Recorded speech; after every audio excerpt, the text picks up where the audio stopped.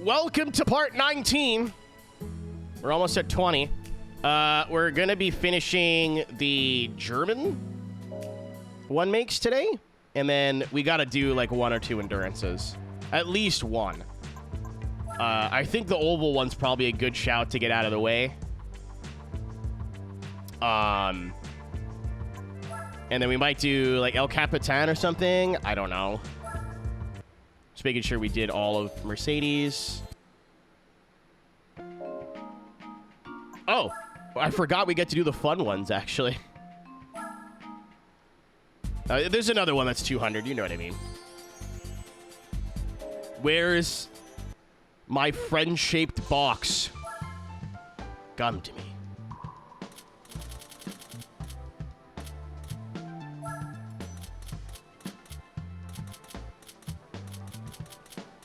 None of them have funny numbers!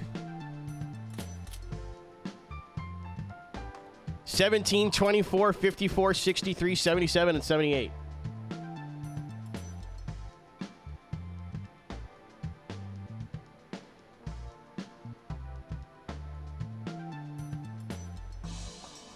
Barry 63. I don't know what Rule 63 is, if I'm being honest. And that pleases me. My being blissfully unaware.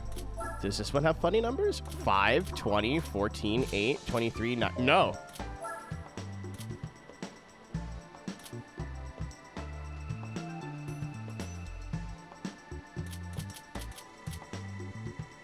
It's between pee, urine, piss. We may even be able to use this for the GTI one as well, which is funny. Gender swags, that's what they call me. Sick. Okay, we get 2 birds stoned at once here.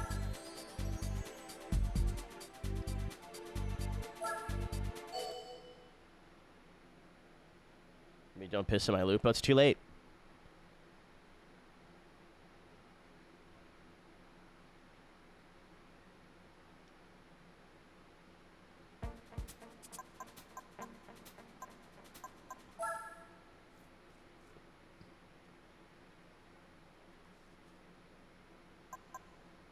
I want to be... listen, my biggest complaint about the Clio Cup was that we couldn't drive the Clio Cup with the Clio Cup. So now I can drive the Clio Cup, or the Lupo Cup with the Lupo Cup. I could fit in. That's all I wanted. Oh, there's 2 that are from the 2000s. The other... Oh, everybody else is in the newer car. I'm glad I bought the newer one. They're the same price, I think.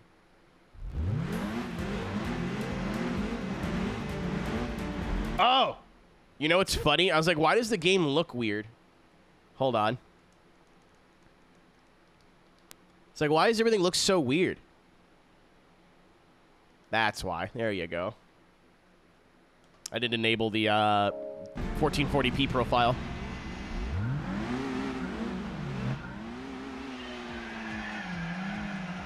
Yeah, that's what the Aeroteq looks like out of the box. That's all just default Aeroteq. This is like, I've messed with the aspect ratio and moved some stuff around. We get Tadpole on the beat out of the gate, too. Well, that was rude.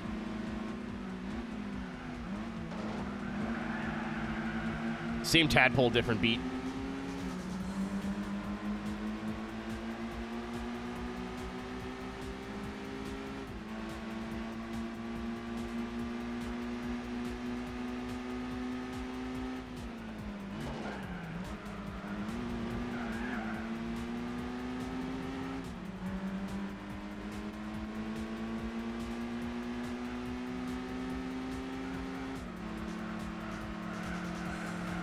Oh, what a maneuver. Get out of the way, Grandpa.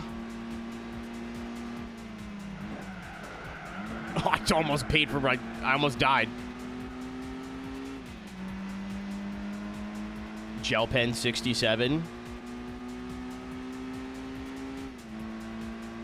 high school girl who really, I was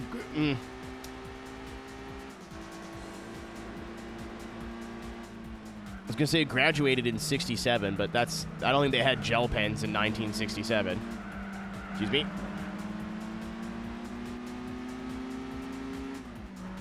That was a little rude, I know, but we don't have the doohickey at the end here.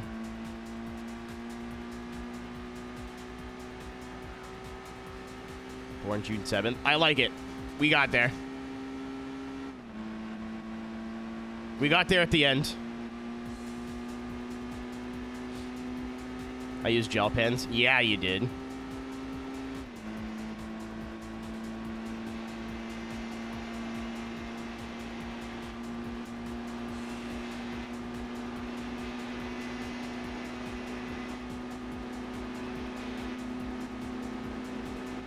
Okay.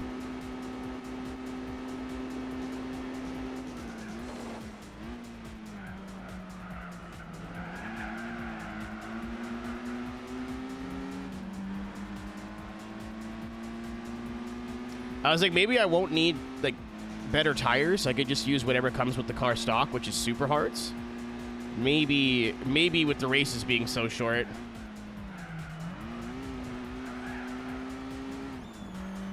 Maybe softer tires would have been a good idea. My confidence, my hubris.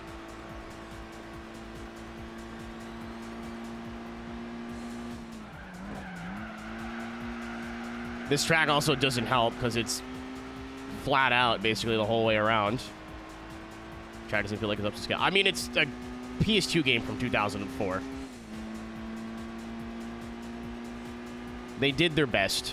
Could be worse. Could be Forza Motorsport Nürburgring.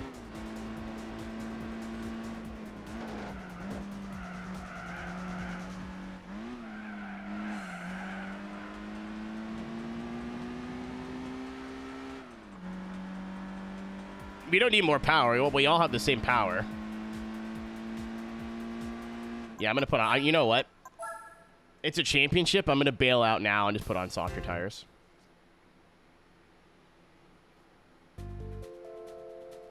Oh! Guys, why do you all want me to have, like a chance at a race being somewhat competitive and just go, yeah, make it so easy you, like, win by 20 seconds? I don't understand. How's that fun? How's that fun for anybody? How's that fun for you to watch? How's that fun for me to do? I don't understand it.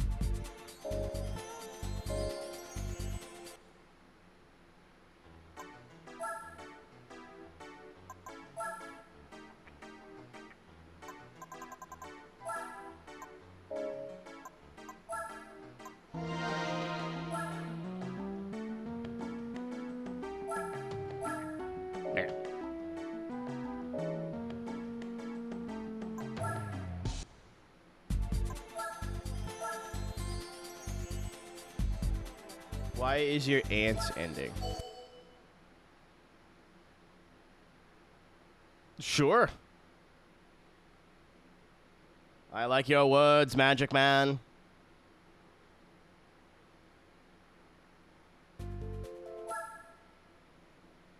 I could qualify too. That could help.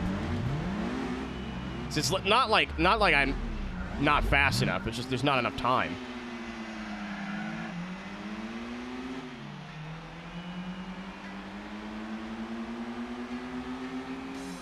There we go. It's even a faster start. Oh, yeah. Oh, my God. There we go. We got lucky on the start. Oh, I didn't mean to drive into you. That was a bit unnecessary.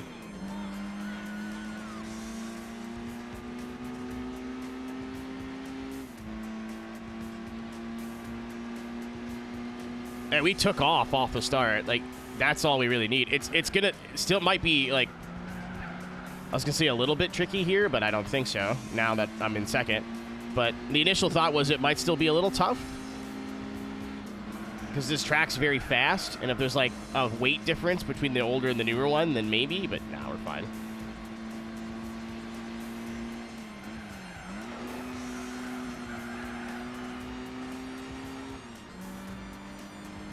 actually think we overcompensated.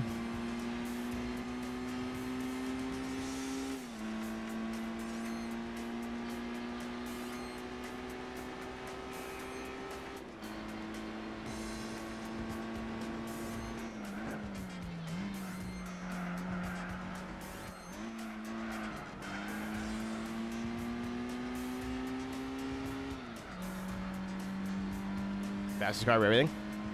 What gets me is I've heard, like, again, you paid your money or you got your game, however, you play however you want. At the end of the day, it doesn't matter.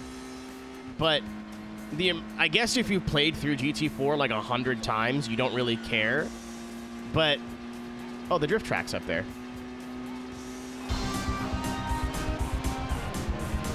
I was gonna say Robot Fox, but that's just not true at all. That's just a bone-faced, stone-faced lie. It's Battery Fox.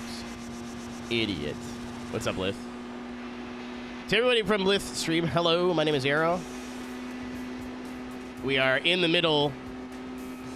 Something's going on back there. We're in the middle of this undertaking that is Gran Turismo 4 100%. No B-spec. Oh, wow. I braked really early. We're in the middle of the German one makes, and then once we finish this, we're going to do an endurance or two. So we got 3 VWs, and then the one Opel Speedster one that apparently is really hard.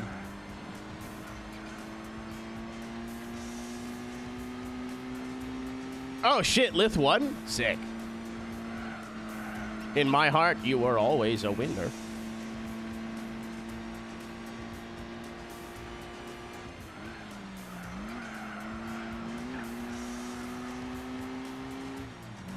Yeah, I saw that was happening today. I saw a bunch of people in the Discord, or like 3 or 4 people in the Discord.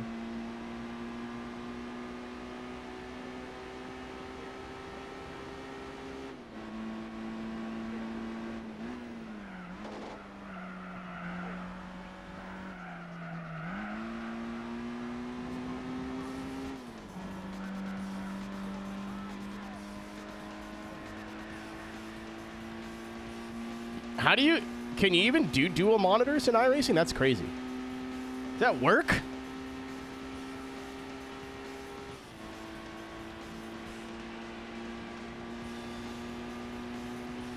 I wish I would have found out on my own Saturn, but you know. There's we did the first like 15 parts with no back seating really well, and then the most recent couple of streams have been a little bit more than what I was worried about.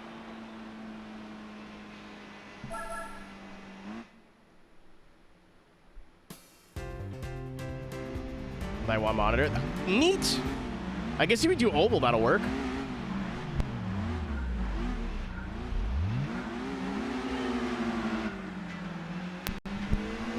Just having 2.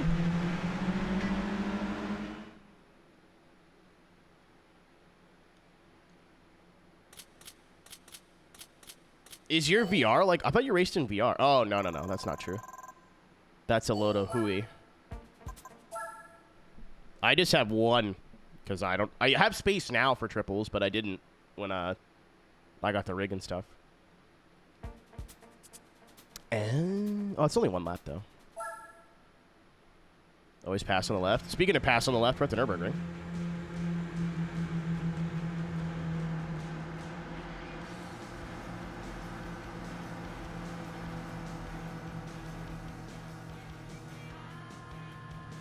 Dickhead.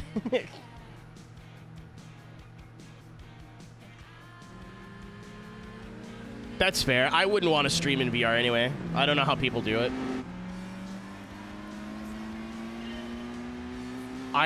The other night I just felt like the urge, you know?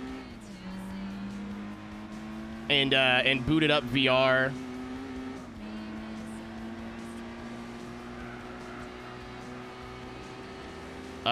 Just for fun the other night for iRacing, and it was like great. I didn't race. I just like hot lapped and stuff. Oh, goodbye. I think I brake checked. Brava.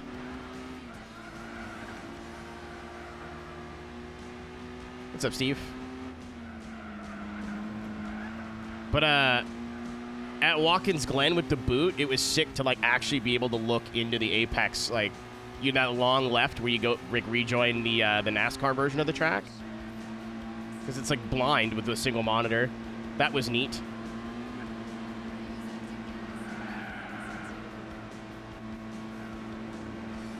Take care of the kids. I'll do my... Uncle Arrow will do his best. All right, is he gone? Cool. Who's got cigarettes and alcohol? I know the down bitches that I could call.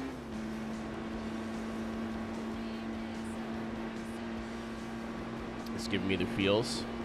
If you still have them, for sure. I mean, it's the most easily emulatable game in the world, too.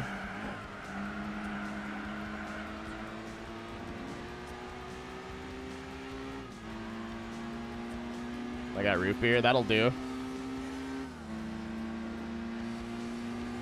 Go back to monitors. It's more from like a stream perspective, Justin. Like, if I didn't live stream anything ever, maybe I would use VR more, but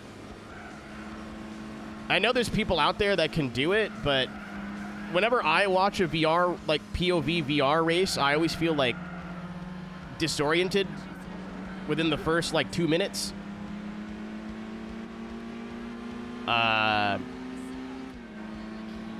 And it's really hard to keep up with chat if you're like active with chat, you know? I know there's people out there that could do it, but I tried to like, because in VR you could like pin the stream chat somewhere so you can look, right? Either it's so in the way, it's distracting, and like doesn't help with immersion, which is like, what the fuck am I wearing the VR headset for in the first place? Or it's so out of the way that if you want to look at it, you're taking your eyes off the road.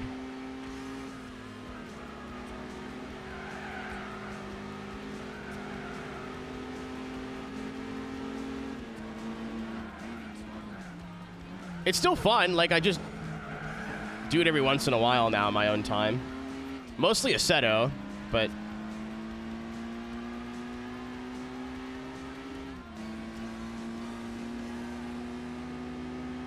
If I streamed in VR, I wouldn't face cam either. Oh, jeez.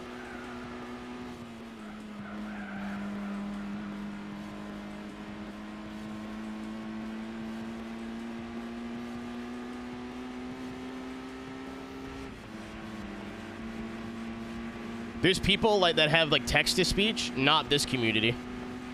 Nope. Could you imagine this fucking community with unfiltered text-to-speech?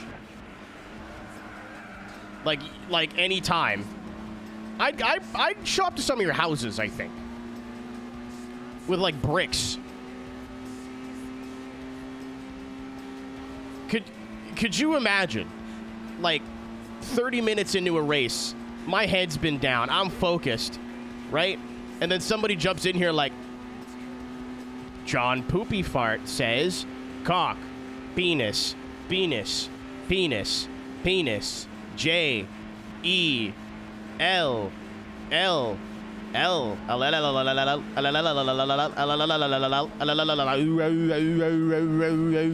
like hell is hot for you.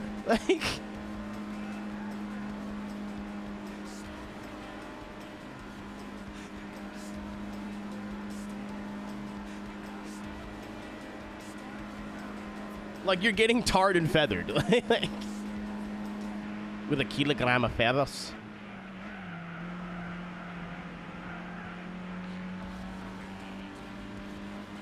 And this isn't me like saying chat sucks. No, I am king idiot here. I have enabled this behavior for years.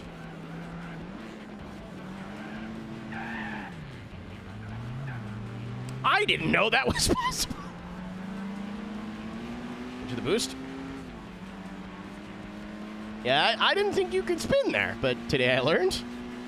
Not only did I spin a front-wheel drive car, I spun it on a banked full throttle corner. It, like, was half in the carousel and half isn't, and this game doesn't like banking and, like, cambered corners very much. In the sense of, like, it should do more, like, slow you down more and, like, keep you in the corner more, and it doesn't. So I think it, like, panicked there for a second and just, like, hooked the inside tire in.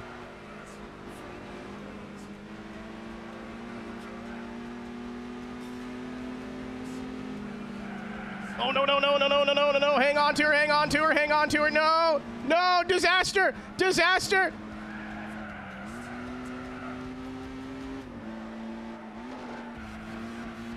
If they spawn out, I was legitimately going to pull over.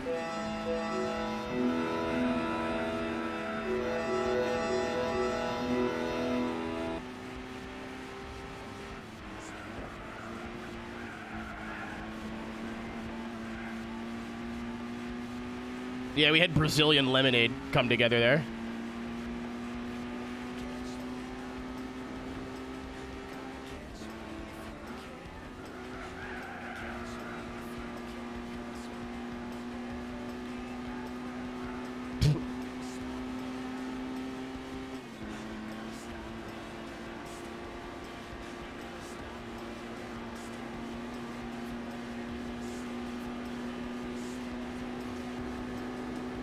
It sucked.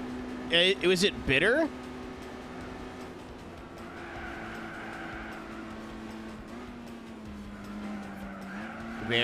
Did you throw in, like, whole limes? That's not incorrect. I think that is the way you're supposed to make it, but if it's super bitter, you can cut off, like, the pith.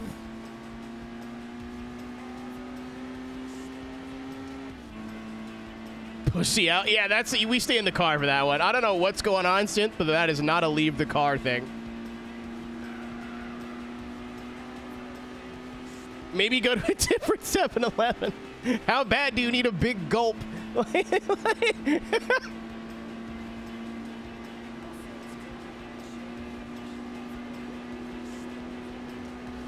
Fellas, we have a public clitoris sighting. Get on the ship.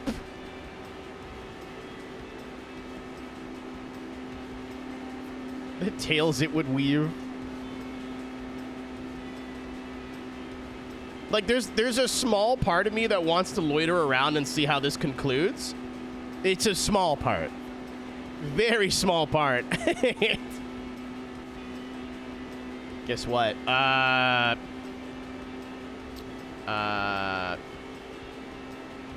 wish I could remember the bit from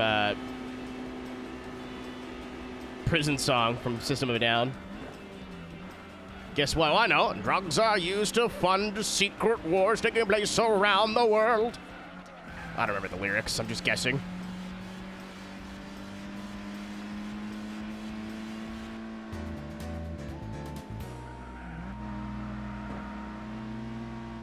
I know. I remember the message. I just don't remember the words. Very funny, the newer... Well, I say that. It's like very funny the newer car is slower, but the 2000s were... I was a 20-bit joke. Let's go, folks. Thank you, Mr. PP. But, this was the era of cars just getting bigger because they're getting safer. So I guess it makes sense that a 3-year newer car would be, like, a little bit heavier. And, of course, the 2000s version didn't have any stats that I could see. So I just went, oh, the new one. Yeah, I'll take that. That'll work. Mr. Feces, that's your dad's name. You're Poo-Poo Jr. at best.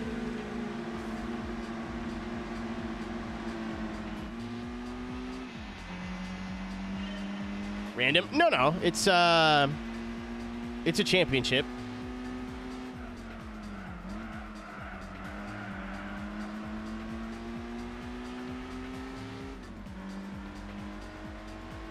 One lap of the Nürburgring, and this is actually sick. Like, perfect pick. Doohickey racing at Nürburgring is... Yeah, 200 kilo is not a small amount of weight. For those playing at home in pounds, that's about 400 pounds. Rough, really rough translation.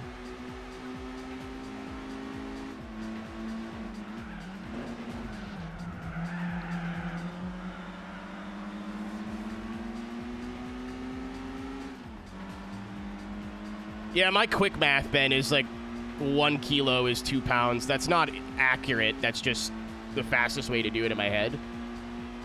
To, like, make it make sense in both numbers. That's better for, like, grocery store applications, because you're not going to be that far off doing that. 2.2, you are correct. Well, I may have got screwed out of this win here.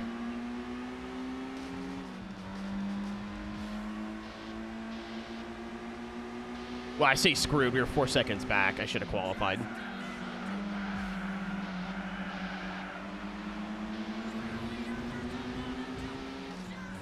No, the weight is going to make way more of a difference than the horsepower. Acceleration, mid-corner speed.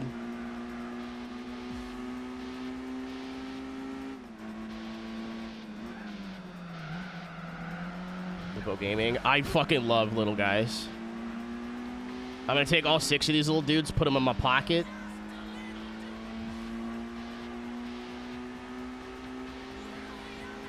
When I'm having a bad day, I'll pull one of them out and just squish their little cheeks. It'll make me feel better.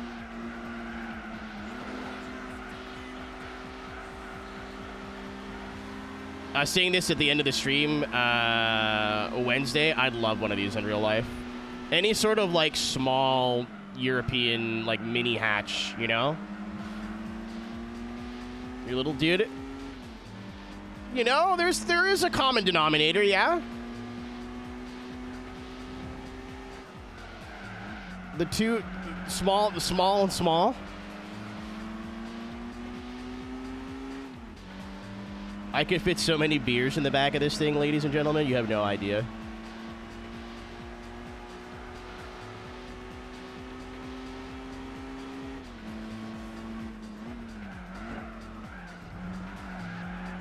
I'm between like 5'5" and 5'7", Justin. I'm small, so I don't really measure myself often. Just like my cock, you're right. Actually, same song, different chorus.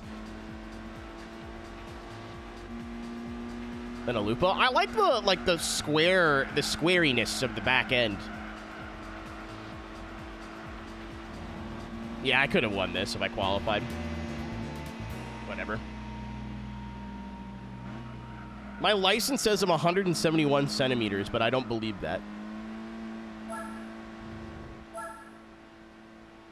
Watch F1. Swear to God, they snuck a sound effect that made me nearly holler at the theater.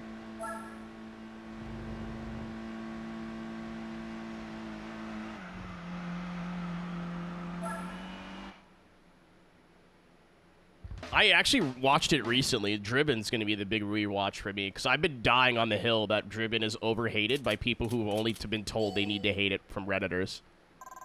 It's actually like a really... Is it a cinematic masterpiece that, like, represents the sport of open-wheel racing in America to the best of its ability? Fuck no.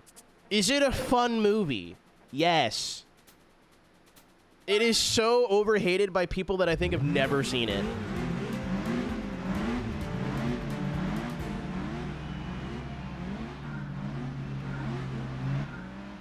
I will say the last time I watched it was like a few years ago. It's been a minute. No, it's not even like so... People are like, oh, it's so bad it's good. No, it's not even bad. It's just like any other, like, early 2000s popcorn flick action movie. Like, there's some cool set pieces. There's some cool action scenes. Things explode.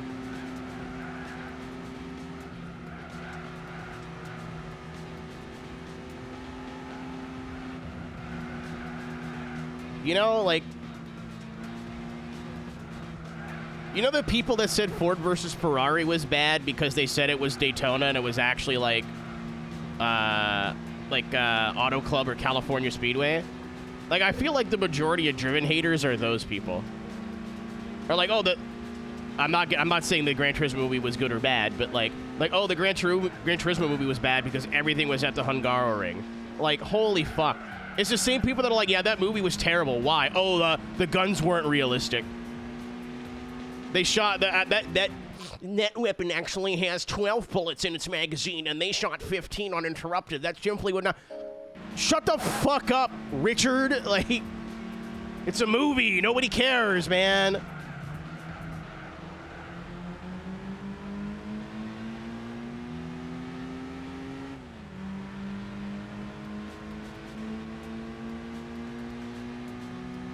Ford vs. Ferrari, I've seen it probably 6 times. It is... If you're going to ask me what my favorite racing movie of all time is, it's got to be in the top 3. Third place would probably be Kart Racer, not because it's like particularly any good. I just have a lot of nostalgia with Kart Racer. It's basically just fucking Days of Thunder for children. But there's like a alt girl baddie in it. Guy does donuts in a go-kart. Like, when I watched that when I was 13 and racing at the time, like, that movie was formative for me. But I'm not gonna sit here and tell you it was a good movie. That was the one with, fuck, what's his name? Randy Quaid. Started watching a new series. What were you watching? I didn't realize we were down to the wire here, by the way.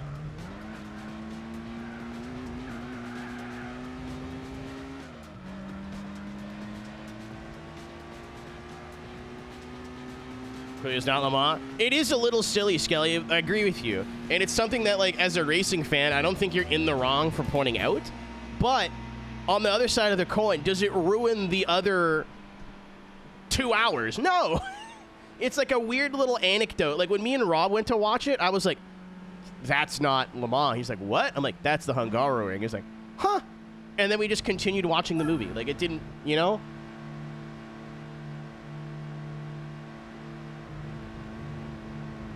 Trailer Park Boys, fantastic television show. I gotta rewatch. You know what? We might do a movie night, which is just a season of Trailer Park Boys marathon. It would take like all night, but it's a really good movie. Since it's like relatively historically accurate. It's the characters are fun, the action scenes are cool. Like, there's not a whole lot to put wrong in Ford versus Ferrari. I do think I like Rush better, just for the, like, one versus the other rivalry, and, like, how they painted both characters as, like, good dudes with flaws, you know? Like, I don't watch movies, fair enough. Like, Rush is really hard for me to not put as my number 1 as a racing film. Number 1, like, car movie, Fast and Furious 1. Sorry. No competition there. It's not even a good movie, unfortunately, but it's my favorite. Yeah, I think I saw Ford vs. Ferrari in theaters 3 times, because I got to see movies for free at the time. Canadian trailer parks. Trailer parks are actually like in the terms of like where people live in them. You know, like American trailer parks, I guess. Sorry if that's offside. I haven't seen a whole lot. You know, I haven't seen a whole lot of, like, I live here year round. Synth, that's funny. Holy shit. I had to reread that 3 times and then got a little bashful. For Too Fast. It's not even that bad. Like, they're just schlocky. You know what I mean? A lot of the effects didn't age really well, but, like, it's still, like, cool set pieces and, like, memorable moments, and it's fun. It's a fun movie. It's a fun hour and a half of your time. Minus the rat in the bucket. I generally can't watch that. It makes me feel uncomfortable. I hate that. I like 1 and 2 more than Tokyo Drift. I've come around on Tokyo Drift. I don't think it's a terrible movie anymore. But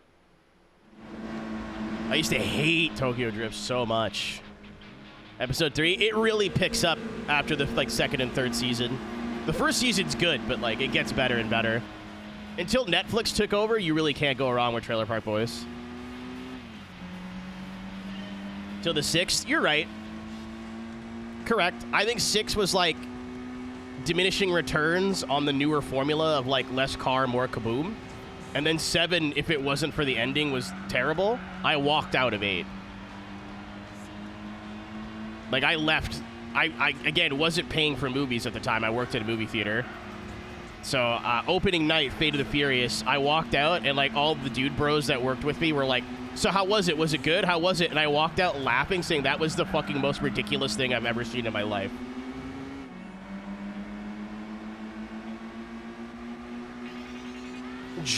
Genuinely, really, I hated it. If you liked Fast 8, that's awesome.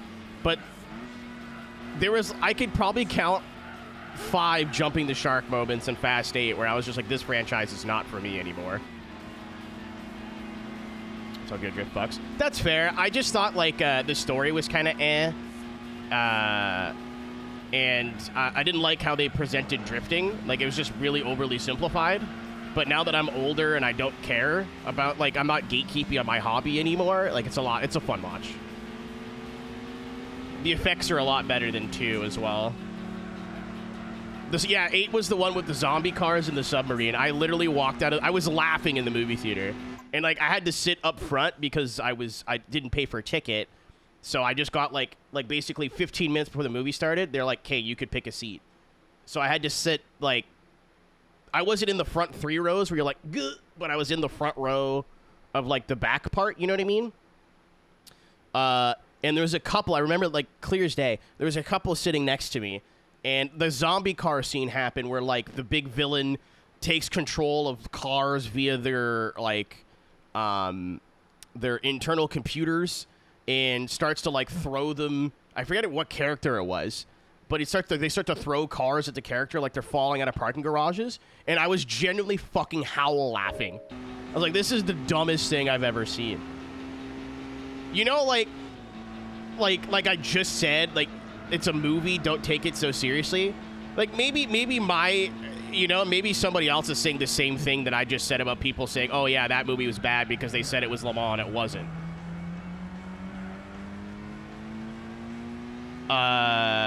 Alex, the first season was a real trailer park, and then they made their own for filming, and I don't think the one they made exists anymore. But if you watch the first couple of seasons, you'll realize the trailer park changes. I think like season 3 or 4, it stops. Spice!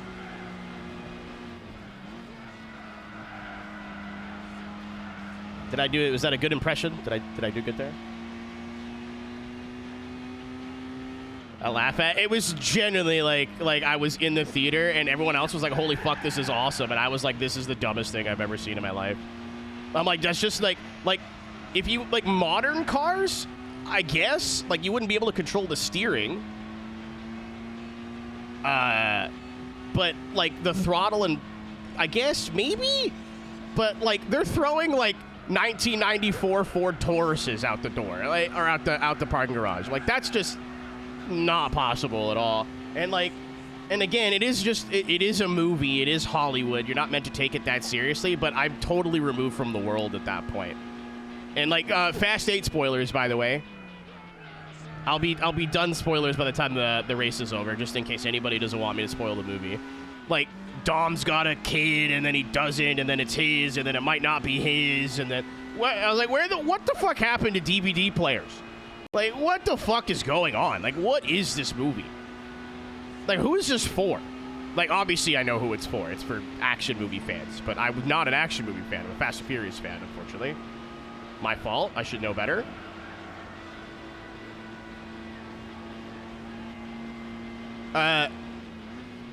Them being chased by a submarine on an ice lake, and then Dom just going and like doing a wheelie at 140 miles an hour. It's so fucking dumb. It's so fucking stupid. I've heard some of the newer ones are better, but there was like 5 different moments in that movie where I was just like, yeah, this is not for me anymore, I don't think. Boobies. Boobies. Boobies. Boobies. Boobies. Boobies. Boobies. Boobies. Boobies. Boobies. Chad, I have an incredible idea. Boobies. I'll wait until you're done boobing. My genius is alarming. Boobies. Boobies. Boobies. Boobies. Well, it depends on what we unlock here. Boobies.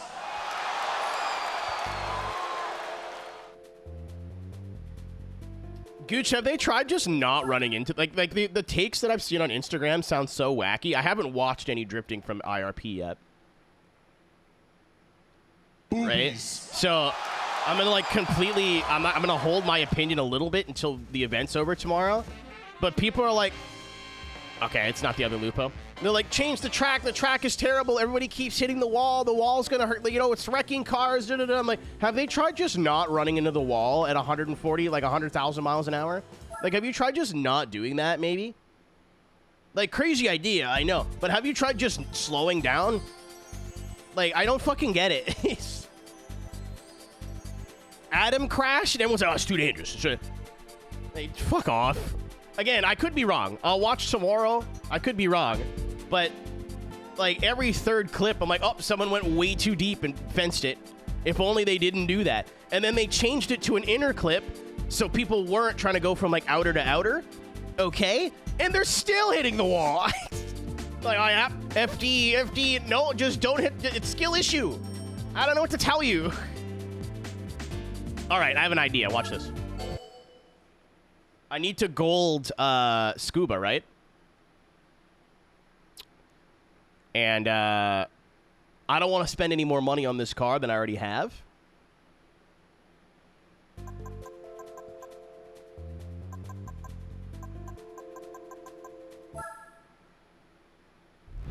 Yeah, there's a limited suspension of disbelief.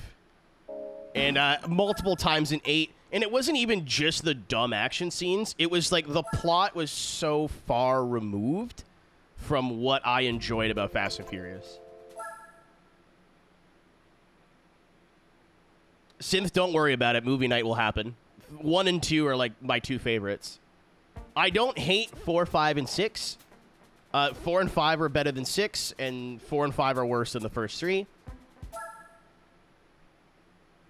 That's a good joke, Ellis.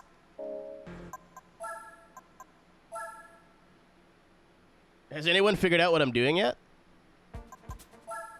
I could have just picked scuba and raced it like that, but I don't think I've got enough time to get to the front.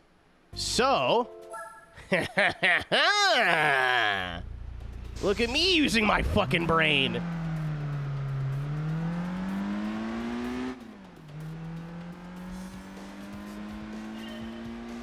Oh, well, we'll see if it resets completion.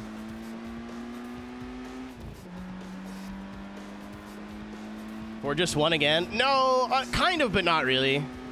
Like, there was a drug dealer and whatever. Like, it's still fun. It's a very fun movie. It's definitely, like, a little bit more about racing, but also a little bit more about explosions. You can see, like, the modern fast formula kind of poke in 4. Pick that one race. Oh, I know, Vulan. I just was like, I don't want to spend another, like, 20 grand on tires or, like, a turbo or something just to win. So I figured I'll qualify, start, like, 3rd, and then at least, and then I'll have time.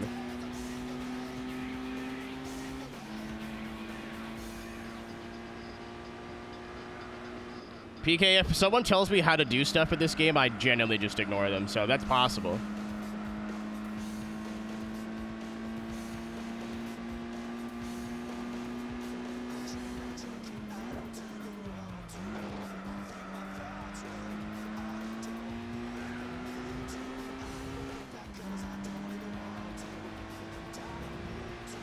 Yeah, 4 was like, it felt very far removed from the first 3, but I don't think it was a bad movie. I'd have to rewatch 4, 5, and 6 again, to be honest. Anytime I feel like going back to a Fast movie, it's either 1 or 2. And then if I'm watching them with a group, we watch 3. So I've seen 1, 2, and 3 a bunch. I've seen 1 probably like 50 times.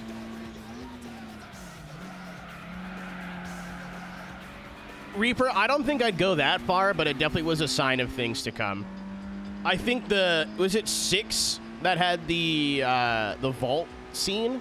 As kind of cool as a set piece as it was, I think that was probably my what are we doing moment. The first time I genuinely questioned like where these films are going. Also, it's not that deep, right? Like, it's a popcorn movie.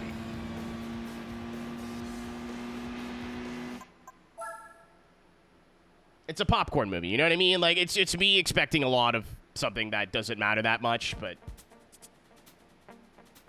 Always future movie nights. Oh, I've already said it. We're doing it. Like, that... Like, I will need ideas for movie nights in the future. I've got the first couple ready to go. I think that was in 7, Gooch. That was also pretty silly.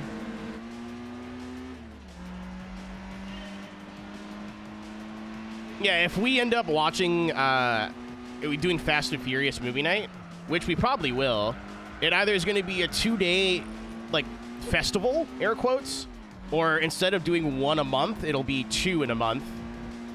And we'll do 1, 2, 3, and then 4, 5, and 6. I've never seen any of the Hot Wheels movies. I always figured they were just shit. But I was like a kid, and, you know, like, maybe I was just cursed with having really shitty friends and being worried about what they would think. But there was, like, a period of my childhood where I rejected, like, anything that seemed whimsical because I thought it would be gay. You know? Like, maybe not, like, gay per se, but, like lame or silly or awful. Or like, oh, that'll probably be shit. So I just never thought about it. So, yeah, the Hot Wheels movies, I was, like, 13 or so, I think, when those started to, like, really hit their stride. Like, all the memorable ones. And just kind of all wrote them off. I've never tried, you know what I mean? I was, like, not young enough to, like, enjoy it like a movie like Cars, but I wasn't old enough to, like, not care that it's cringe.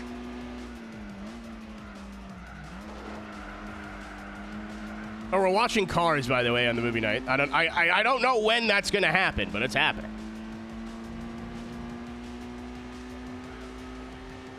Oh, I need to watch... Actually, you know what, Gooch? That's a brilliant idea.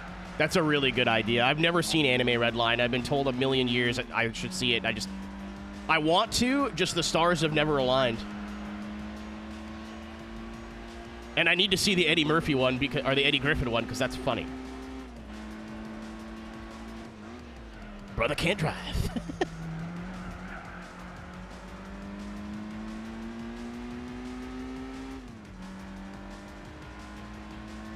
Kind of nuts.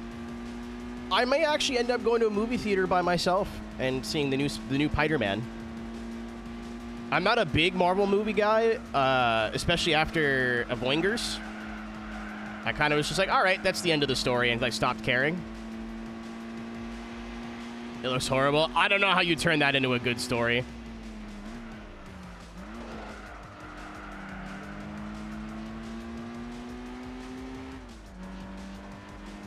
No, Flash.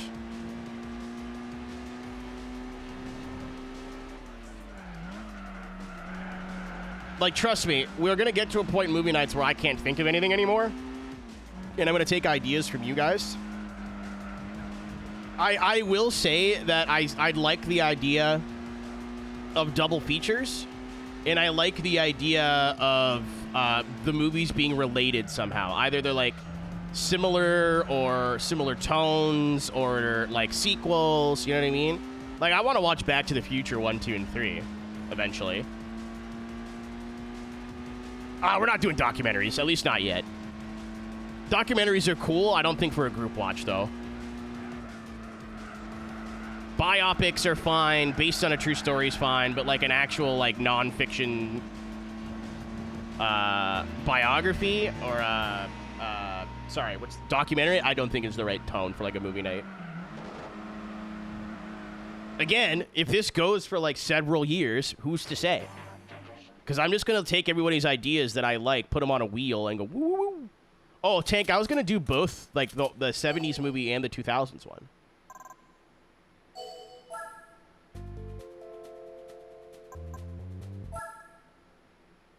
I generally really like the Nick Cage Gone in 60 Seconds, but I've never seen the first one.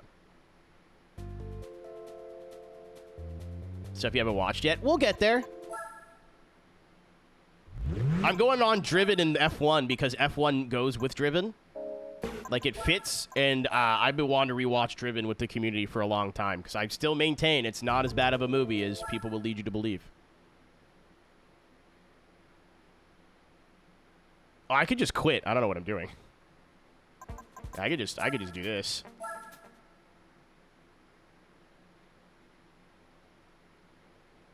But, like, I haven't seen, like, I said this yesterday, Tank's gonna fucking lose his mind.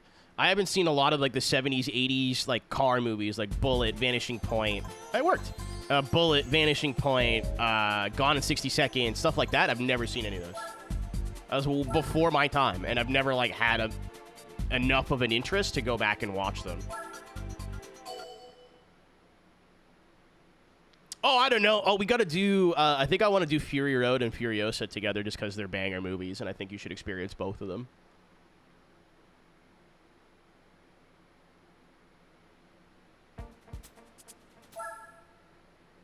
I enjoy films, as it turns out. Gotta watch Cannonball Run. I wouldn't mind, again, like, later on, doing, like documentary stuff. Like, I would love to watch some Drift Alliance stuff. Or, like, the Gumball 3000 movie that I have. But there's so many, like car and or motorsport films that I've never seen that I'd like to.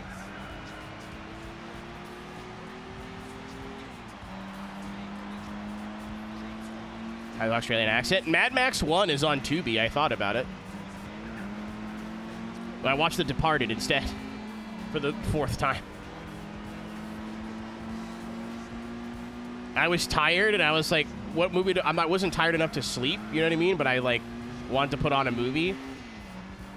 And I was like, what do I want to watch? And I decided I wanted to watch something I'd already seen instead of something I hadn't seen. It's just a different level of engagement, you know?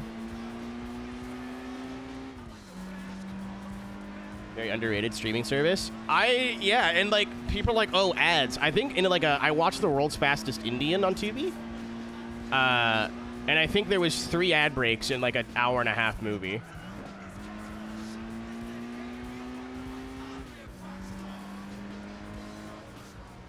And you don't even need to make an account, and I didn't know it was on. I thought it was just, like, a TV app. I didn't know they had a website and everything, too. And they have a lot of TV. Like, they have almost all of Kitchen Nightmares and, like Gordon Ramsay shit.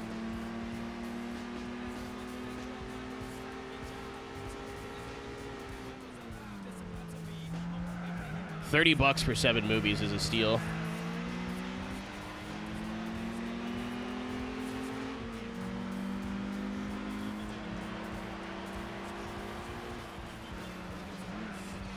Yeah, I don't remember when I was, like, inclined to open up Tubi the other day. Oh no, I remember exactly what it was. It's because I got clips. Anyone else who, like, interacts with YouTube Shorts will know exactly what I'm about to say. But you'll start getting, like, clips of a movie, and, like, slowly you'll get more and more and more clips until you've basically seen the entire movie. Clips? No, not the rap group. And I started getting clips for The World's Fastest Indian, and I was like, no. I wanted to watch this movie, I'm going to watch it. And it was the only place I could find it without sailing the sea was Tubi. And I laid on my bed on my floor, and I watched it, and I was like, that was a pleasant experience. And then I watched Get Shorty. That was fun. And then I watched, what's the sequel to Get Shorty? Is it Get Smart? That one wasn't as good. That one was not as good. I did like Andre 3000 being a menace. But, Be Cool. Yeah, it wasn't quite as good as Get Shorty.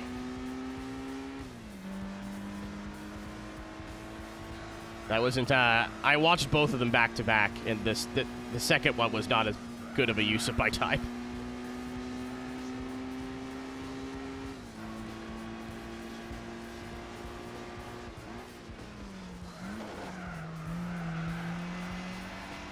Yeah, it felt like, it basically, plot-wise, it was the first movie again. Like, it was really weird.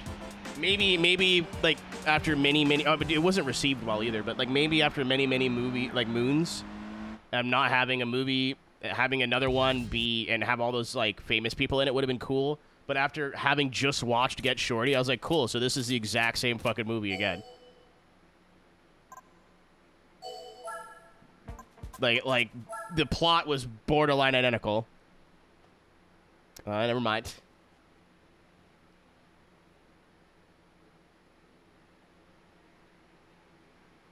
But it was free. I didn't have to pay anything.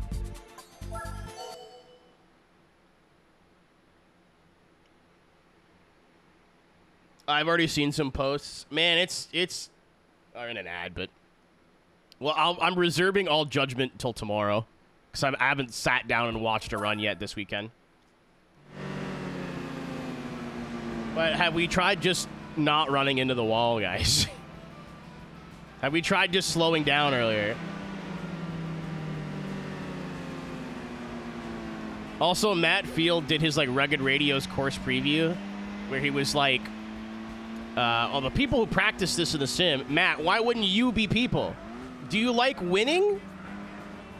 Brand new track you've never driven before? You never thought to fucking boot up a Seto, you idiot? Like, I don't understand, man. I'm gonna spend like tens, if not hundreds of thousands of dollars on this sport, but then not take it seriously. I don't get it. Excuse me, Grandpa. Rabbit.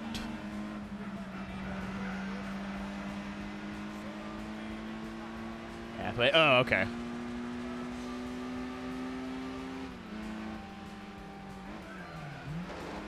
All the Get Blank movies were exactly the same in my head. He's not Kyle Mohan, Vulan.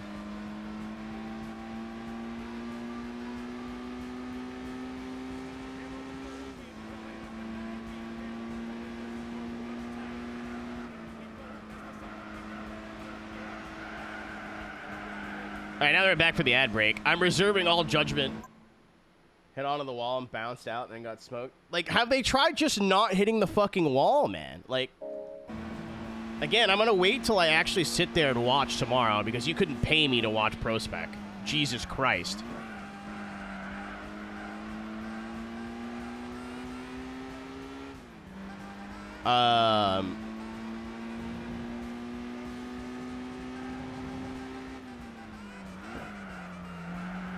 But they're like, oh, get rid of the wall or like whatever. They even moved the clip. But like you have to be going way too fast to overshoot that bad to hit the wall. Like I don't know if the surface is just like so fucked that they keep losing grip or like what, but there's been sketchier entries with like sketchier repercussions and it's never been this bad. So I have no fucking clue. I've seen maybe like 8 different clips of people hitting the wall this weekend.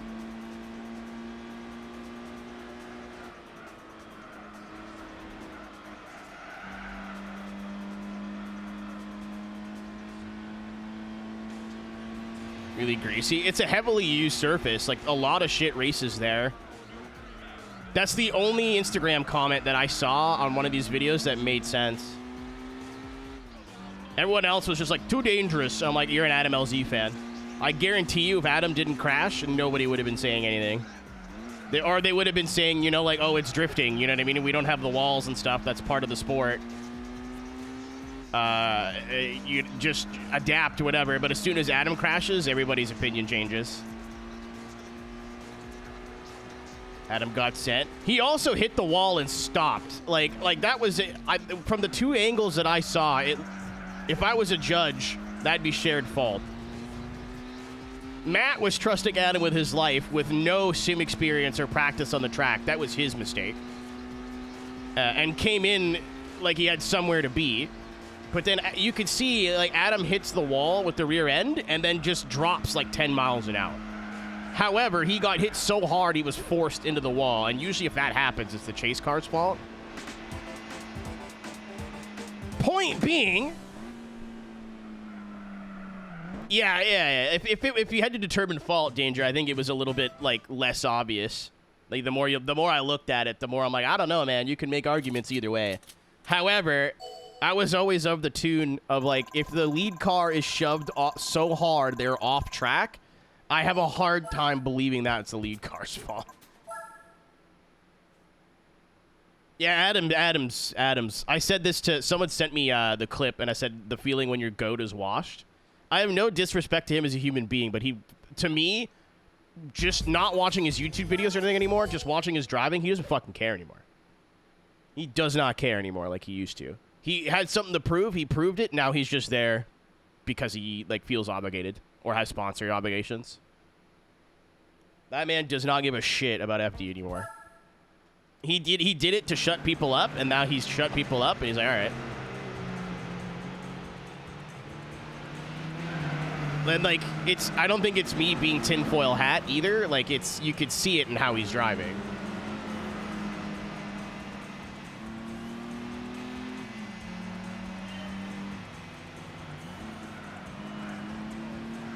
I don't like dislike the Adamverse or anything. I think his fans are fucking obnoxious as fuck. But not all of them, but like the vocal minority, you know what I mean? They're like, we don't know anything about the sport, but we like Adam, therefore we will bitch about everything. Because that doesn't help anything or anybody, you know? But before, especially when he was at RTR, people are like, oh, he's just a YouTuber. He's actually not that good. He didn't deserve his spot. So he had that as like, oh yeah, I'll fucking show you. But then like he's been so successful in so many different things. Like even, oh, FD doesn't count. Like that's just Formula drag racing. Like he's even been good at like all these wacky fucking grassroots competitions and stuff too.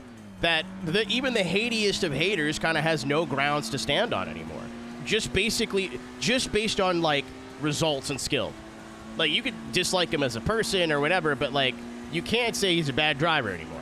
It just can't. You just can't. I don't think you could say he was a bad driver years ago, but you definitely can't anymore. So now, he doesn't have that, like, fuel, you know what I mean? The, like, I gotta prove the doubters wrong. Like, there are no doubters. Holy shit! Boobies. True! What's up, Liv? Thank you for the resub. Good evening. But he's got no motivation anymore other than, like, himself. And for a guy who runs, like, how many businesses does that man run? And, like, a full-time YouTube channel. And, like, he's got nothing to prove anymore. And he's got other shit to do.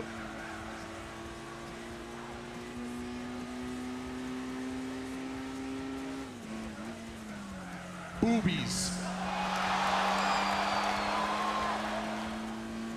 Wall shouldn't be there. Don't hit it. To be fair, though, Talaska is, like, one of the only good drivers that I think is in Pro Spec. I mean, there's other good drivers, I guess, but, like, all the other crashes that I've seen are from dudes that I don't think I've seen do a full run in the first place.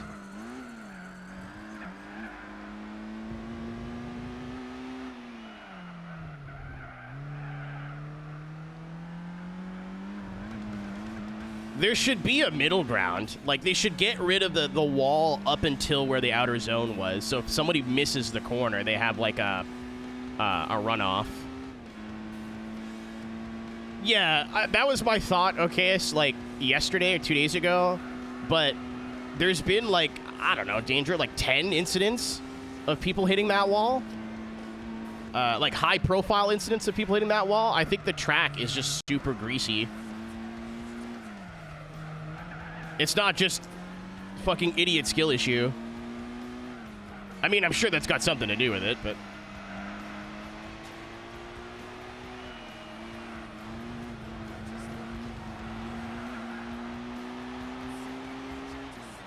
Yeah, I don't think they should get rid of the wall as, like, an outer zone. I think that was silly, but, like, move the wall back so if somebody misses the first corner altogether, they can bail out, you know what I mean? Like, you know how in F1 tracks, like street courses that go into heavy braking zones, there's like that area of straight line that you can go? Like that. Oh, somebody's going to space tomorrow. It's happening. I was going to say, we might not even do an endurance. We're doing the oval one for sure. That one's not going to take long. Well, that long.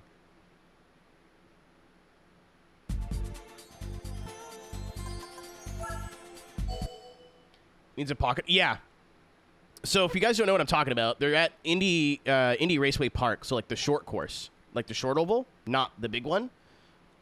and they're running like turns 1 and 2 in reverse.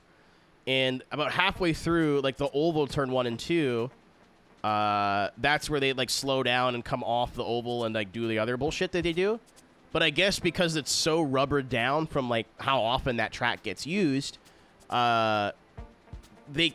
it's like very slippery and greasy, and a lot of cars are sliding off. And they have like a K rail that they put in to cut the track off. I think they should take the wall away, but only to like the apron of the oval. So if you're going in and you're riding the wall and you're like, fuck, I'm not making the corner, you could just bail out and drive straight on. But if they got rid of the wall altogether, I'm going to tell you exactly what's going to happen. Everybody's just going to go, fuck it, and then miss the first zone, drive 4 tires off, and then re-enter to think that they're doing something. So I think there should be a way to bail out, but you're getting a 0. I think that's like the middle ground. So as my nose used to be. Something estrogen. Like, I don't want to see them get rid of the wall altogether just because Adam crashed and a bunch of, like, preteens are upset. But it's been 2 days now, and, like, every day I see a clip of, like, 2 more cars hitting the wall. Like, Jeff hit the wall and couldn't get his car fixed in time. There's been a bunch of pro-spec incidents. It wasn't just one hit, you know? So now... And Corey Talaska is a pro-spec driver, but he's like one of the 4 competent ones. So if he's like, yeah, something's not right, then I'm more inclined to listen than if 2 dudes I've never heard of in pro-spec just didn't brake and fired into a wall. Because that just happens every time in pro-spec. They just love hitting things. Big hitting things, people.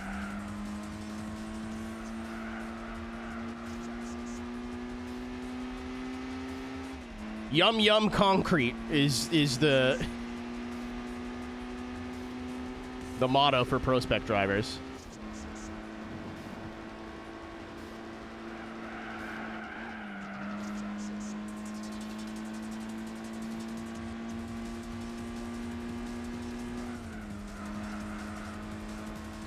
It's got to be something with the surface danger, because if you looked at the inner clip and where the wall is, they're nowhere near each other. It's not like, oh no, I was a mile an hour or 2 over, I'm going to hit the wall. No. Especially with the inner clip, you have tons of room and tons of time. So, like, there has to be something with the surface.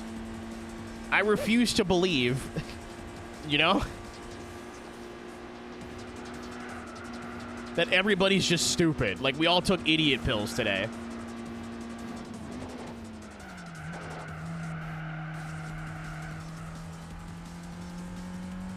Concrete, baby. I'm glad everyone else made the joke. I trusted the people.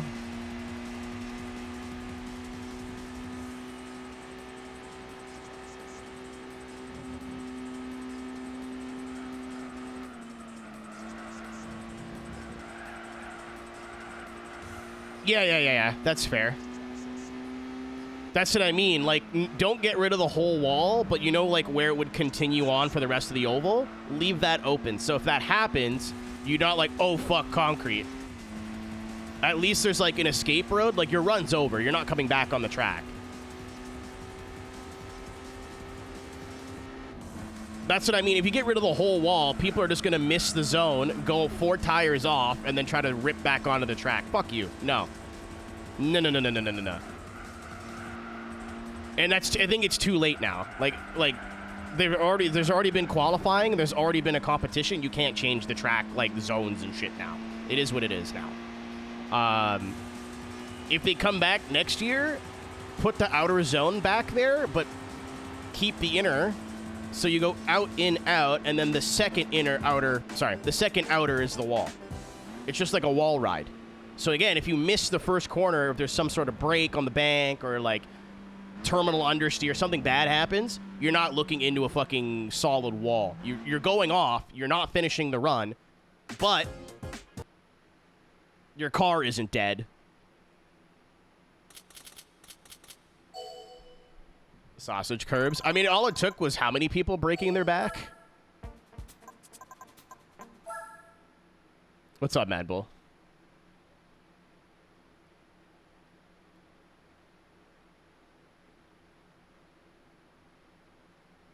This is I'm gonna make an assumption, a direct byproduct of trusting the driver's liaison, aka Ryan Literal, alone in the sim by himself. Like,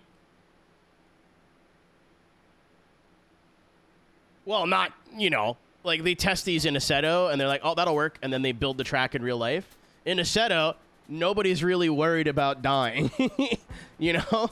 Or like we'll have a mechanical, so I guarantee you they never thought of any of this. This is all news to them. Oh, that is a Polo. Marco!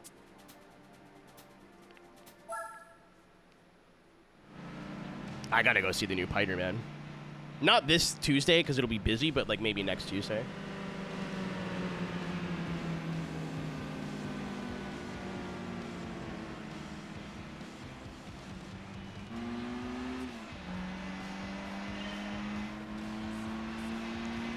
To be fair, though, unless it's like you're gonna get a penalty in the top, like the highest level of motorsport, and also like the issue with the sausage curbs was more like what we're talking about now with this drift track. It was less people, from what I understand, it was less people abusing track limits and more like, oh no, I've gone wide in parabolica and now I'm gonna break all my vertebrae. Black Panther 3, yeah. I'm not like again, I'll probably just watch Spider-Man and then not care about the MCU again. Oh, Ghost Rider I'm a little interested in. Ghost Rider seems interesting because I think they're doing it in like 70s style, so it's going to be nothing like the Nick Cage movies, which is fine. Like I didn't hate Ghost Rider as a movie, but it's going to have a totally different tone. As soon as they used the song by Suicide, you know, like, it was in Driver Parallel Lines, I think.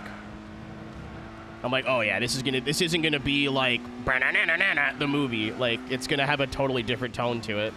I hope not. I hope it's like a 70s, 80s biker tone. Like, that would be a lot cooler.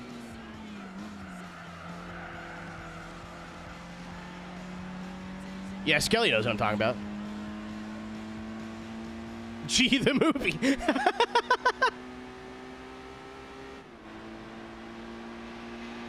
Hello, Lions. Underrated game. Actually, really, really good. I haven't played it in a long time, but when I rented it as a kid, I was like floored by how much I enjoyed it. One of, again, I mean, Driver San Francisco was also really good in terms of a single player experience, but Parallel Lines, the way that I won't even spoil it just in case you haven't heard.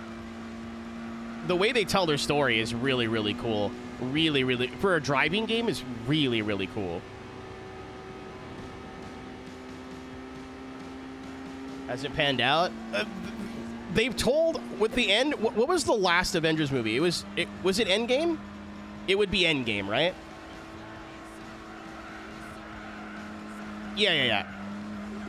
You've told the story.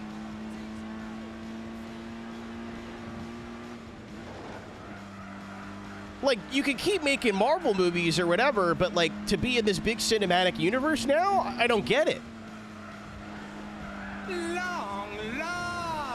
Your Honor, we got bored. Exactly. Hello, Paula. Donkey! I'm scratching you on the top of your head right now.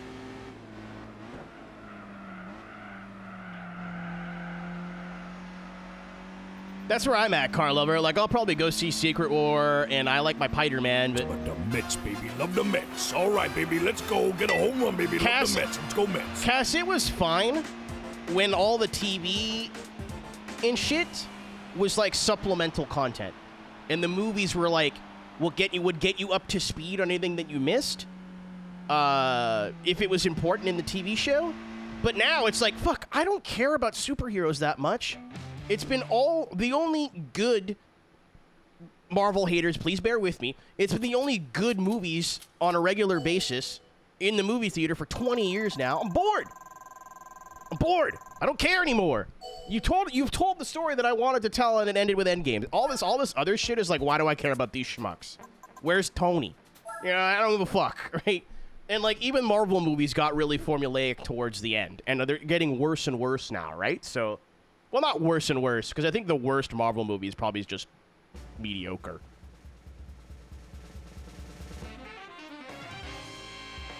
Like Soprano? Good point. A little difficult raising the stake sheets time. Exactly, Ben. And like, it was really cool to tell that story up to Endgame.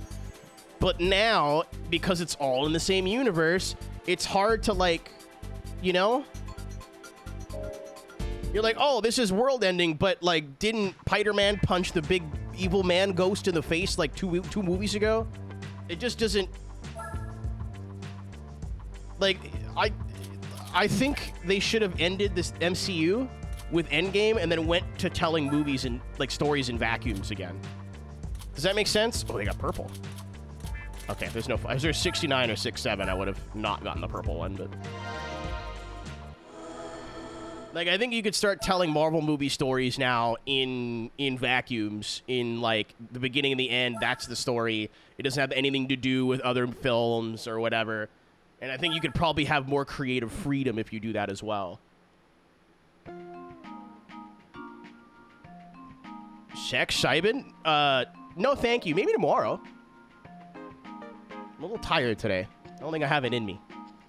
I could have it in me. That's a penis joke, ladies and gentlemen. I miss my wife.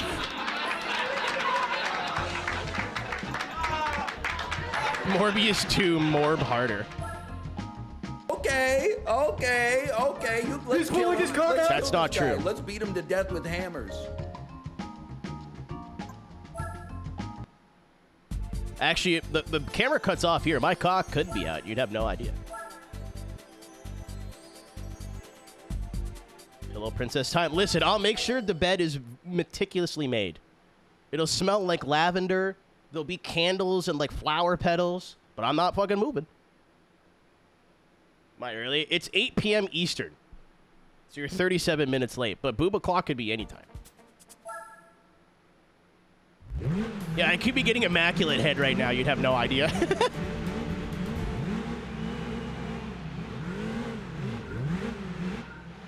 Yeah, they have... Oh, I forgot to turn off the... That's a good point. They suffer from success now, okay? Speaking of, I should probably do this. You should. If Thanks, I want Ben. to join on Sunday. I'm going to repeat. We're talking about movies. We're doing a movie night on Sunday. We're watching Driven and F1, the movie double feature. It starts at 7 p.m. Eastern Standard Time, or whatever. Eastern Daylight Savings. 7 o'clock. Beetle Cup Racing a thing? I fucking hope so. You need to be subscribed to be there, unfortunately. I talked about this a little bit. Nobody's really been mad at me yet, so I keep repeating this thinking someone's going to be mad, and nobody's been mad. But,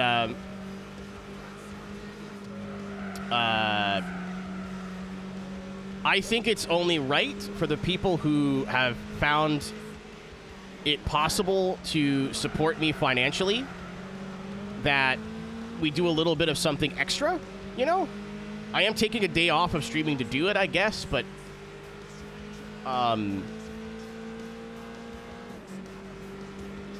it's less of like, well, I'm not gonna say it's not me wanting to make some more money towards the end of the month, beginning of the month, you know what I mean? Like, that absolutely has something to do with it.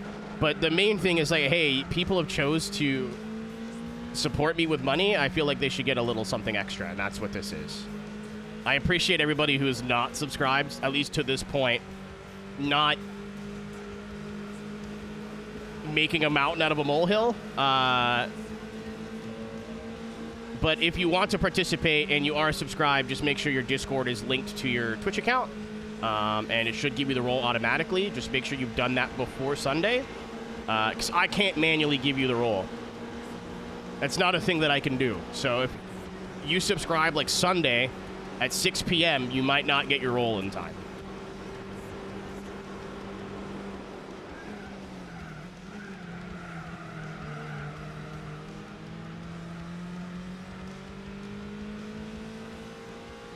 Hype train, I think. Choo choo. Choo choo choo. Oh, today's the last day before the payouts, too, so. You got a Prime laying around. Smiley face. But yeah, thanks for being cool about it, everybody. I was a little scared that people were gonna read into it as like a, oh, fucking money grubbing or whatever, but I think everyone kind of understands. So, like, it's just bonus content.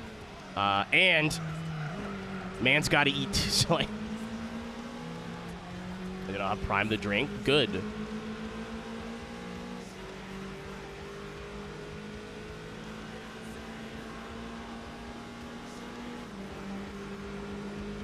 Oh, Ben, I was going to get Blu-ray copies of both. Smiley face.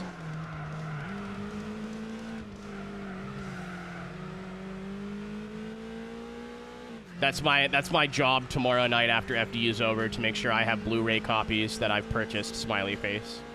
Smile. :3 tee hee hee hee.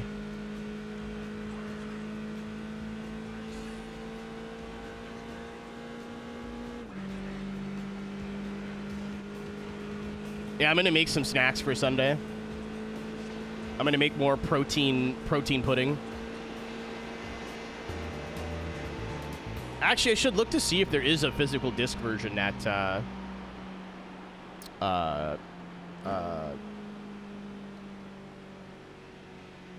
Walmart, just for fun. I don't have a disk drive, but actually none of my computers have disk drives. I can put one in my streaming computer, and I've been meaning to, but just to, like, have a way to rip old movies and stuff, and, like, I have old karting, like, end-of-the-year compilations I'd love to rip. Yeah, I've got a PS3 and a capture card. I've done it before. That's how we watched Kart Racer. I couldn't find a download of it that was, like, not terrible, so I just watched it on the PS2 and streamed it to Discord that way. I think I had to use 2 Discord accounts to do it, but... What's up, Alex? Good evening, man.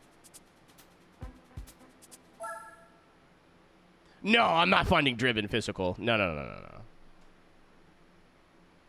No. Unless I eBay it and it's here Sunday. Like...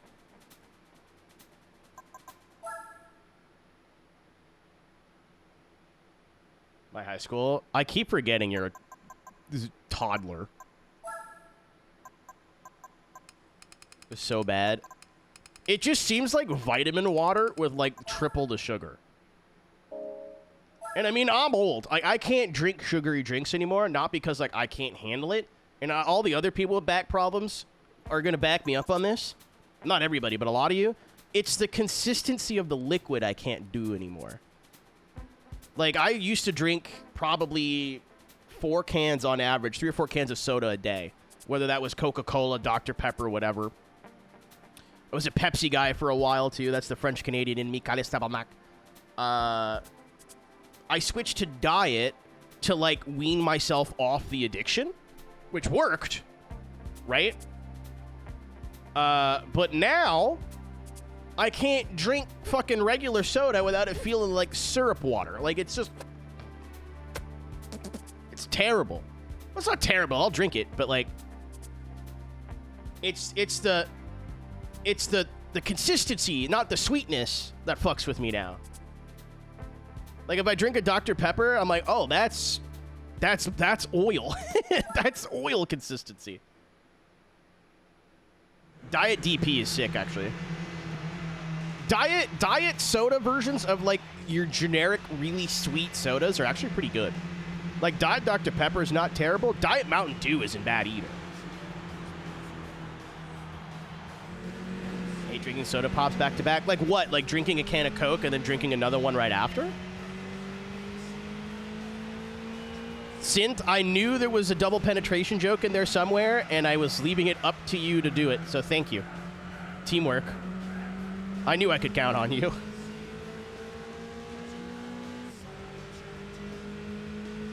What's up, LC? Holy shit, long time no see. Long time LC.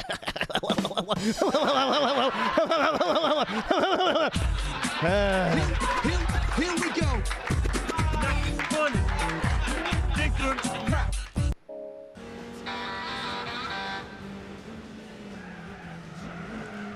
And there he goes.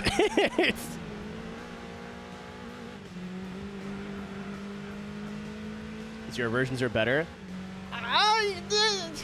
Maybe I'm like, maybe we're like the last generation of people that'll actually drink Diet Coke. Because sometimes I'm like, I want one, like more so than a Coke Zero. But Coke Zero is just better in every way. It's the diet options, for those who are unaware, if you're like young and don't drink diet soda or diet pop, I'm not American. The diet versions are meant to have like a distinct taste to it, and the zero sugar versions are meant to be closer to what it actually tastes like. So Diet Coke tastes like its own thing, and then Coke Zero is meant to be way more similar to what actual Coke tastes like. And if you've been on Coke Zero for a while, the difference is minute. There's like, oh, good save. There's like a minor aftertaste if you're used to it. Tank, I'm fucking begging you, man. You are beating this joke into the ground. Brother.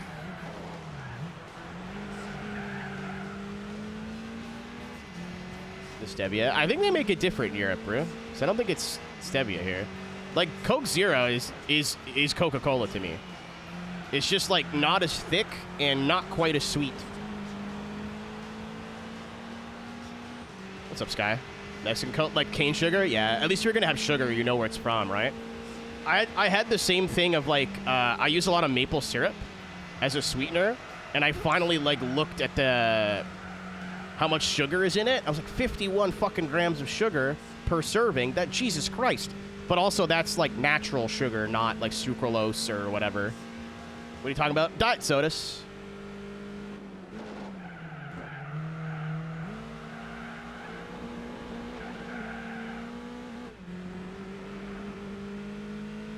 Yeah, I got to acknowledge him every once in a while, Synth, because if I don't...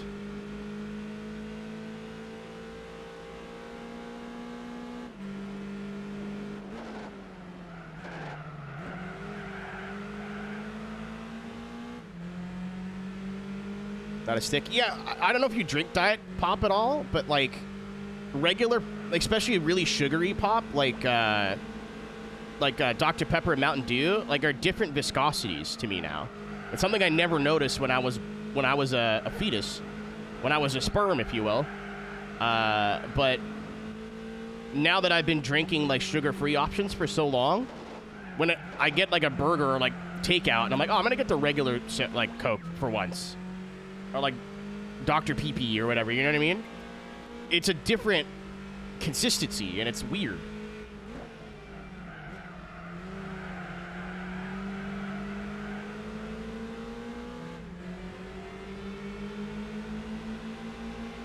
Oh, there's a Pepsi Man PC.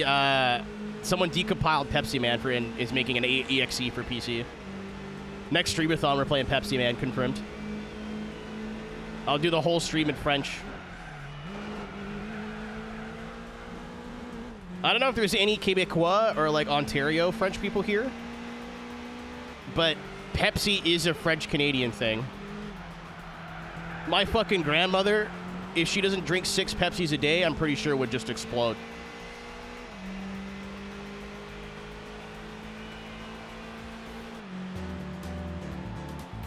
Was vibe coded? Fuck! I can't have anything, man. Vibe AI.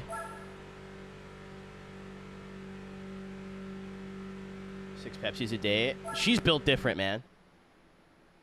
Like 800 calories. She's also like 4'0" and 80 years old. Like, she quit smoking, man. We gotta let her have something. Like,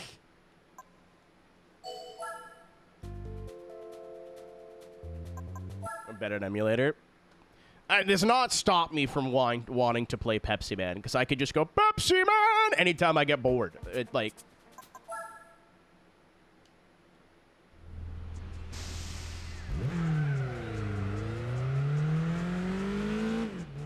I'm not there for the game. I'm there to recreate the funny Pepsi Man voice.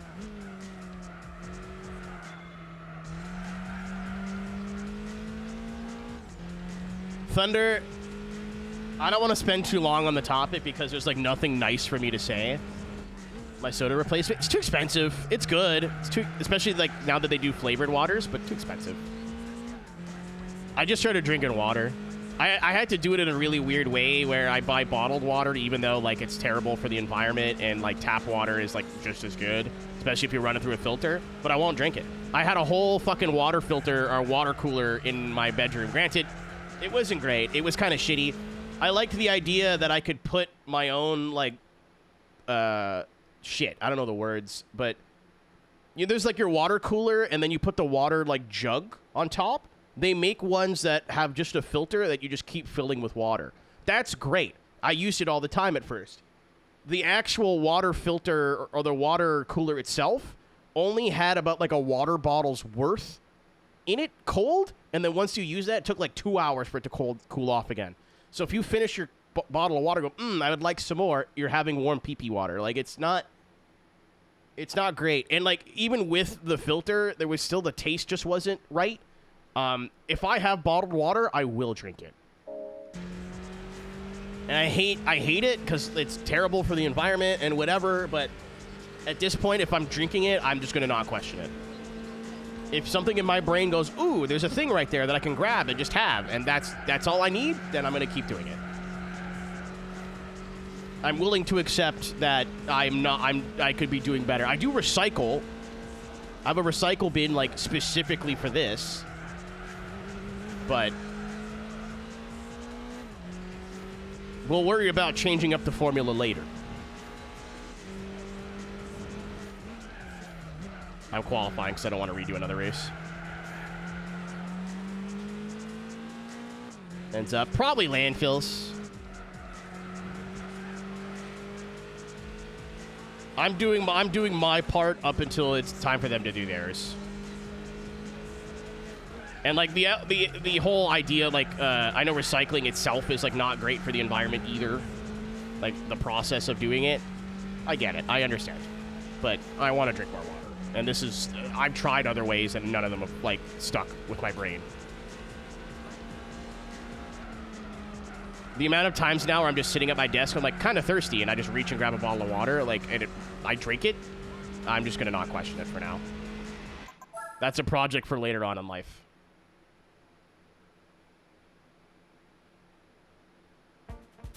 I just made a car mate. It depends on the food. Also, I understand the idea of I just spent a bunch of money and that makes me feel bad, so I'm going to treat myself by spending more money. When I spent $2,600 on car repairs, you bet your fucking ass I ordered food that night. I drove home because I walked to the garage to pick it up. I drove home and got Burger King breakfast and then went to sleep.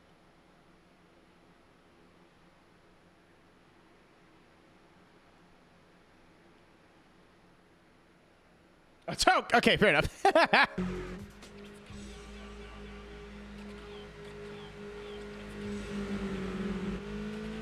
You're in the parking lot? Unfortunately, there's been like 3 moments in the last... Well, I say unfortunately. They've been good moments. In the last year where I've just spent so much money, it's made me physically unwell. I told my mom this. She's like, I raised a good son. And I was like, what?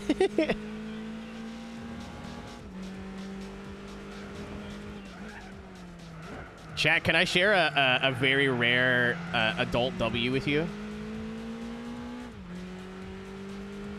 Am I allowed to do that? Can I have a personal anecdote? So, I'm gonna preface this with I'm a little weird. My father and my dad are 2 different people.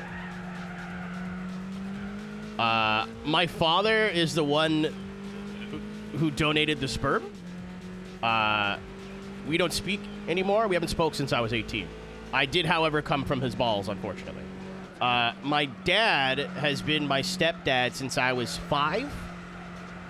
I don't feel comfortable calling him my stepdad anymore. So I made a joke about my dad earlier, not who I'm talking about currently.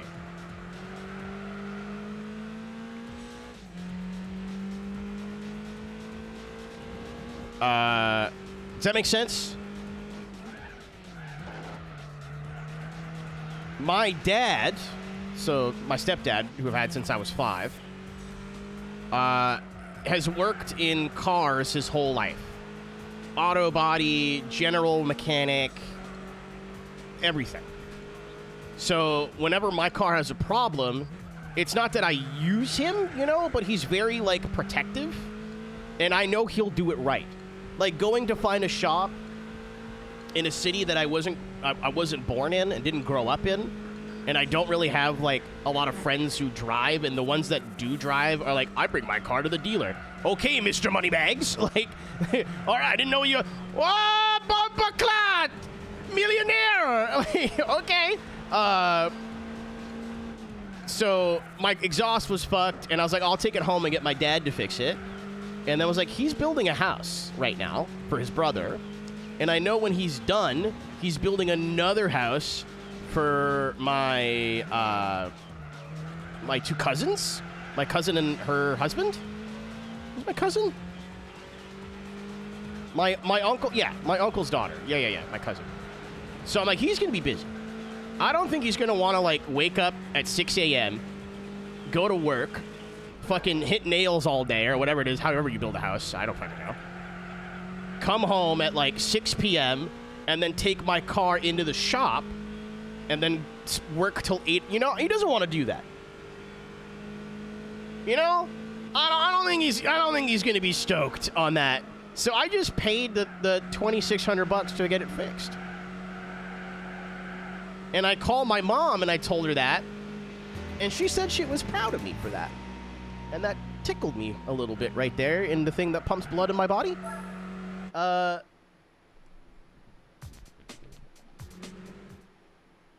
I think about that a lot. That made the pill of, holy fuck, that was a lot of money, a lot easier to swallow. You cry? When I hung up the phone, yeah? When I told myself when I was 20, I think it was 21 or 22 when I moved out, I would never be a financial burden to my parents. You know? Like, I would never be calling them, like, every week going, hey, like, I'm broke, I can't make rent. I'm like, if you want to move out, you have to be ready to be independent. Like, this is the cost, like, the price you're going to have to pay. For the first year, notwithstanding, because I couldn't find a job for, like, all summer. Like, I moved here in July 1st, and I didn't find a work till September, and I burned through all of my savings in that time.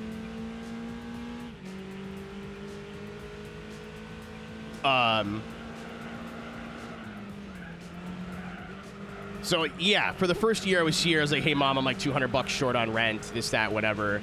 But especially since I moved out into this house, she doesn't get those calls anymore. And I have another sibling that still lives in the city. And there are moments where he's like, can I borrow money? And my mom has told me that they go, well, Keenan doesn't ask for money. He doesn't ask for anything.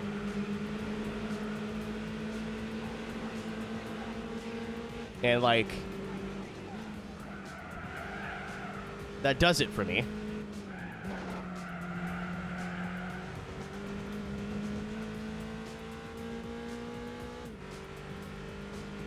That pleases me in a way.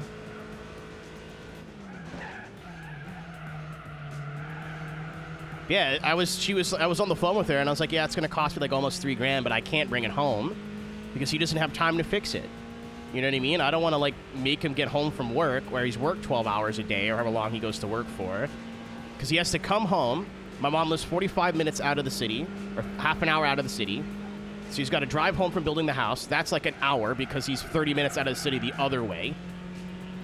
Come home, shower, you know, change, get my car, drive back into the city to go to the shop that he works out of, and then spend hours fixing it. Like, I don't want to fucking make him do that. Streamathon went really well. I'll just pay it.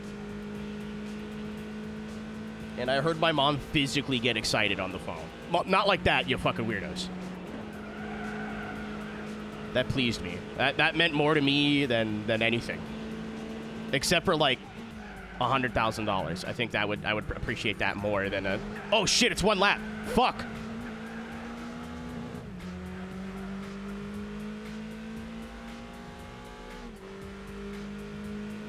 Oh, I didn't even... Oh. I pussyfooted it into the chicane going, we've got time. Fuck! God damn it. Oh, all the time. Okay, it's all the time. You missed.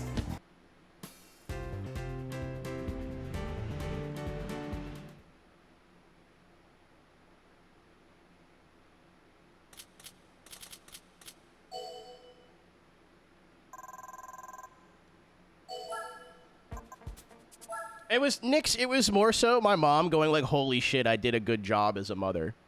It was me, not to share too much of my personal life. I used to just like talk about anything on stream, and then one day I woke up, I was like, "Why the fuck are we doing that?" That's a little weird. But not to like overshare. But we've been through some stuff together, right? Of course, Tiva. But we've been through some like shared shit, and like, especially now that we're adults, or like we're both adults, so we can go back and talk about it. Her having some sort of reassurance that like she did her best and was a good mom was like, hell yeah. Like, I don't know, that meant a lot to me too.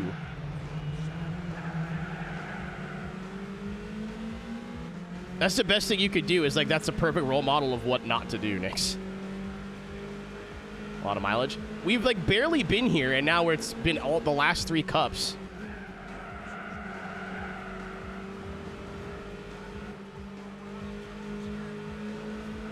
Having a Kiki, that's me. Only my mother's allowed to call me that.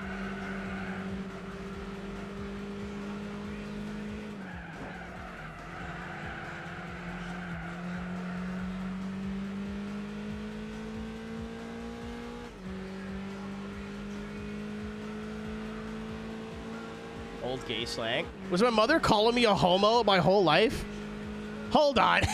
Wait a minute. Hold up. Wait a minute.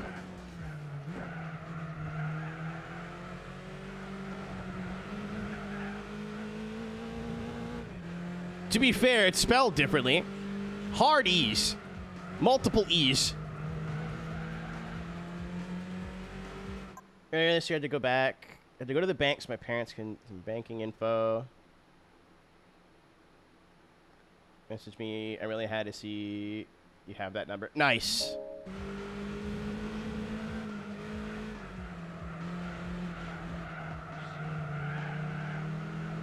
Yeah, like, the first couple years I lived here, I was, like, dirt poor.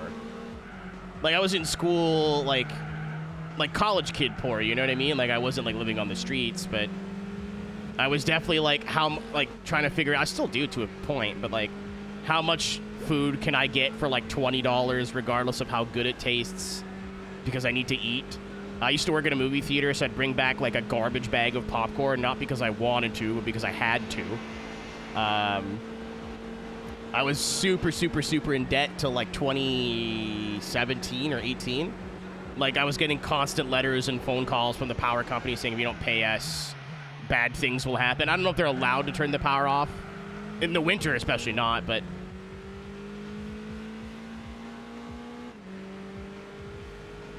Oh, okay. So if worse things worse, she's calling me a yapper, which is unfortunately accurate. I can also promise you she does not know that. There's no fucking way.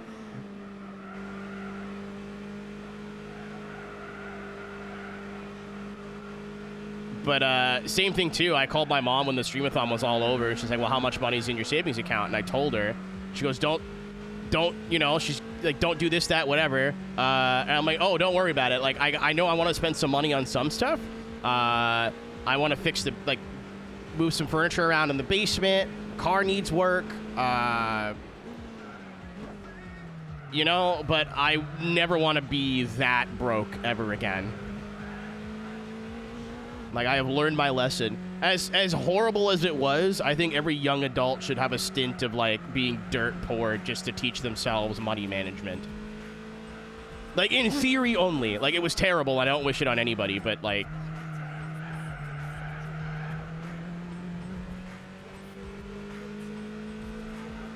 It definitely, like, smartened me up on how to like, save money, spend money, and, like... I'm not all the way there yet. I get takeout a lot more than I should, but... Okay, well, we didn't lose the last race. I only have to redo 2. And then we have the asshole one, right?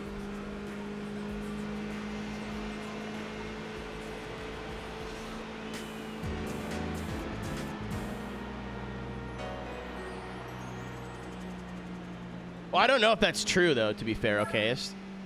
They definitely threatened it a lot. They're like, if you don't pay us by the end of the month, we're turning your power off. I just don't know if they legally can actually do that. Also, when it's minus 40, I think people will just die. Like, I had to hide it from my roommates, too. That was super embarrassing because they were paying their parts of the bills. But I wasn't, so I couldn't afford it. Me and my partner at the time, we were splitting our bills 4 ways. Our 2 roommates, myself and my partner. And my partner, Grant, I don't hold it against her. We were young. We've both been through a lot. We both learned a lot about ourselves. I don't talk to her anymore, but it's not because I hate her. You know what I mean? But she just stopped working. And I was going to school and working at a movie theater. I couldn't pay 2 people's wages, 2 people's bills. You know what I mean? So, like, every month we'd get a letter from the power company saying, hey, you have till the 15th. Contraption! Or, like, hey, we're going to turn your internet off. Or, like, you're turning your water heater off. Or, like, notice of non-payment of rent. It was pretty shitty there for a little bit.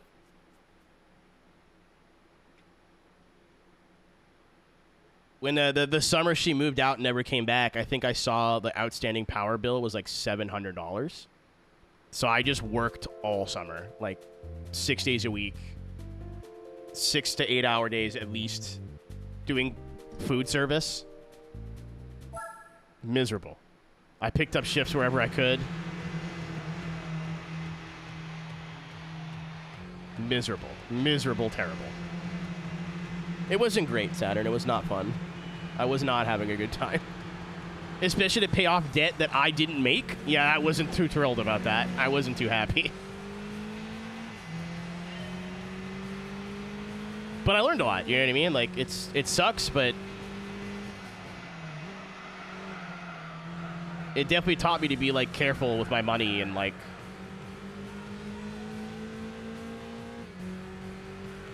it's horrible. You know what, though? It could be worse, because I could be going through that right now. As bad, as unpleasant as this was in, like... Excuse me.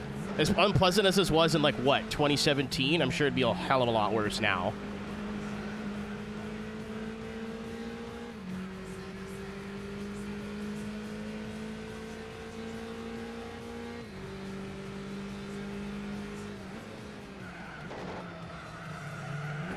I would have had to move back, I think.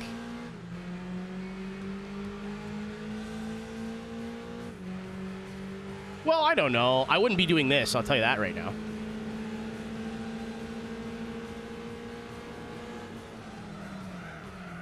Like this would have, like, streaming would have just been like, hey, it was a good run, I'll see you guys on the other side. Like, I would have been, I don't know if retired is the right word, but I would have been done.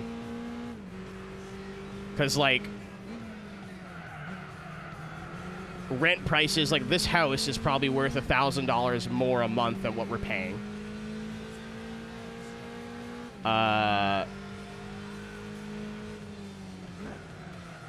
So the debt would have got worse faster, you know what I mean? Like, and I wouldn't want to come home from like a 10 a.m. to like a 7 p.m. shift at the ball crushing factory and go, all right, time to play video. No, I would have made dinner and lied in fucking bed is what I would have done.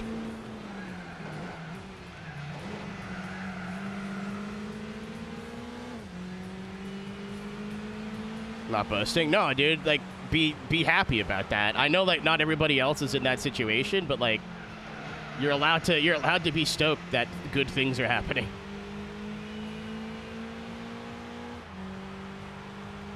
I'm telling you, if ever there comes a time where, like, financially I could justify, like, a 1-bedroom apartment and I could, like, not have to worry about bills and groceries. Like, I don't need to be rich, but they're just like, all right, modest. You know what I mean? Like solid, secure. I still got enough money to like go on a vacation once or twice a year. You know, I can still travel, but like I got my own spot, whatever. I'm telling everybody, especially all my fucking friends at home that have houses and shit. Shut up, Chloe. I hate that. I was like, where's she going with this? And it was the worst option.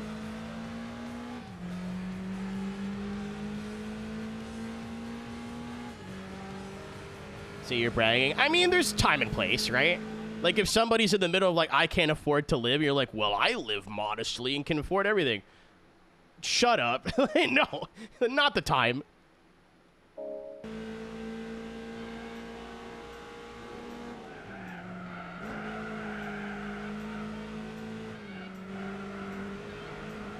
Here comes Mongo. Oh.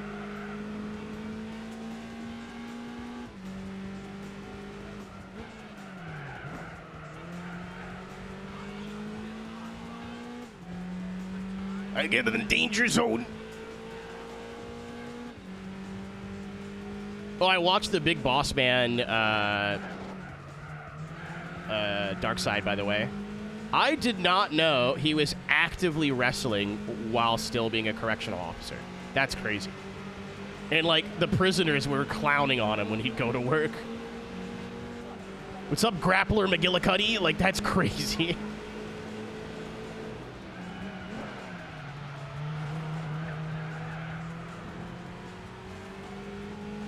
Get on that. If you're American, they're all free on YouTube. If you're not American, they're still free on YouTube if you know where to look.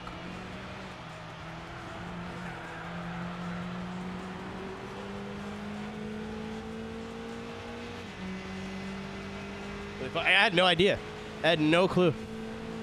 I thought he was like, oh, I'm not making any money by being a prison guard. Let me wrestle. No. 100% not how that went, actually.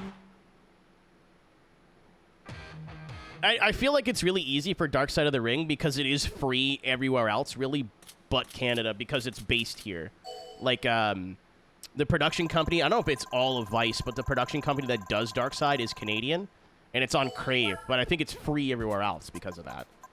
So if they somebody re-uploads it, it doesn't get, like, smited to hell immediately. It takes, like, a week. Like, it still will get taken down, but... I've watched every episode this season so far, Flash. I think they made the first 2 episodes of the TNA one global, and I'm like, oh, shit, I'm hooked. And then I kept watching. Canadian. I think Vice is a Canadian company. I think. They're so big now, it's, like, hard to... Well, they were. I don't know for sure, but at the end of every Dark Side, you can see the, like, Canada, Government of Canada approval, which normally means that, like, they didn't just film it in Canada. Like, they have to be based in Canada. Quebecois. Them being a Montreal company would not shock me in any way, shape, or form. Early Vice screams Montreal to me. Vice go bankrupt. That doesn't mean they don't exist anymore, though. They just overextended. They had a fucking their own TV channel and shit. That was a little unnecessary, guys.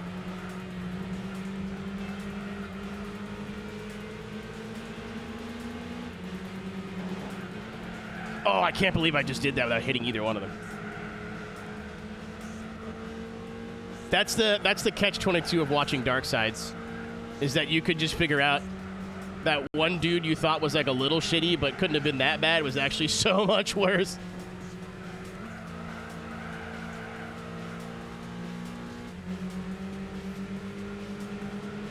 Like I didn't really pay attention to TNA, so I was like, I don't know if Dixie Carter actually sucks. And then I watched the Kurt Angle portion of the Dark Side about Jeff Jarrett TNA, and I was like, wow, Dixie Carter's like a demon. Like villain woman, like...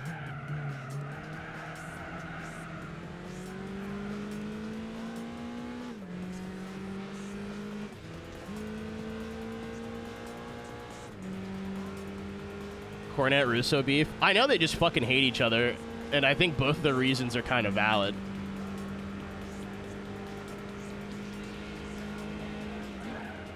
I don't like either of them, to be fair. I think Cornette's a wacky old head that doesn't know when to shut the fuck up, and Vince Russo is a genuinely insane. But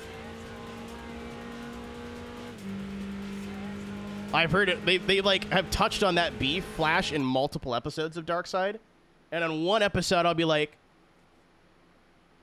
you know, I think I side with Russo, and then on another episode I'm like, no, Cornette's got a point.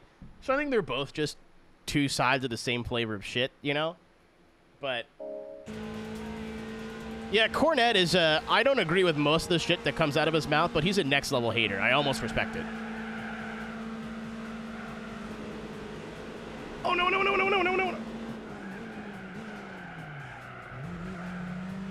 Yeah, there's no innocent party in the Cornette Russo beef. I really don't like Vince Russo, but there's some shit that Cornette did that is like threatening. Some of the shit that Cornette says is insane, regardless of his like opinions on wrestling or whatever. Like, yeah, Greg, and like you could agree with him and disagree with him. Like, that's fine. Like, I don't care about the actual like I like this part of wrestling and like not other parts. You know, and he's also a podcaster and somebody who like exists in that space. If you just said your opinion without adding some like salt and pepper, it's not interesting to listen to. So going, yeah, I don't really like deathmatch wrestling is a lot less interesting than deathmatch wrestling's for fucking carnival goddamn gibber.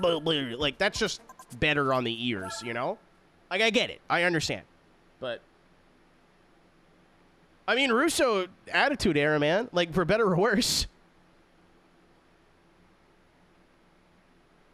Yeah, I like listening to him talk on history. He's definitely just stuck in the past, you know what I mean? And that's fine. You're allowed to like what you like. Especially in 2026, there's enough different kinds of wrestling out there where you could literally be into anything and it's easy to find.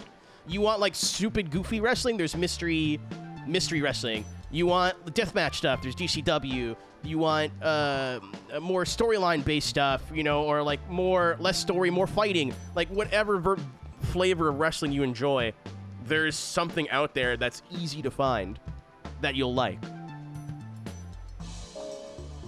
Shout out wrestling. Good, yeah, wrestling. And again, like Cornette kind of over dramatizing everything and making it sound wacky. I don't agree with anything he says, really, but I get it. I understand, you know. However, he needs to stop fucking talking sometimes. Like, I've appreciated him being on every episode of Darkseid, we'll put it that way. Alright, here's the one that sucks, apparently. The 206 one wasn't too bad. I just kept trying to, like, put a round thing in the square hole, you know? Kolmar Blau.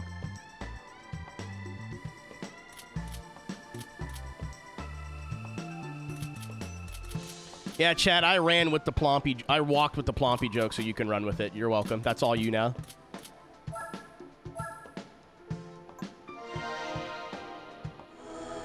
A flop sales-wise?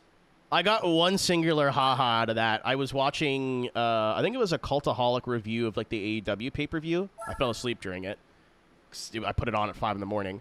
And then I woke up halfway through, like, the next video they had just released, which was granted, SummerSlam was in, like, Vegas or something crazy. I don't remember where it was last year. A bigger market. But they've sold half. Like, I think they had 50,000 tickets distributed, including comp tickets and free tickets for both days last year. This year, they're at half. And, like, $20 or $25 for the nosebleeds, and they can't shift those. That part of that is, like, what you're seeing on TV is worse. But also, people have wised up and know the prices will just drop. So, like, why buy them immediately? PCL went live. Oh, you just moved there. Okay.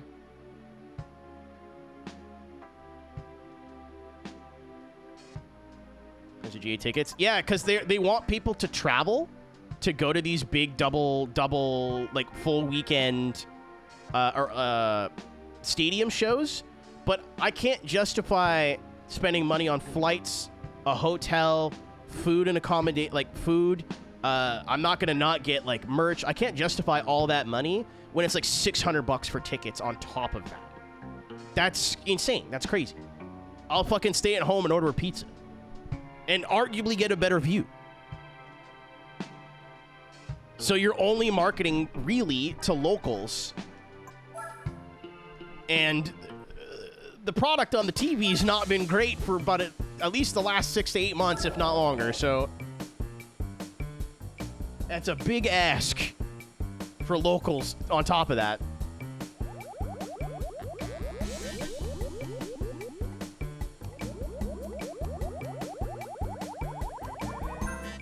Thanks, Tank.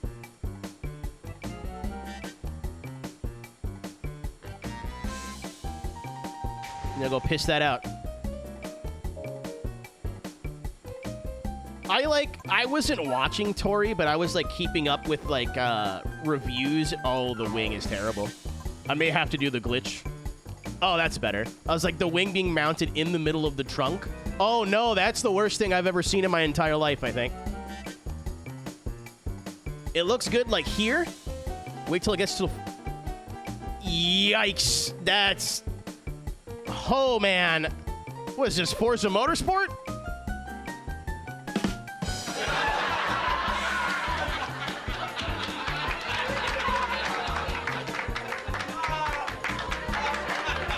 Are they all, like, in the middle of the fucking trunk? Oh, no, this one's better. No. No, not really. No, not really. Yeah, all the wing, like, plates are in the same place. All right.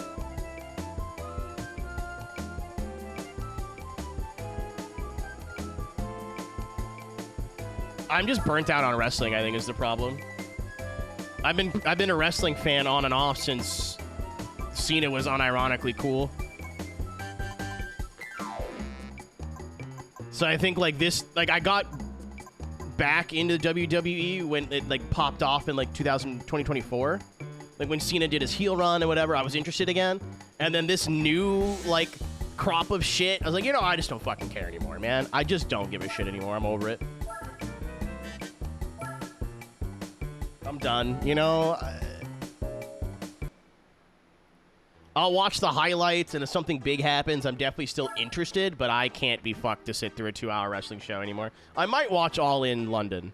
Maybe. It also doesn't help that I stream Saturdays and Sundays and those pay-per-view days. So, 61! We're going places.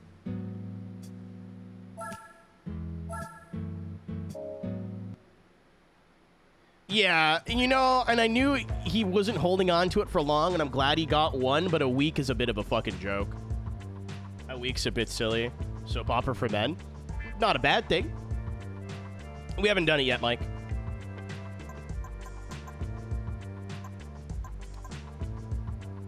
Oh, yeah. We have not done it yet. I just bought the wing. Am I going to need race? No, I'll try to do it on sports. You racing Sunday? What's Sunday?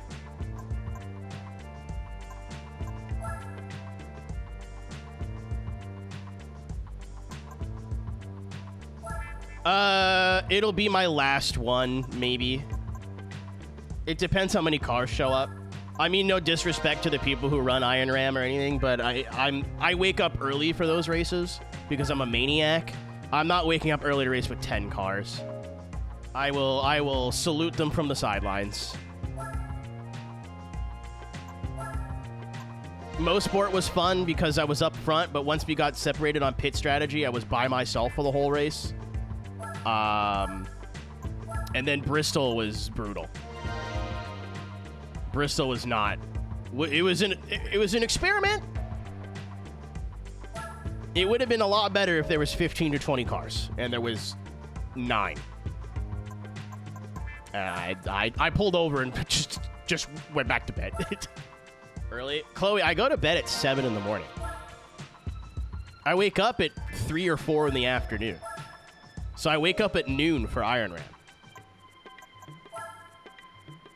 So I have time to, like, shower and, like, make a coffee. Yeah, I don't mean any disrespect to the staff or whatever. It's not, you know, or even the people participating, because I'm new to the leagues. Like they're like sanctioning body, I suppose. But I saw 22 plus cars signed up, and then only 10 were there for the race. I was like, oh no. Oh dearie me. So we'll see what happens on Sunday. But I do plan on being there, Mike, to answer your question. But if it's another low car count, that'll probably be my last one. I'd much rather sleep in. Sunday is my Friday, too, so, like, the double wombo combo. I'm gonna try this.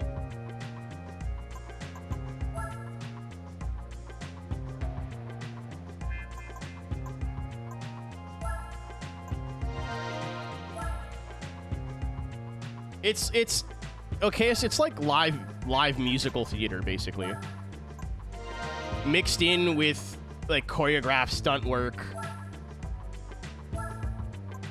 I'll never try to like make somebody understand like pro wrestling, but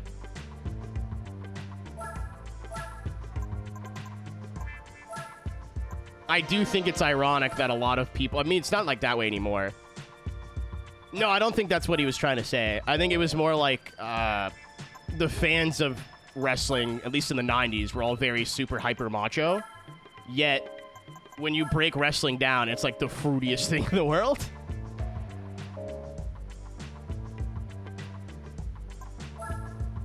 That's how I interpreted what he said anyway. Are they single races? Swag. That's nice. So I could just retry a race over and over and over again. Okay. Oh, we need wheels. We don't need wheels. It does nothing.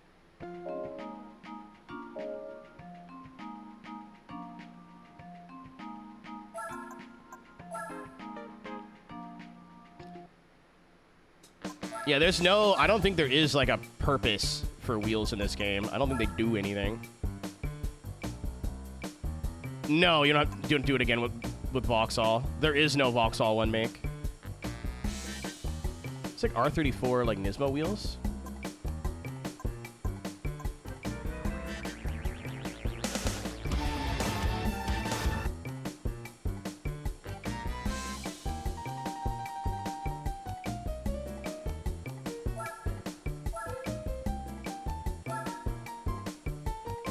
Yeah, I wasn't going to use the, like, put the wing on, add the downforce, take the wing off. I am doing that.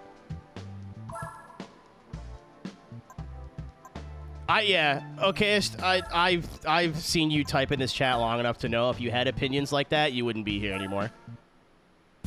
That's what I figured you meant. It's like, if brother was, like, too gender transphobic guy, you'd be gone by now. Yeah, no, I didn't know how to explain it, Chloe, without... I didn't know how to word it, but I was going to say, I've seen his chat messages more than you. If that's how he felt, I think he would have felt uncomfortable in this community a long time ago. I also remember him saying something that was very pro, like, trans rights a couple days ago. I don't remember exactly what it was, but... I was like, if that's how homie really feels, he's been holding it in for a long time.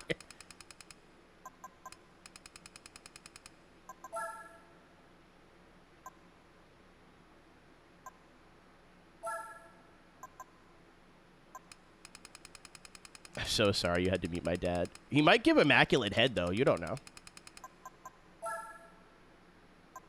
I'm sorry for putting that thought out there, but I'm not, though.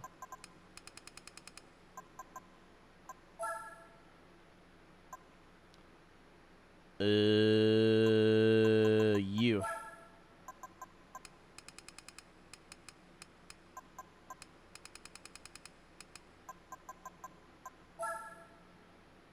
This has backfired. What do you do now, Scoops? Do you backpedal or do you... You're stuck? Okay, apparently this sucks. We'll see. Oh my god, what the fuck?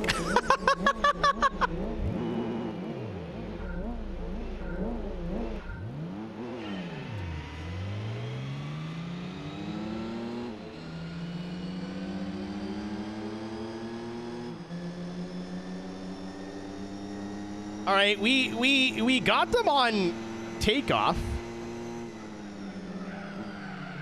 Oh, they're on race tires. They have to be. I'm on sport softs, and I just did not make the corner.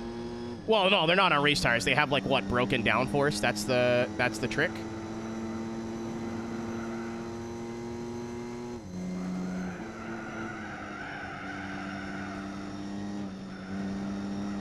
Yeah, this with racing slicks is a cakewalk, guys.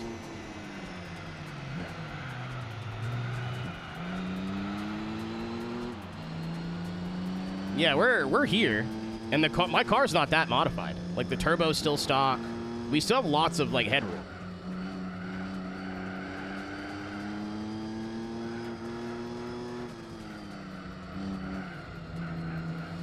Like, we're at the tail. The main problem I'm having right now is it's a bit touchy. Okay.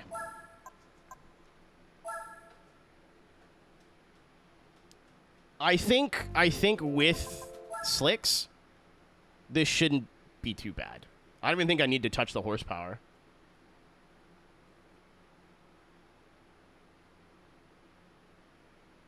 But with the downforce values we can get plus slicks, I think that should even itself out.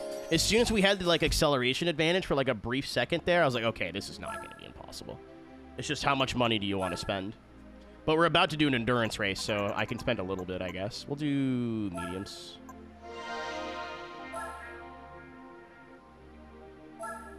The 206 Cup, I was struggling on purpose. Death by Snoo. You're real for that?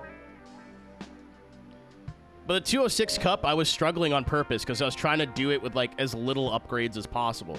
Like, we still won the 206 Cup, but I did it with sport tires. I didn't put on racing slicks. We did it with, like, nitrous and whatever. Like we made it work, but I was being obtuse on purpose, you know?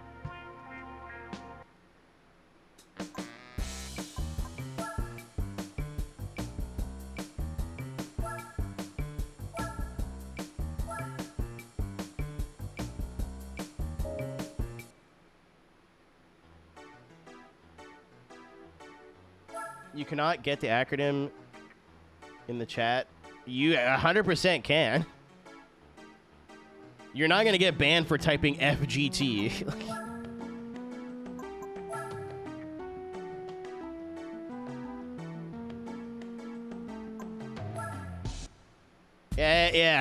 Yeah. In fact, I'd argue drawing attention to it is just worse than typing that out, but you do you, I guess. No, I have the word with the A auto-modded, and I'm sure Twitch will throw things at you. Yeah, Twitch warnings actually don't mean anything, guys. You know that, right? It's just a friend resting their hand on your shoulder going, "Are you really sure?" You're not going to get banned. If you get warned by Twitch, that means literally nothing. It's giving you a chance to rethink it before I send you to hell. Does that make sense? Yeah, I always click send anyway. Like, the best chat messages I've ever had have been like, "Are you sure?" I'm like, "Fuck yeah, I am."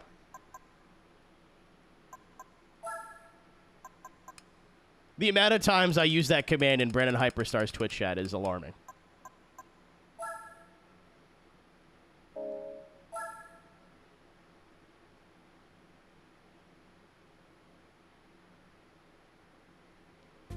Yeah, if you didn't know that, you do now.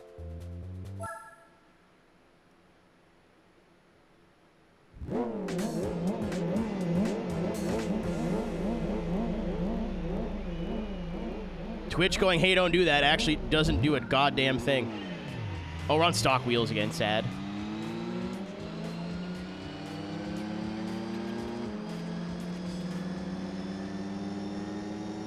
Oh, they've got... Okay, so we still have the wing, right? Like, because in the setup, it's still active. This is the easiest 200 points I've ever gotten.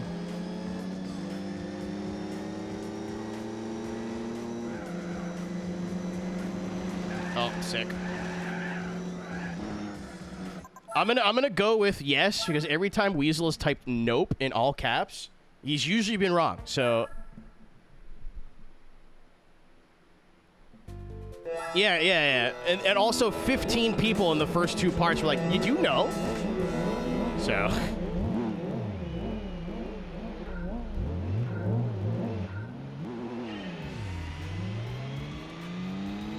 Yeah, I'm not going there. I'm not touching that one.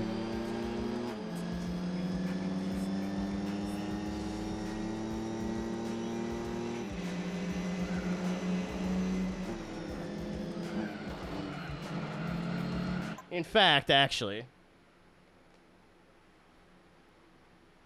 Yeah, I was gonna, that one was gonna be on the house, not raid.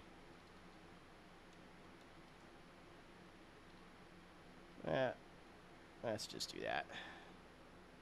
We're not gonna acknowledge that one.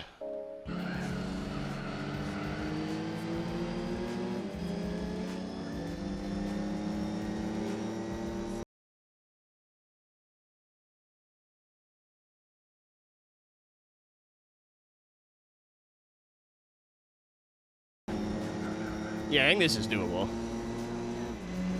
Again, like, I've not touched the turbo. I only put on, like, half of the power upgrades. Like, there's still so much more room to move up.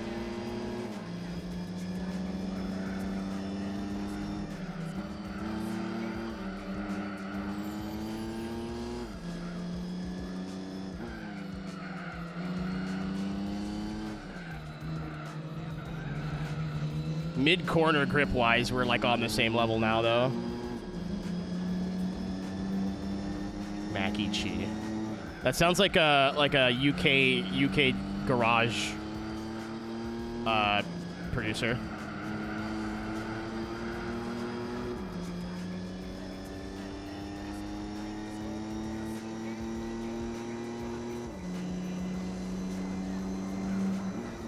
Oh, because it is. I'm thinking of Mackie G. That's hilarious. Oh, the orange man, though. Sunburst yellow, as some would call it.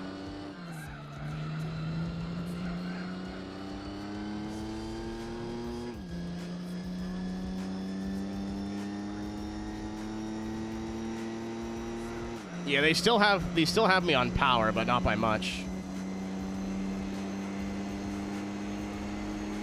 And it's single race too, so I could back out and add 50 horsepower. It's not the end of the world.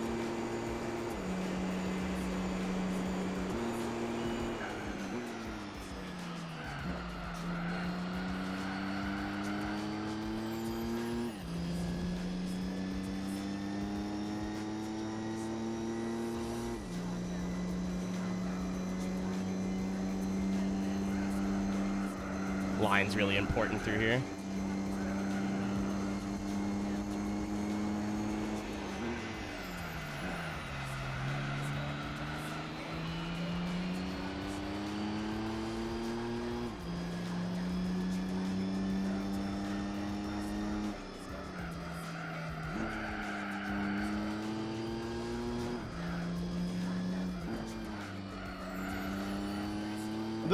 No.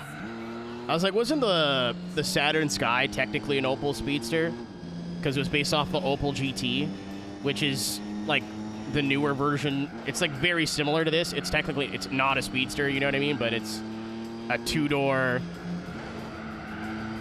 like lightweight sports car by Opel.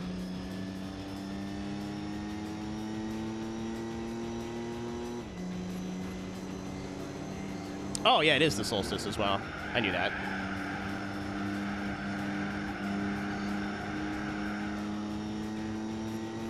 It's just like a Speedster without any of the Riz.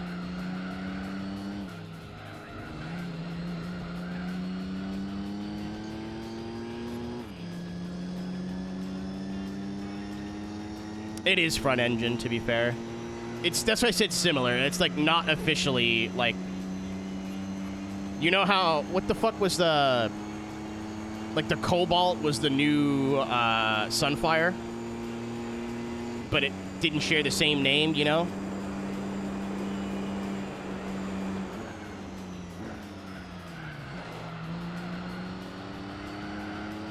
That's kind of where I was going with that. I forgot it was front engine though, so it's kind of hard to make that. It's a stretch to make that comparison. We'll say. Yeah, I think with softs, this was easy. I love how there's just the two of us that have fucked off, though. That's hilarious.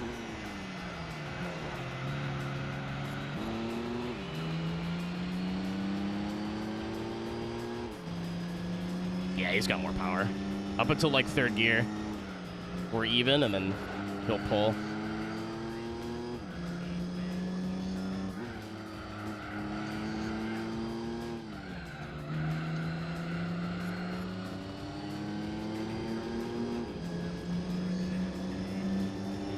I could just squeeze in here at some point.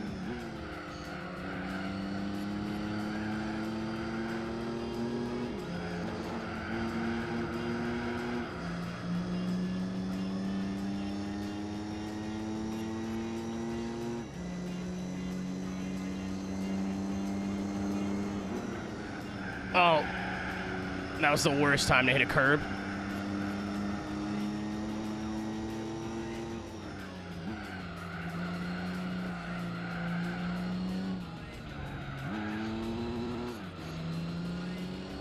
I don't need the money. I'd rather just retry. I'm gonna try to stick with it. I'm gonna do the same thing I did with for the 206. Would like modify the car as like little as possible. It's time and place. Okayest, I think, was the problem there.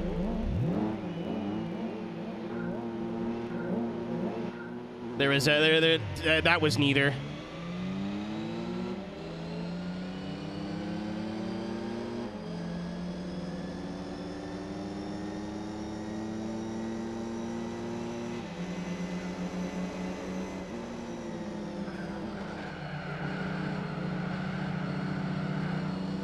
Moving on. Okay.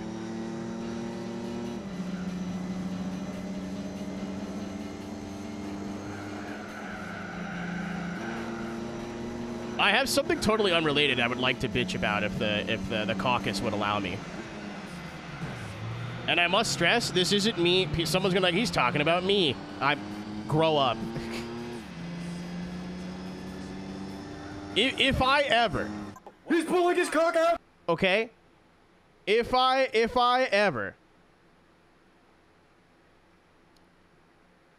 talk shit about somebody in chat while they're here, like they're not here, I need you to show up to my house with weapons. That's disgusting. That's gross. I've definitely made comments out of like people we've banned or like people we've that have just like, you don't ban them, but like they're like, I'll stop kind of coming around because they're cold shouldering me, you know? If I'm ever like yeah, somebody in chat won't say who, it's a fucking idiot, stupid doo-doo head, and I'm like being very clear on who I'm talking about and like not saying their name, that's a shitty thing to do. To their face, that's disgusting. That's awful. I can't stand that. So if I'm telling an anecdote about something that happened, I'm not, like, subtly talking about people that are here. I just think that's gross. If I wanted to say something that bad, I could just say, oh, I'm talking about, like, Flash or talking about Nick or whatever. If it's someone we've banned or, like, has left the community on their own accord, like, I talk about some of those dudes that treated me like a lol cow when I was, like, 2016. That I don't give a fuck about. Like, that's whatever. You know? But if I'm, like, openly making comments about, like, oh, there's this person in the community, I won't say who's, like, incredibly fucking annoying.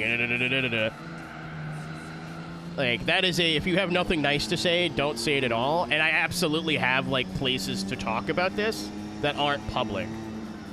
So if I feel that strongly about somebody in the community that I'm willing to, like, talk about them, like, air quotes, behind their back or to their face on stream, then it's worth doing something about it. You know what I mean?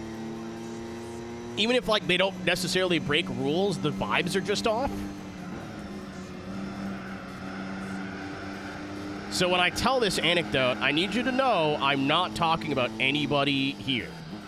Never heard of this person before, and I've never interacted with him before or since. That being said, I got fucking mansplained to on the internet this week. I can't tell you where, because you guys are sickos. You'll go find the guy. But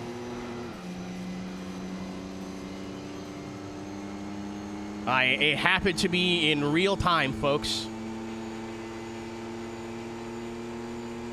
I was in the middle of, like, this dude wants to be right so bad, he's ignoring everything that I'm saying. It's crazy. It had nothing to do with the conversation we were having. This dude just wanted to be fucking right about something and just ignored everything that I said just to be right.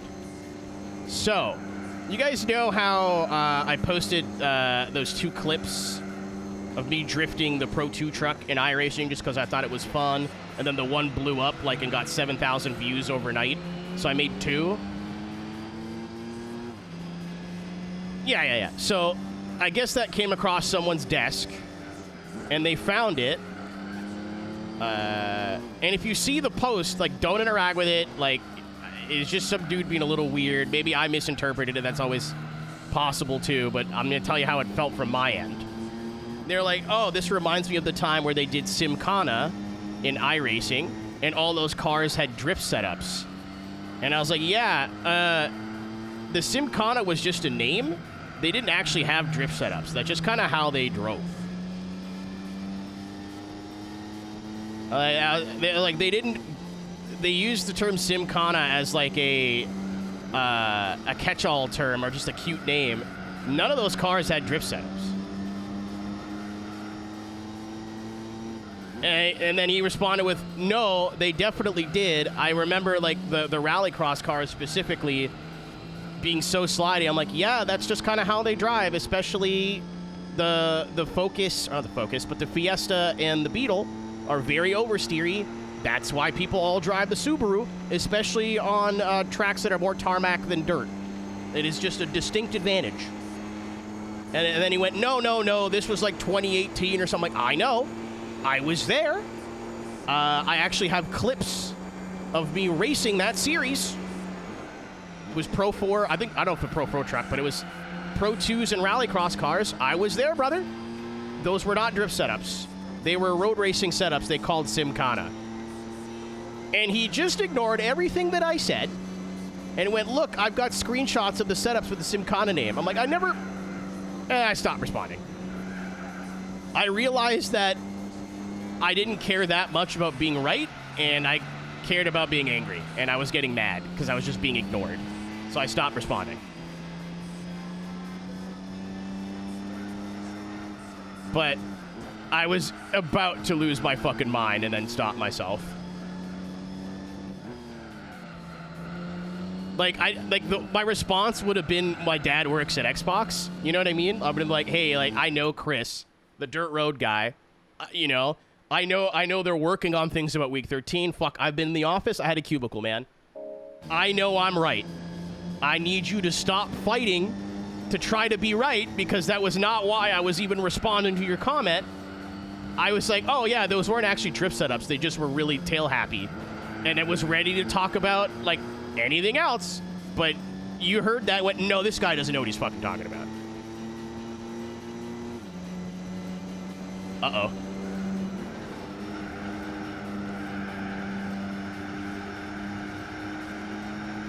I was looking at my phone and just sighed.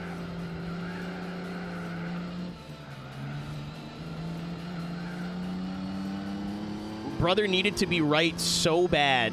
It was never that deep, man.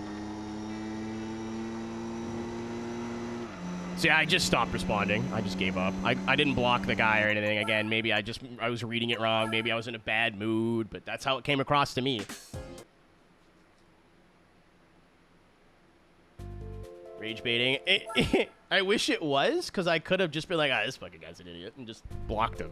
No, I looked at his profile and he's got mutuals. You know, not it wasn't rage bait. If it was, fucking immaculate rage bait, because it worked.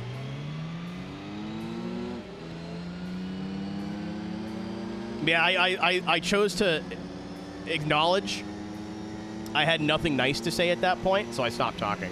Because my next response was going to be, brother, have you considered you're just kind of suck and don't know how to drive the car properly, and that's why I felt like a drift setup? Have you maybe considered that?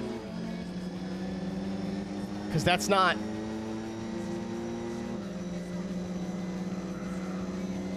Just Skittles race. No! I can win this. If we go to a track with any more straightaways, though, we're cooked. It's the power we have an issue with now. Yeah, I was getting well actually'd, and I just had to put the knife away, you know? 5 to 10 years ago, I would have argued with that guy for days. Well, for nothing. For no reason. I was in the middle of typing a reply, and it was not nice. I was like, listen, buddy. And then I stopped and went, what is it? Why are you doing this? What is this for? And then just like took a deep breath and just deleted the post and ignored it. Not the post, but I deleted the response. Right in the mirror. That's the reason it pissed me off. Like it wasn't like a I've been corrected, or like that just this dude was like not willing to hear a different viewpoint. And I'd argue I'm pretty educated about dirt road stuff and iRacing. I don't know everything there is to know, but I know a lot more than the average sim racer does. You know, I've driven the rally car for like a couple seasons in like really competitive rallycross leagues, like world championship level competitive rallycross leagues. I've done a lot of the truck. Like I'd like to think I know quite a bit. So to have someone just, like, not even acknowledge what I said and just fucking ignore me and go, look, the setup name has Simcana on it. I'm like, all right, pal. Like, I'm playing chess, you're playing checkers. We're on different planes right now.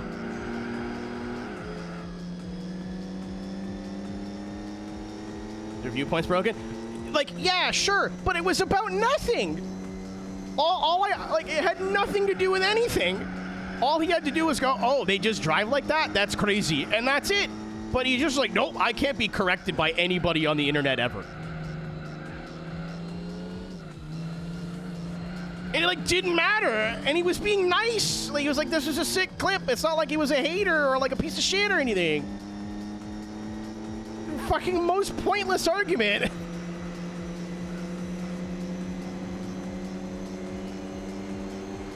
No, EH, that's why I stopped. Because I was like, yeah, those weren't even drift setups, by the way. They just drive like that. The reason they were called Simcana is because that's the name of the series, and they were made to be a bit better on road courses. Especially the Beetle and the Fiesta, which are short wheelbase and known for oversteer, which is why they don't get used in rallycross ever on iRacing, because most of the tracks are all tarmac, and they're absolutely fucking weapons to drive on all tarmac. I think. Or it's the other way around. The Subaru is OP in 99% of the rallycross tracks. I don't remember if it's because it's better on dirt or if it's better on tarmac. But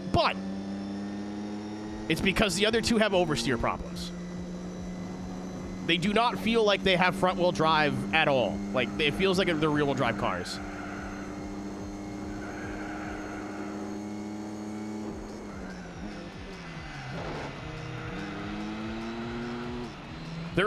They are. I just think they have like 60 to like 70% rear power bias, Mike. Because the amount of times I've gotten into like an oversteer moment with all 3 rallycross cars, and you would think, mat the throttle, the front end will pull you out, and that never fucking works. Like, yeah, he was talking about the week 13, like, where it went to like Lime Rock, like small tracks. And again, I remember because the last clip that I was able to get in 2024 before my internet got really bad was week 13, Simcana in a Pro 2 truck, Lime Rock chicanes. Like a vivid fucking memory for me. And it's not like he told me I was wrong. He literally just ignored what I was saying. Like I typed a whole reply. He was like, yeah, that'd be wicked if I could read. So anyway, like I was never arguing the existence of these setups in this series. I was just telling you it was just a name and had If the cars were not set up to slide any more or less, you might just have car control issues. I don't know what to tell you. And again, I was in the middle of typing that and went, why, what's this for? And then deleted it, and I felt better. The need to not argue outweighed the need to be right. And I felt peace.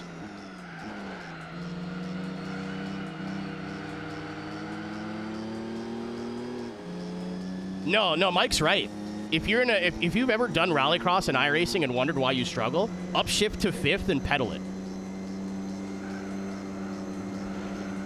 Especially in the dirt, like exclusively in the dirt. It's better now, since dirt's gotten a ton of updates, but especially like when it was new, no. As soon as you touch the dirt, you upshift to like 5th and like quarter throttle.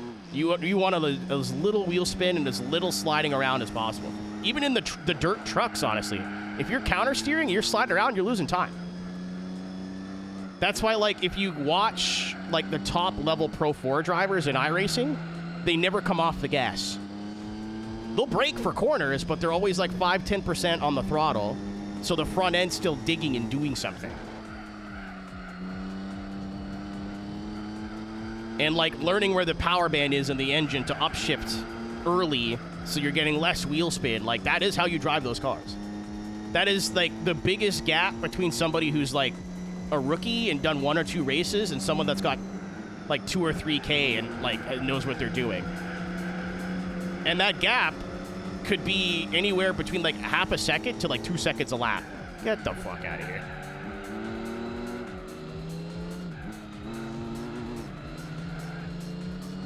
And it's such a common rookie mistake. Like, you'll go into Pro 4s and someone goes into one corner and they fire it in there like they see on TV and they're, like, sliding all over the place. And they're like, why am I 3 seconds slower? That's why. Yeah, Brew, the whole time. Because if you let off the throttle, the front end's not doing anything. And that's when, like, the rear end will over-rotate. Like, I'll use Crandon's gravel pit as an example. It's that big, like, double apex hairpin that you kind of, like, it's not the tight hairpin, it's the wider one towards the end of the lap that's banked. You go into that, you fire it into the corner, you're on the brake really hard, but if you don't put some gas in, the rear end will just go whoop, and it'll whip on you, and then you have to start counter steering to bring it back. If you just, like, rest your foot on the gas, like, you don't have to be 50% throttle, like 10, 15, like, feel it out. The front end's going to stay under control. And then you'll be able to go in, like, instead of like this, you'll go in like this. And then you could use the right front to, like, dig into the dirt and, like, help stop the truck. And then it'll be pointed straight on the exit. You get a better exit. I can't coach dirt road, but that's, like, the one thing that I learned. I picked up, like, a second everywhere.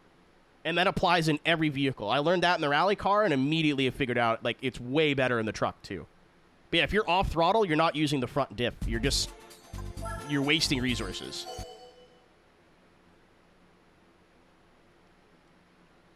Some quarters you, like, want to play with it. Like, again, Crandon, Cowboy, that's that tight hairpin that's banked. I come off the gas a little just to get, like, more angle in the corner. The way I like to do it is, like, throw the truck in backwards, basically, and then straight line off the exit. So getting a little extra rotation is not the end of the world, but I'm off throttle for, like, half a second.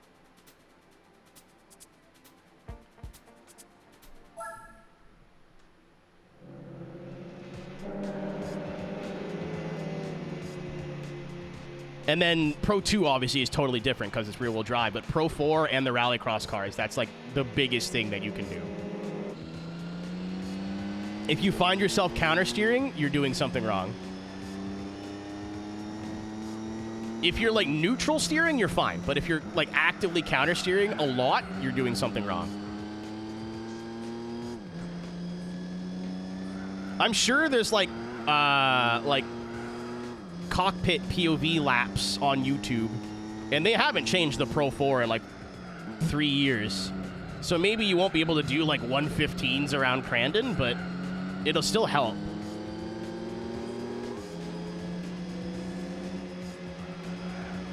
I mean, yes and no. Like, a lot of these trucks have, like, really big, like, rearward brake bias. So using a little bit of throttle to make sure the front end doesn't take off is like not the craziest thing I've ever heard.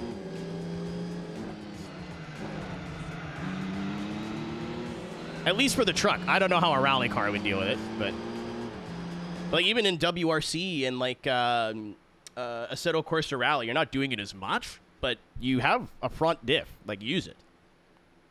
If you're all the way off the gas, you're like just letting the front wheels turn. You have power to all four wheels. Use that. That's a tool in your toolkit, you know? I sound educated briefly. That's the smartest thing I've ever said in years. If you're a fucking fair dinkum fucking full-grown Aussie, this is what you'd have for breakfast. Yeah, you're not like stabbing the gas or like monster trucking it. You know what I mean? Where you go like bet, bet, bet, bet, bet. At 20 to 8 in the fucking morning. Get that up, yeah. Monster trucking it in the sense that you ever hear like a monster truck when they're driving around, the person just stabs the throttle. Like, no, you don't want to be that much on it. But it's the same idea if you're in like a live rear axle car, so like one of the oval cars on road, and you're wheel hopping going into a brake zone. You just put a little gas in it, and it'll kill the wheel hop. Like, obviously, if you've giga-fucked it, you're not coming back. But, like, if you're going into turn 1 Watkins Glen, you hear, like, a little burp, burp, burp, burp, burp. Like, you could just burp the gas, and the rear end will come back to you. For different reasons, but, like, same principle.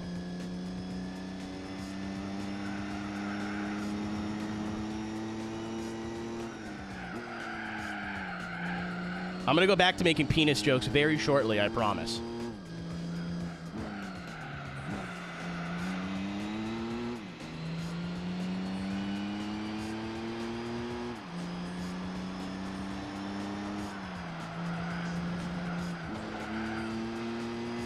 Also, I gotta start driving the truck more. I don't know if I'm gonna be... If they want me back and it all works out, I will be in the studio again for Crandon.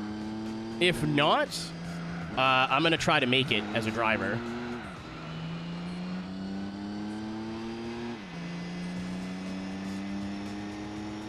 Because we made it before. We made Top Split before. Barely. We were the last truck that was in. Actually, that's not true. We were the last truck in on points. We ended up being like truck 16 of 20.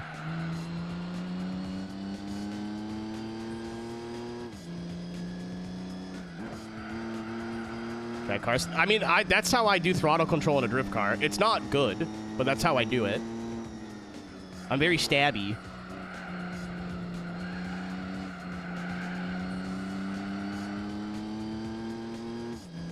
You want to be smoother. I think it's better, like, in competition to be, like, 50 or 60% on the throttle instead of 100 to 0, 100 to 0, 100 to 0, 100 to 0. But...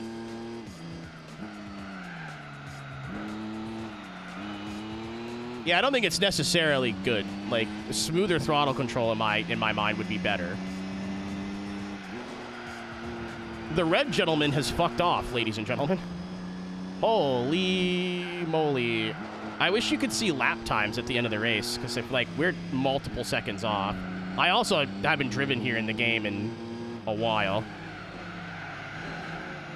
Tabarnacle. The French fuck. It could be you. It could be me.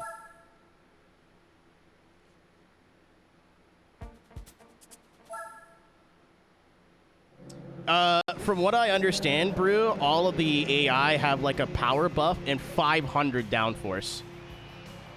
For reference, I can only get 30. 13th, again, to be fair, I could probably add another 100 horsepower and then this is a cakewalk.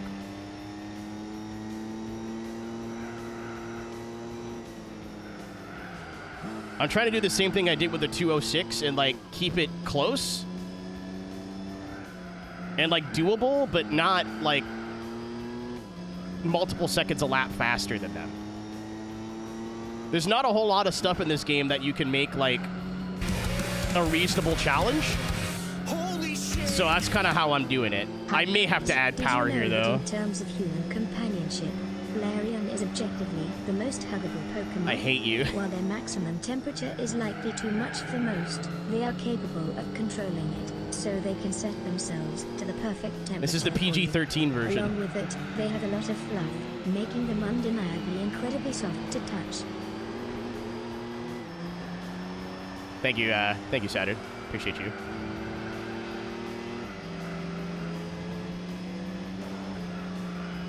I'm not lifting. Move or you will be moved. Yeah, I've been like slowing down too much for these faster corners. We've barely driven here in this game so far. Yeah, I'm like trying to make this still challenging but fun. Like if I fully upgraded the car horsepower-wise, put it on like soft, super soft, or like soft slicks. Super soft may die in 4 laps here, but you know what I mean. Like fully upgraded it, we would trounce the field. But I think as long as I'm driving halfway decent and I know the track, like this is doable for me. We might need like an extra 15 horsepower though. Getting dragged in a straight line is making this a little difficult when all we can really do is match in the corners. I'm gaining on braking basically, and that's it. Autumn Ring. I can't remember the last time we raced at Autumn Ring 4. Which is a shame, because this is the track that like I have definitely driven the most in GT4, because that's where I learned how to drift. Or was learning. I don't think I ever really learned. I got most of the way there and then played Forza instead.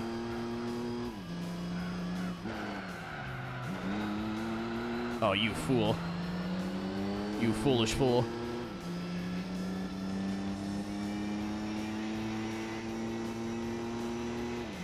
And I do want to do that at some point in the streamathon, or in the streamathon, idiot, in the playthrough. Good bit. I'm going to take like a stream and just try to relearn how to drift in this game again. I want to do it the way I did it as a kid with the Holden in arcade mode. But then I want to, like, be able to drift the D1 cars. I could never do that as a kid. I don't know if it was, like, I just couldn't connect myself to the controller, to the wheel as much. You know what I mean? Like, I couldn't feel through the controller enough.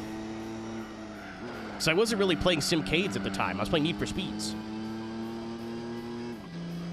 Like, GT4 at the time was by far the most realistic video game I'd ever played. To that point. And I think even the most staunch GT4 defender, even to this day, Gran Turismo's tire model at low speed is, it's something.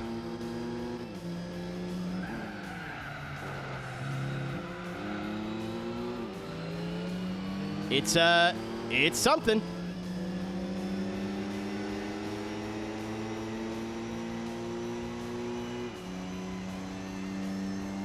And like mid to high speeds for like racing, it's great. Low speed, it's like the tire just goes, what am I, a bookshelf? 3 children in a trench coat. A lollipop. Oh, I'm a tire! And you're already crashed at that point. You're already eating fence.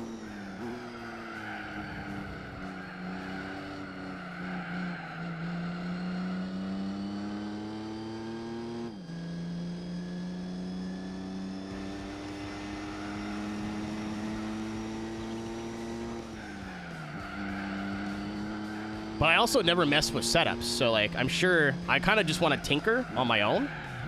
But I'm sure there's like an old GT Planet forum post that's got setup tricks in it somewhere. That's where I saw a ton of sick clips at the time, which is why I wanted to learn how to drift in this game, because I saw other people doing it in like various different cars.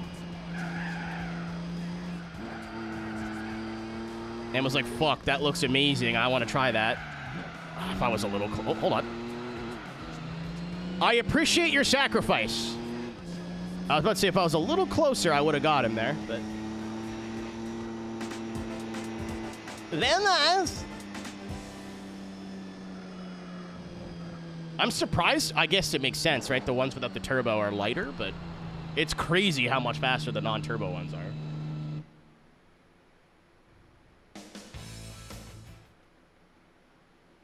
Yeah, I don't know how much power they have with this buff, but it's more than 232, I can tell you that much.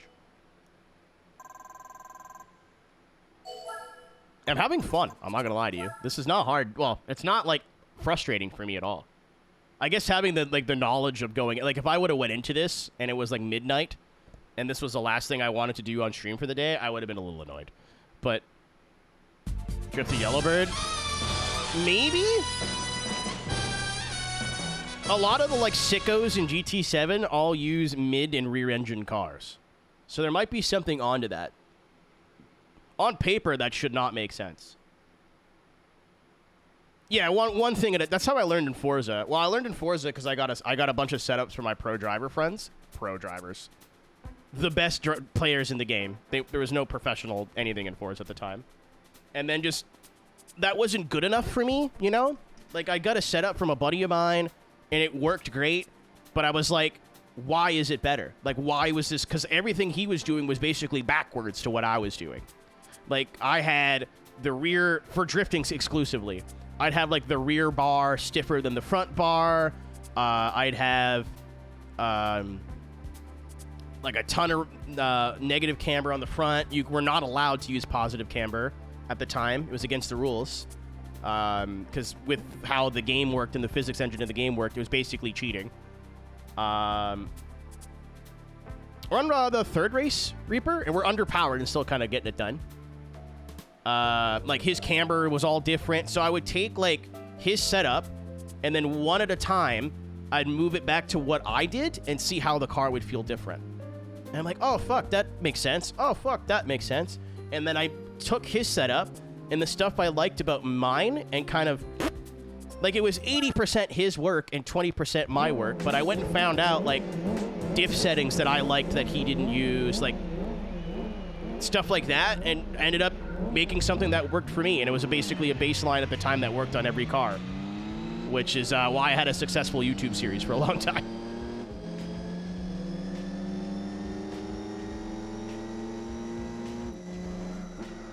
Yeah, like, don't get me wrong, having the baseline from him saved me, like, hundreds of hours of work, but the tinkering in between to be like, okay, I don't... Like, you know, like, for the sim racers here, right? Like, when you go to a setup shop, whatever one's your personal favorite, if you don't use setup shops, just fucking pretend you do for the purpose of this... For the purpose of this anecdote. But you get a setup, you're like, oh, that's cool, and you go do your race, and you don't think anything of it. Like, that wasn't good enough for me. I needed to know why. I wanted to know why this roll bar setting was better, why running a fourth gear was better than third. Like, I needed to know all these things. That wasn't good enough for me.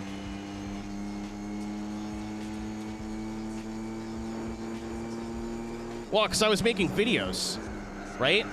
How am I supposed to tell people? Again, granted, it turns out you don't really need to know this information. You can just make anything up and people didn't give a shit.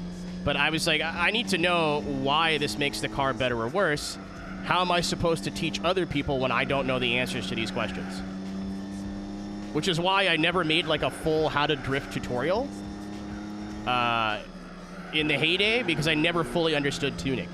There was a lot of stuff that, like, I could move the slider around and the car would feel different, but I could never, like, really pinpoint, like, explain it. You know what I mean?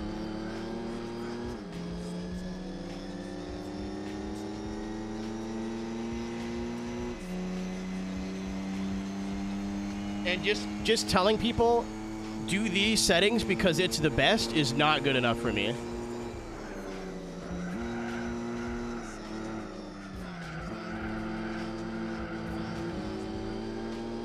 I don't know if it's like this anymore. Obviously, I don't care. I don't keep up with it anymore. But if you ever watch a tutorial on, like, how to do anything with drifting and someone goes, do it this way because it's the best, what they've just told you is actually they don't know what they're talking about or don't care enough to actually educate you. They're like, this worked for me, therefore it's the best way to do it. Absolutely fucking not. They want you to think that way so you engage with their content more. and watch their videos more, because then you're the only solution for their problem. They don't want you to solve your own problems, because if you do that, then where are you going to get setups from? Whose YouTube videos are you going to watch?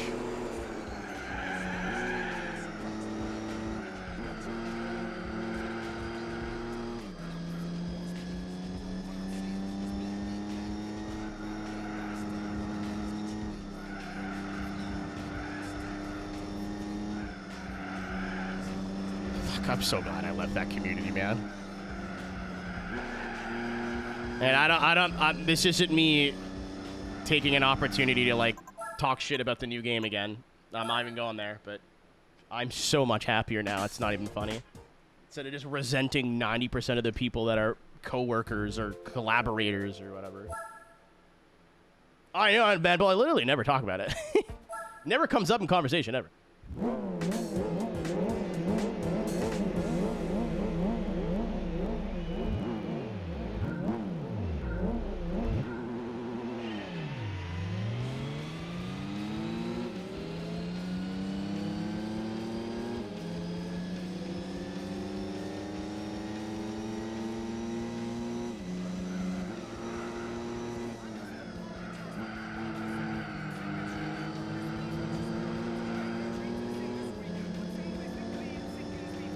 Oh, there's beef.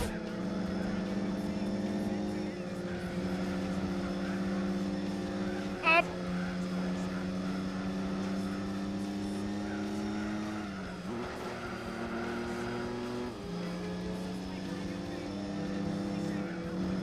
I'm gonna get my elbows out here a little bit.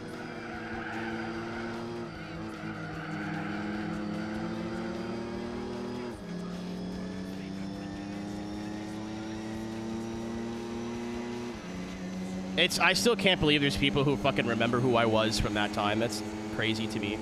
Like, not you guys, obviously, because a lot of you have been here through the whole journey, but I mean, like, people that'll find me on Twitch organically and go, are you that guy? I'm like, yeah. They're like, holy shit. I'm like, yeah.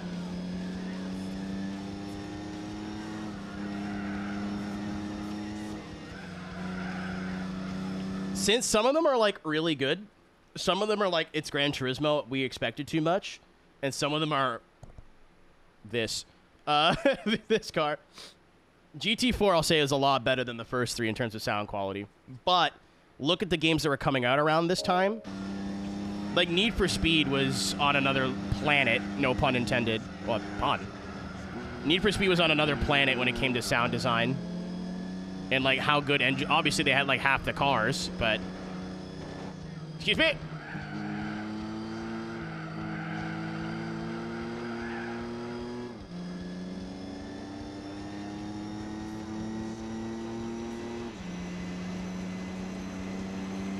And this is the racing exhaust as well.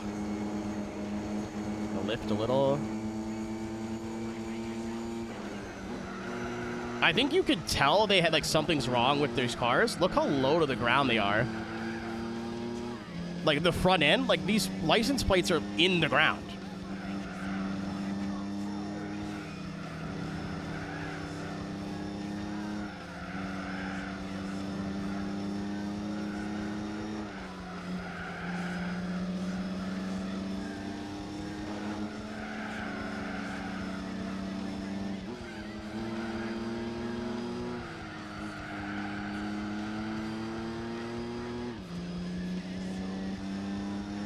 Car having fun.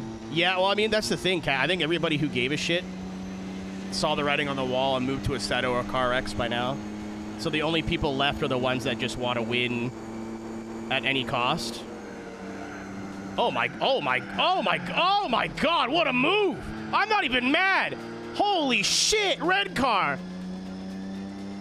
Holy fuck! He's gone! Oh my God! What the fuck?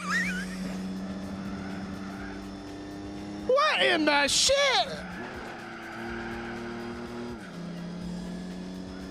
Look at the gap! I mean, I know I balls the corner up, but like...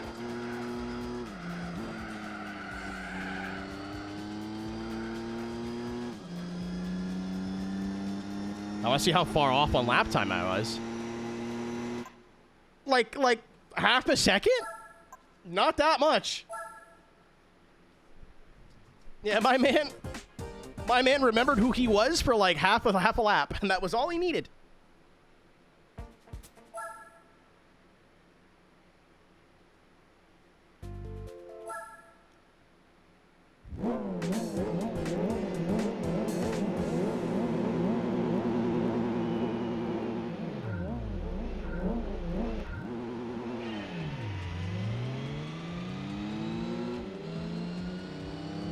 Oh yeah, this is turbo bugged. I'd argue this is the most bugged thing in the game.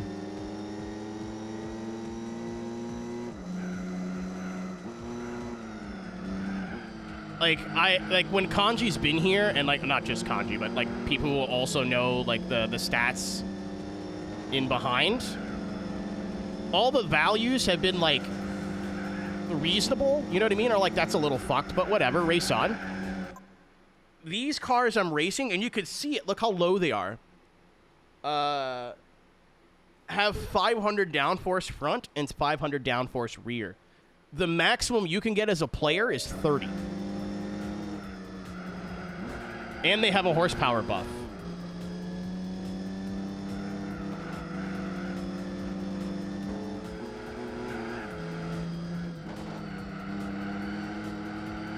So I'm on racing slicks with downforce because I like did the wing thing and a little bit of extra power, and I'm still like look at the front ends between me and this guy. Like that car is on the ground, and I've lowered this. Yeah, I think someone said earlier that 500 front and rear is what the Formula 1 cars in this game have. It's fucked. In terms on pure value, I think this is the most bugged thing in the entire game.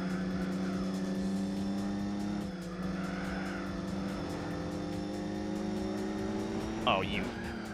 I knew you were going to do that, but I fucking went for it anyway.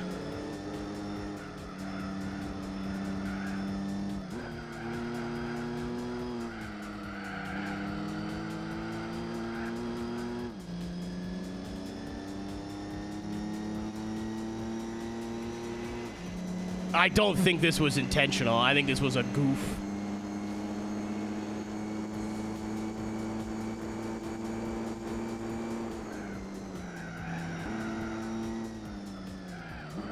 To other events? Maybe not to this extent, but yeah. The difficulty in this game has been very inconsistent. That's probably the one thing that if I have to give a review, that's going to be one of the big negatives, is that if you want to go in this and have like a reasonable challenge, I get that the AI is like incredibly primitive and like whatever, but some cars being upgraded and other cars being not, and there being no real way on paper to know which is which, makes this game really hard to self-balance.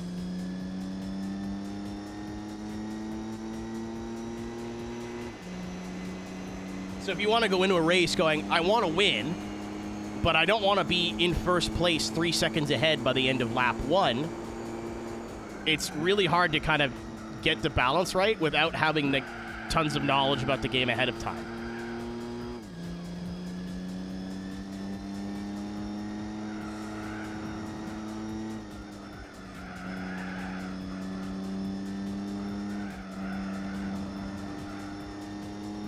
Because if the AI don't have a buff and we're all driving the same car, I'm gone. I'm out of here. Or similar cars, I should say, like same class. Like I will win, no question. So this, at least, is like, I have to pay attention and I gotta work for it.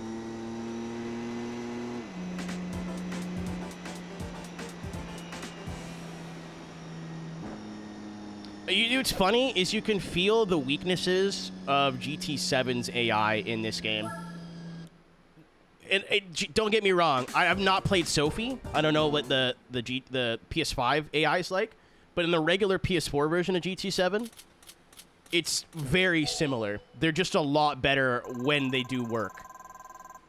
Like if you are side by side, door to door in a corner, they are a lot more they acknowledge a lot more of your existence and like give you room and whatever. However, there's so many times in GT7 where the AI has been like, a car length away from the outside of the track, and I'll try to pass on the outside, and then they just start moving over to, like, get ready to arc the corner. And if you're not side by side soon enough, they go, yeah, I know what is here. Bam! Like, it's... Which is the same thing in this game. It's just 1,000 times worse. They will give you room if you're door-to-door way before the corner. And even then, sometimes they don't. Like, they don't update fast enough. You know what I mean? Like, obviously, they're a little slow, they brake early, whatever, but in terms of just side-by-side racing, when they acknowledge your existence, it's not terrible. That's just very rare. And that happens a lot in GT7, where you'll try to pass, and if you don't get side-by... Like, if you try to do this in a braking zone, they'll kill you. They're turning in like you're not there. If you're not side-by-side before the braking zone, they're not acknowledging your existence.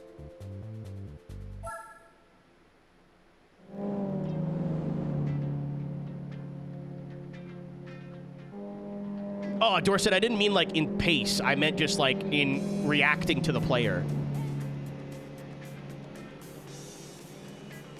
Like, that's my biggest complaint about this game is the difficulty being inconsistent unless you're a ball knower. Because then you'll know. You'll know, like, oh, the cars will be modified for this, so I'll bring something in that's, like, got tire grip but no horsepower, so we'll even it out, whatever. If you're, like, a new player... or like me, where I don't have encyclopedic knowledge on Gran Turismo 4, it's very difficult to try to make the races competitive but fun. Whereas in something of this era like Forza, where you had the PI system, and the AI never upgrades their cars, if you see a Opel Speedster, and you show up in an Opel Speedster, you and the AI are even. Now, are they using... traction control and ABS, and that kind of gives them an unfair advantage if you're not using those driving aids? Yes. Forza Motorsport 2 and 1 specifically, that made a lot of the prototype races pretty difficult. And then there is the Bathurst, not Bathurst track, where the AI were just faster for some reason. Like, significantly faster. Again, I think it's a lot of low-speed acceleration, so if you're using traction control, you just win.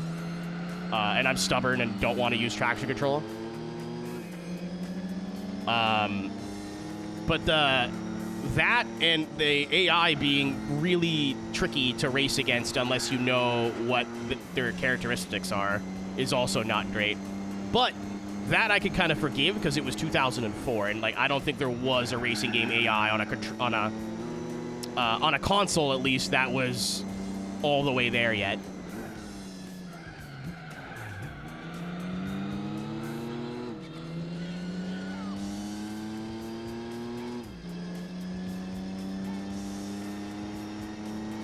Like, it's kind of unfair to be like, this AI sucks, but I guarantee you, if you played any other console racing game from 2004, you can probably make a similar, if not the same argument. Oh, I screwed it.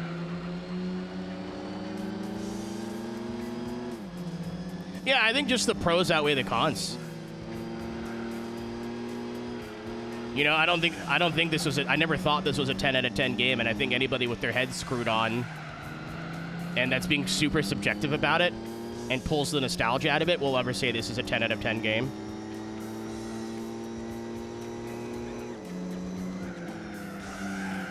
Like, there's flaws. It's just, there's so much good.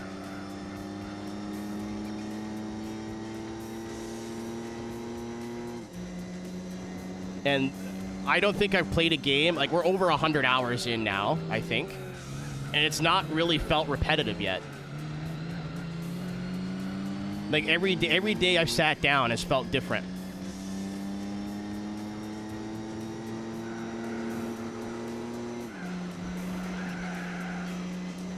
Also, like, I think you have to give this game its flowers for the precedent that it set. Nope. You're not even going to see me eat fence there.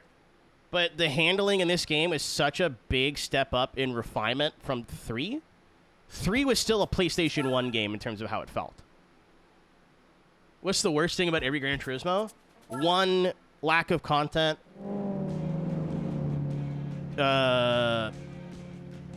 2 is hard. AI, probably same thing. Less of this, like, showing up to a race and the cars are way faster than you thought they were going to be. More just them absolutely not acknowledging your existence. 3 was just not done. The last 20 in-game hours of Gran Turismo 3 are, like, painful. Endorphin levels feel after last night. What does dolphins have to do with this? What do sea creatures have to do with this? Can I squeeze? That was a bit brave. No! No! It's blown out of proportion, Mad Bull. It's not that bad. By cheating, they mean cars that aren't supposed to show up in certain events show up. They're still fucking super easy to beat. I never once, other than the license tests, had trouble in GT2. It's way blown out of proportion.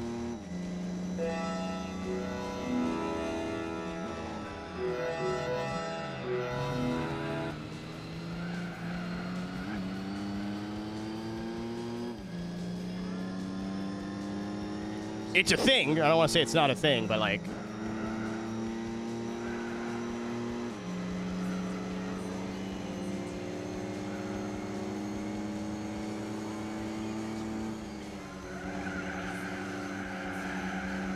I played 1.0 GT2, I'm pretty sure, and like, I don't remember points where I was like, what in the fuck are we doing?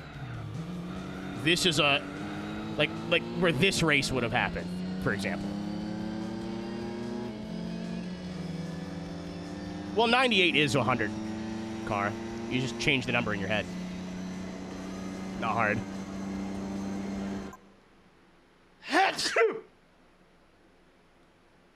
Heavens.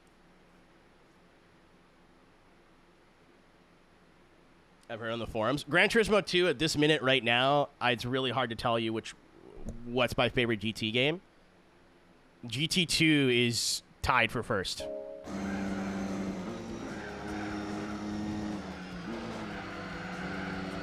Like, this game's great, but this game is like the first Gran Turismo of Gran Turismo as we know it now. You know what I mean? GT2 was the best version of the first 3.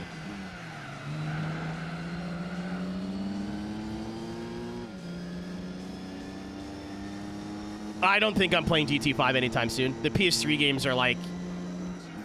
I have no nostalgia for them, and they're all just as much of a slog as 4 is, so... Or they're just as long, I should say. I cannot see myself playing the PS3 games in the next 5 years. Maybe that'll change. I don't know, but... I have absolutely no nostalgia for 5 and 6.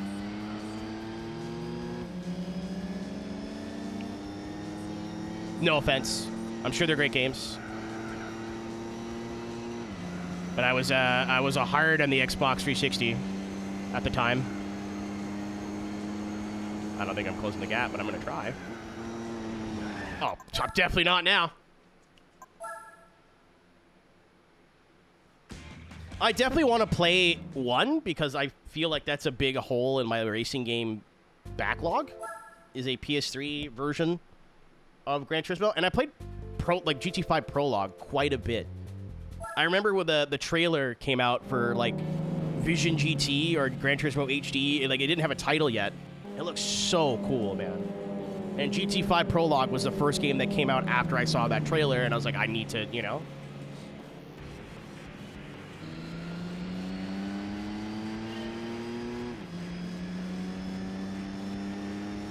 I've played them both. I've just not, like, played them, you know? Like, I own both copies. I played them at the time, but, like, I think combined, I probably have less than 10 hours in 5 and 6.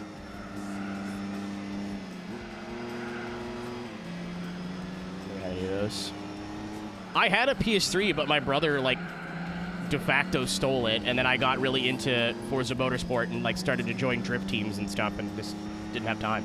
And it doesn't help that the drifting in Gran Turismo, even to this day, is, like, really weird. Again, like, the tire model in low speed just is very strange.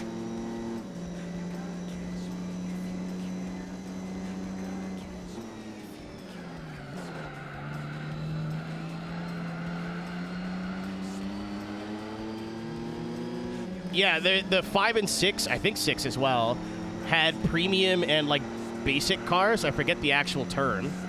where some of them would have like updated interiors and like newer models, and some were just ripped right from GT4 and put like in the modern game engine with modern lighting and stuff. Premium and standard. I feel like to have a game with 1,000 cars, if you're playing in chase cam, it's yeah.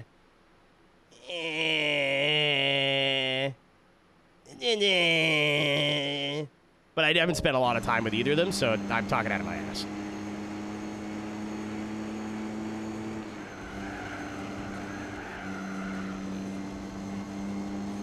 And that's probably why people look back on this game super fondly, because I think GT4 was the best modern Gran Turismo in terms of like car handling, quality, graphics, sound, single player, obviously like the online. Nobody had online on PS2. I mean, maybe you did, but it was very rare. Oh, there's a corner there.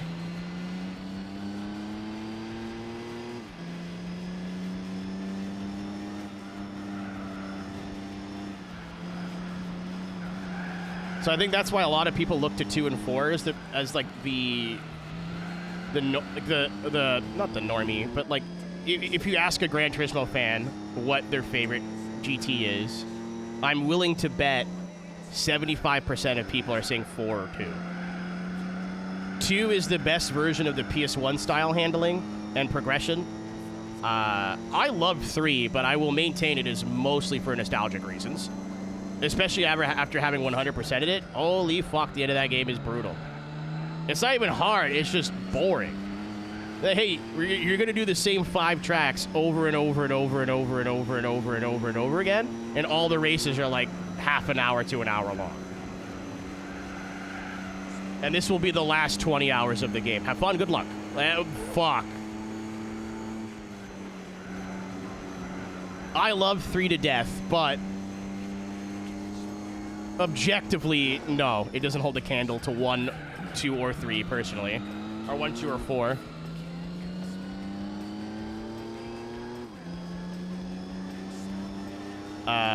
4 is like, if you've played 2 and 4, and I didn't know they were the same franchise, they look and feel like totally different games.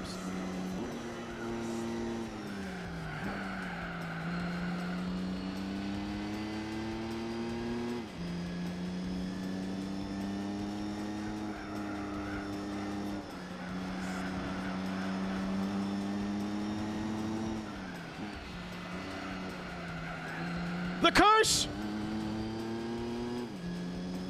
Start at 3, it's brutal. It's not too bad. I can't really compare it to this, because this game I got 100K just given to me, and I did all the license tests first. So I had cars and stuff in the bank.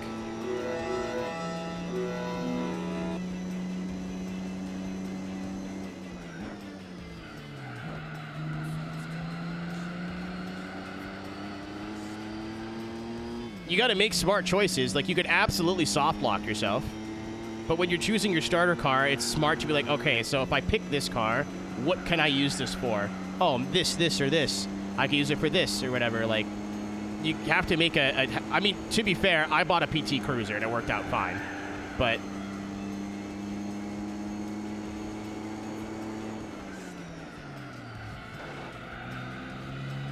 no way.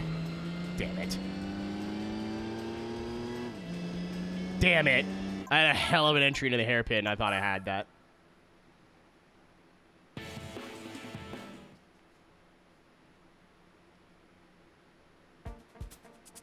We're still doing, at this point in time, we're still doing an endurance tonight. I have to do one. There's so many. There's an overwhelming amount.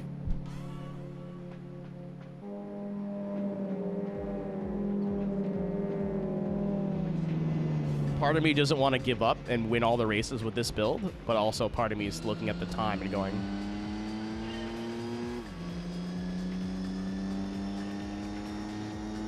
I'm going to make an attempt to lock in here.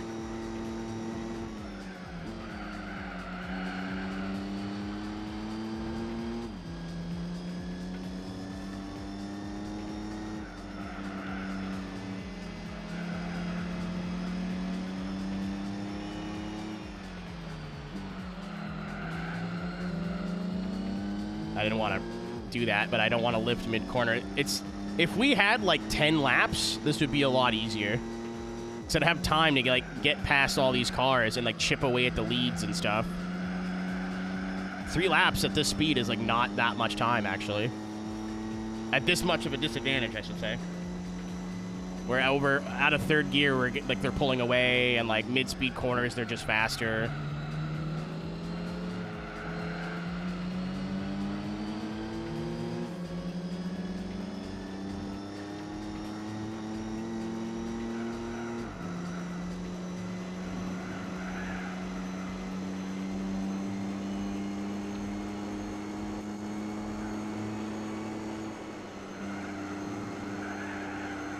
But, like, there's stuff mechanically that you can do in this game that...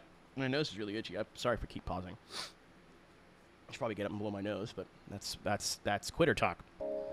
There's stuff that you can do in this game mechanically that just does not work in 1, 2, or 3. Like, half throttling to kind of move the weight from one side of the car to the other is, like, not a mechanic that really works in the older games. Like, the suspension technology and, like, what they were able to simulate with suspension and weight transfer in 4 compared to 3, 2, and 1 is revolutionary.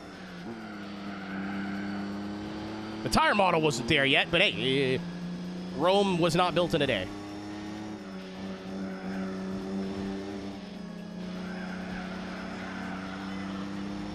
Yeah, even 3, it was like faster. Oh, well, that was rude. Even 3, it was faster just to oversteer through some corners. Like, slide through the corner, you know what I mean? Like, true arcade style, like... This game, you have to treat it like it's like a sim. Like, you can't be a bonehead in the middle of the corner or you'll slide and lose time.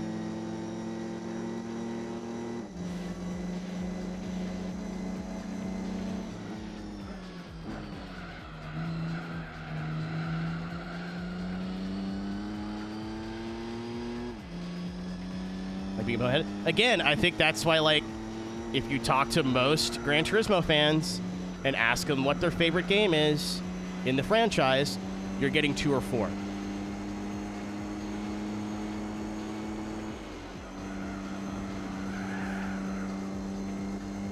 If you put a gun to my head right now and told me to pick my favorite of the first 4, because I don't... I played Sport in 7, but I could tell you, out of not counting 5, 6... Sport and 7 are my least favorite. Not because they're bad. Like, I enjoyed my time with 7, and I enjoyed my time with Sport for what it was. But... You know, just not the same thing. Even 7, where they're like, we're going to give it a career, and, like, it's the most linear progression. You know? Like, it's very linear. Maybe kids, the children, will disagree with me on this, but once you've beaten Gran Turismo 7, there's no need to go back through it. Like, I don't think you're going to have people doing Gran Turismo 7 playthroughs in 5 years from now. You know what I mean? What's up, Frag? Like, it's great. I enjoyed my time with it. No replayability. Oh, see you later. Oh, all of them!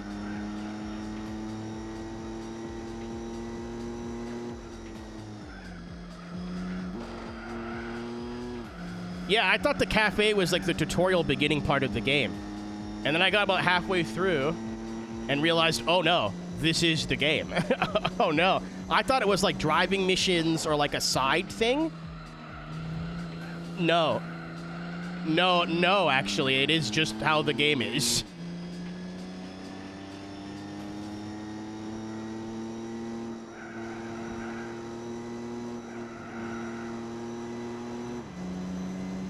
Better see it. I barely played online. I still like GT7 for what it is. It just has no... I'm going to play through this again in 5 years to relive this for me. Like the first 4 do. Like, I think I can go through and play through... Maybe not this. Maybe not 100%. But I think I can go through and do, like, challenge runs or whatever of Gran Turismo 1, 2, and 4 anytime and enjoy it.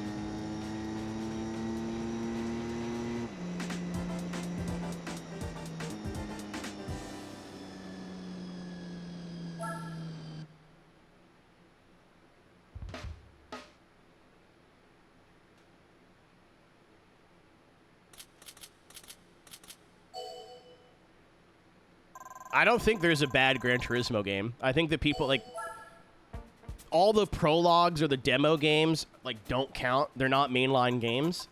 And people say that Gran Turismo PSP is shit, but I think you have to view it in the lens of how somebody would have viewed it in, what, 2005? Of, holy shit, Gran Turismo 4 on this. Like, it's not the same game, I understand that. But still, I could play Gran Turismo 4 while I take a poo-poo.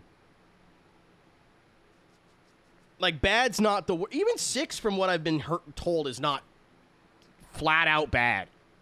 You know? Like, not as good, sure. Bad? I'm not really in a position to say anything, but the weakest entry, the least good, like, sure, that's fine. I'll entertain that, but bad? Like, actively stinky poo-poo? Like, I don't know. I will maintain saying it's bad is the easiest way to talk about it quickly, but...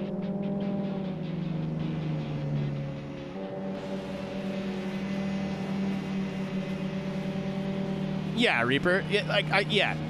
That's what I mean. I don't think there's like a 3 out of 10 or a 4 out of 10 PSP Gran Turismo game.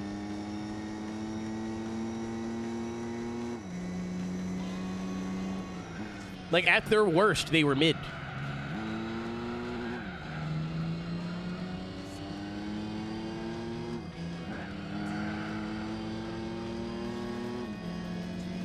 Like, this game right now, if I'm allowed to give decimal points, is an 8, like an 8.5.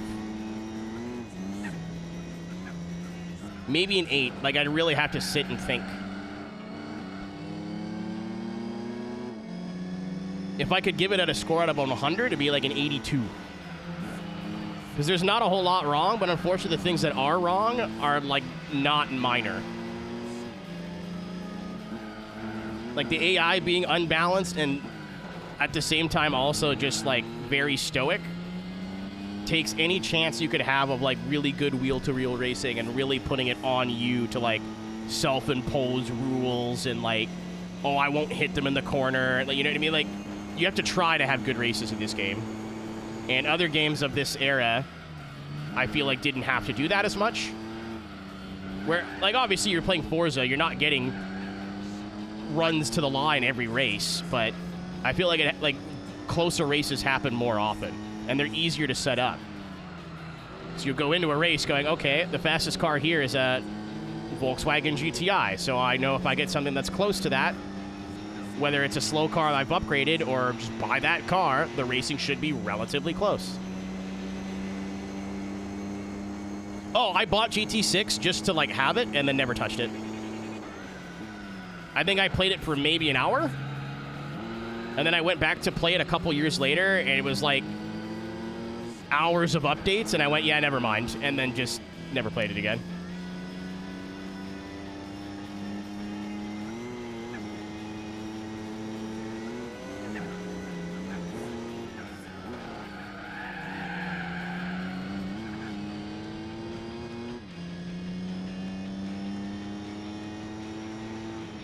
Yeah, Reaper, and if you were multiple years behind, it was even worse. Like, when I factory reset the PS3 that I had that I sold a couple weeks ago, it took all night. It took 8 hours. And it wasn't just like, you know, like me, like, sorry, I'm in the middle of doing the 3 things at once. It wasn't me being in the middle of, like, doing it and then letting it go overnight. I mean, I sat down, it said estimated time, like 6 hours, 46 minutes. And I was like, oh, there's no way. And then I came back to it in 46 minutes, and it said 6 hours remaining. I was like, oh. Uh-oh, that's not great.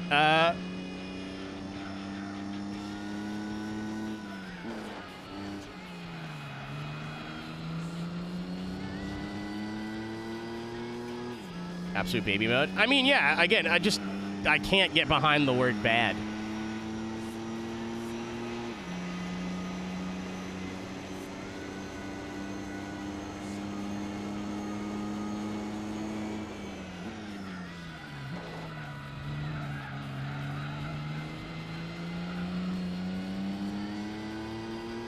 I almost want to say the same thing about Motorsport 5. Because I think if you played Motorsport 5 in a vacuum, it wasn't like the worst game ever, but also the AI were broken. There was no content. Tons of features were stripped. So I remember I did like a very de facto review on Motorsport 5 at the time.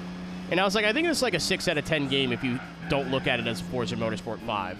But if you do, it's so much worse. But even thinking back to it, like, it wasn't really...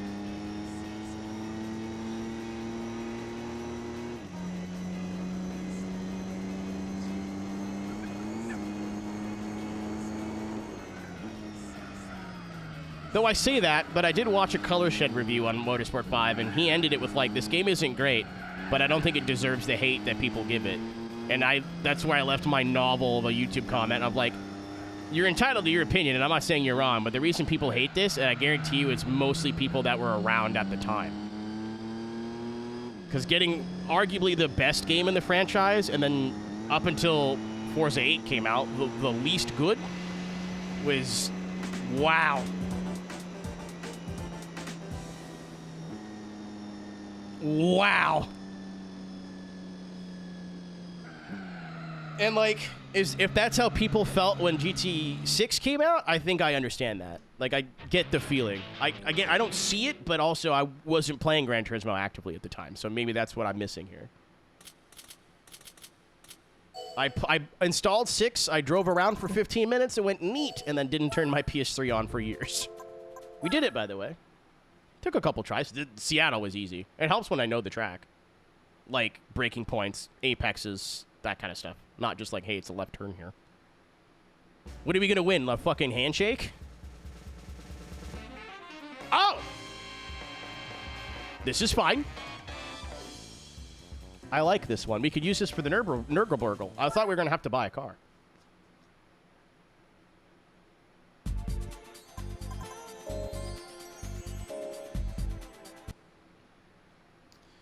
On that topic...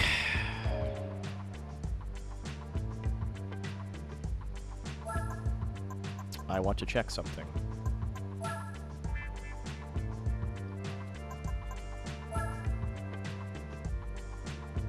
Like, could I have put a big fuck off turbo on that car and did all those races way faster? Yeah. I had fun doing that, though, so. It did not. Yeah. I was gonna say, that's what I mean, though. Like, being like a day one player of 5 and loving 4, did that make us hate 5 more than it deserved, you know? Yeah, it's really funny. Like, I have friends that are just getting into like Horizon 6 and they've never played an old Forza game, and they're like whatever. They said this and they're not going to do that, and like they said they're going to change this and they actually didn't do that. And I was like, yeah, first time. They've been doing that since 2008, man. Oh, that's not that expensive. It'll eat tires. It'll chew tires. It will consume rubber. But that's not as much money as I thought it was going to be. This would be the good shout. This would do nothing. Nürburgring 24 hours, what I'm thinking of, by the way.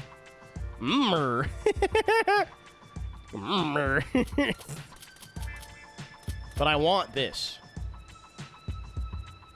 This is a cool car. I love it. I've never owned it in this game. And it's like, when I think of GT4, I think of this car. So I don't know. Maybe I'll just pick the worst car because I like it.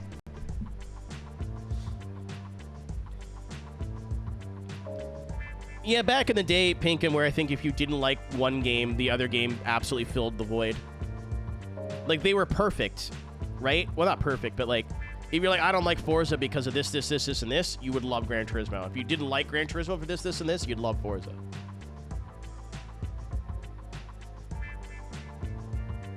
A car, I will say, again, like, I have a bias.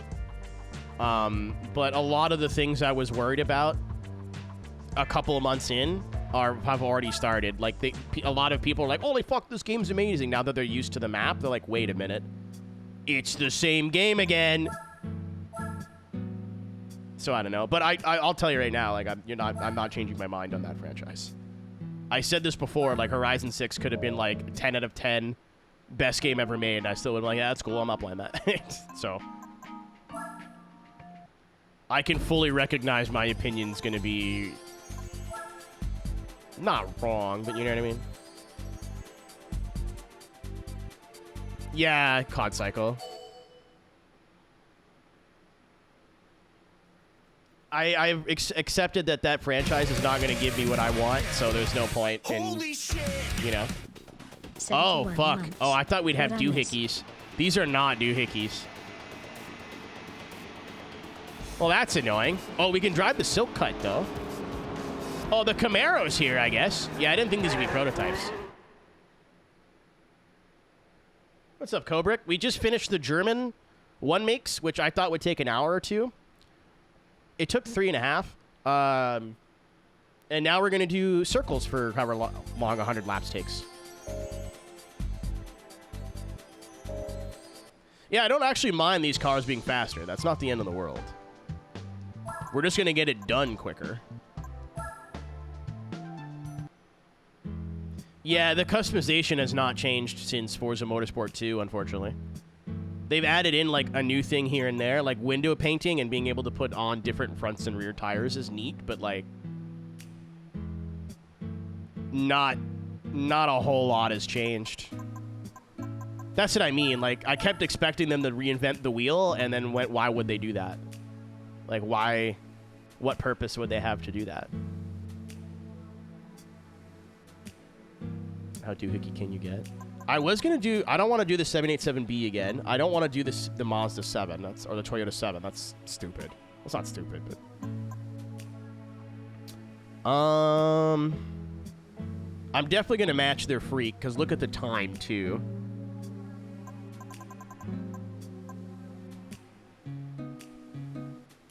Yeah, there's been, like, no... I don't want to spend too much time on this because I have nothing nice to say. There's been, like, no improvement, just adding on. And, like, one or two things here and there.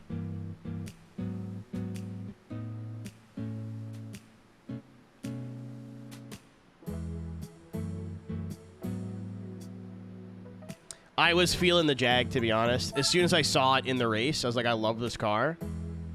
It's a Team Rick reference as well. We did Jimmy Broadbent's 23 Hours of Zolder in the LMP2, like the old one, like the Acura, and it was the Rick Cut livery.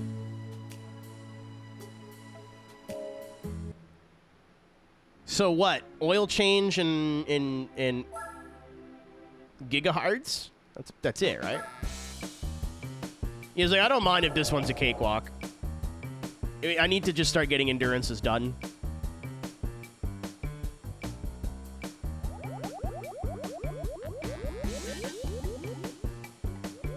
Slick Rick would have been funny.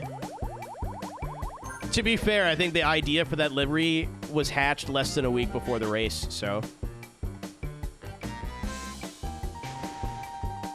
Rick Cut made sense at the time, but Slick Rick would have been way funnier.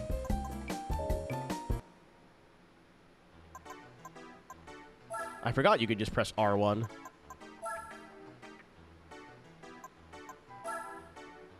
It was R-Dick. Which was even funnier.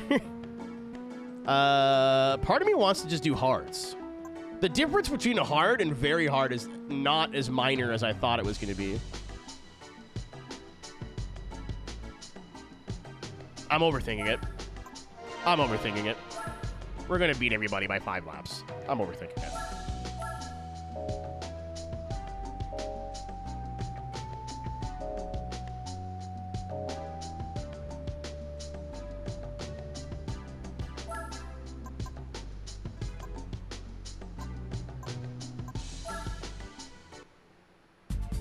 I was like, how am I going to make driving around in a circle a little bit more fun? I was like, you're not. And I just picked the hardest tire. And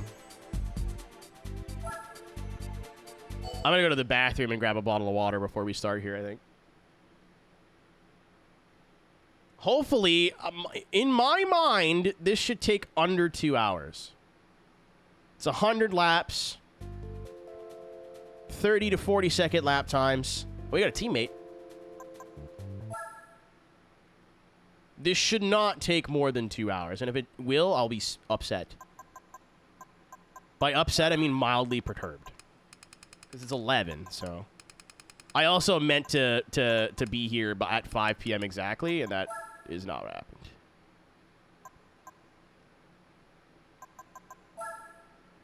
Oh, I was just curious. I didn't know there was 2 Pescarollas. I want to use one for a race. I always thought those cars were so cool. Seeing the Group C cars, like, oh yeah, that's okay, whatever, who cares? Seeing them in fucking here was sick. I'm gonna go pee. I'm gonna run an ad stuff while I'm gone, but I'll be... I think we're good to go. And the ad break is finishing now. Perfect. All right, let's see what happens. Again, I'm thinking probably 90 minutes is my guess. I used to, in Gran Turismo 3, this was my favorite event, by the way. I did it with one of the Formula 1 cars. I don't remember the chassis code. But I did it with one of the Formula 1 cars, and I knew, obviously, in 3, you just spank them, like it's busted. But I would challenge myself to, like, get better total times.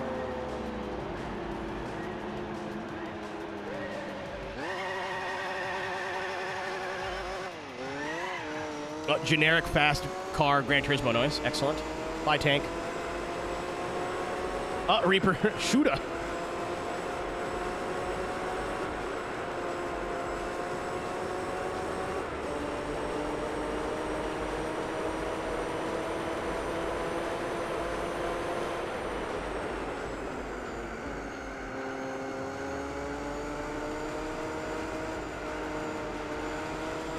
It doesn't like that whole turning thing very much.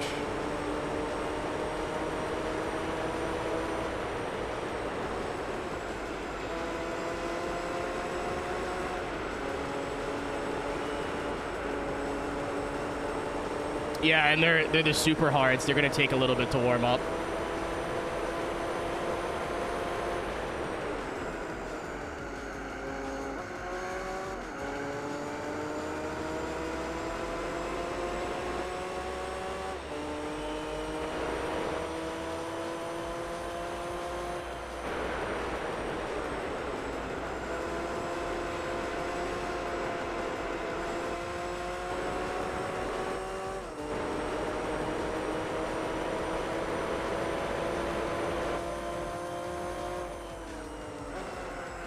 Yeah, I don't have any flat fucks yet, unfortunately. I only have Group C cars, I think. I don't have any squishy boys yet. Yeah, Saturn, I was thinking about taking just hards. And then went, why am I overthinking it? I'm going to win by 3 laps anyway, and then just got the cheaper tire.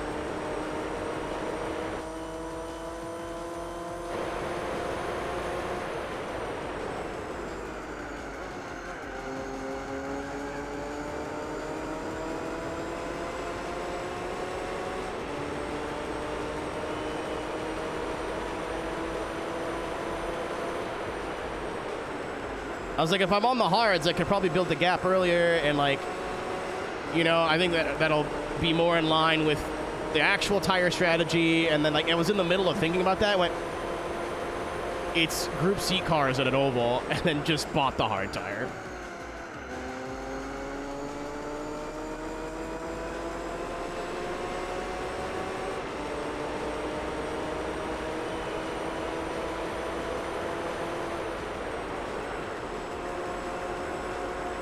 Right front's warm now. You know what I should have did? Actually, brake bias all the way to the rear. Or like a ton of brake bias to the rear. It would have helped maybe with the understeer. Again, I don't think it's at all necessary, but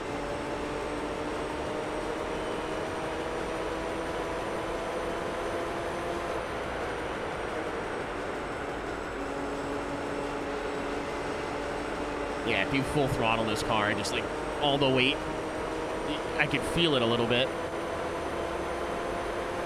I could feel it just go, you know what I mean? And the front end just stops functioning. No, Mike, I've only done one endurance race, and I'd really rather not have to do all of them one at a time. So I'm trying to kind of get them done as we go now. We're done Germany. So we're done the... we still need to do UK and the US and Japan, I believe. And Korea. But we have a lot of endurances left, and a lot of them are, like, longer than I anticipated. Like, I knew the 3 24-hour races were in the game. I didn't know there was, like, a 9-hour race, an 8-hour race. I thought it'd be 2 or 3 hours, and then the 3 24s, and that's it. No. No. So I'm like, unless you want to do all the endurance races one at a time in order, you better fucking start now. So that's what I'm doing. I'd also like to do the extreme events last, and then do Formula GT as our, like, finale. So if I want to do that without it being super, like, mediocre at the end of the game. So yeah, I'm getting some of the shorter ones out of the way.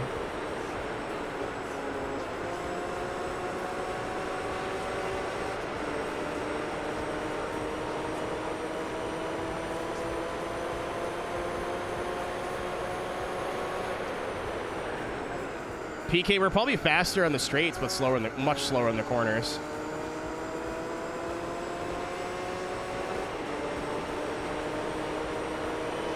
$30 minutes? Even better, dude. I thought this was going to take about an hour and a half. That's awesome. Also, that's good for money. Well, not really. You can make so much more money way faster. But this is what I used to do. Oh, 50, okay. Yeah, that's about more what I expected. That's still under an hour. And the times are going to fluctuate, like, once the right front starts to die. Which should be... We're getting there. I'd love to make fun of you, but as we found out yesterday, my worst grade in high school was mathematics. And it was a 67. So that's... I'd love to make a joke at your expense, but... I'm not good at math either.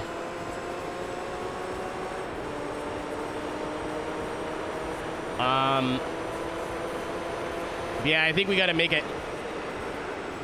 a point of doing like one endurance a week at least now.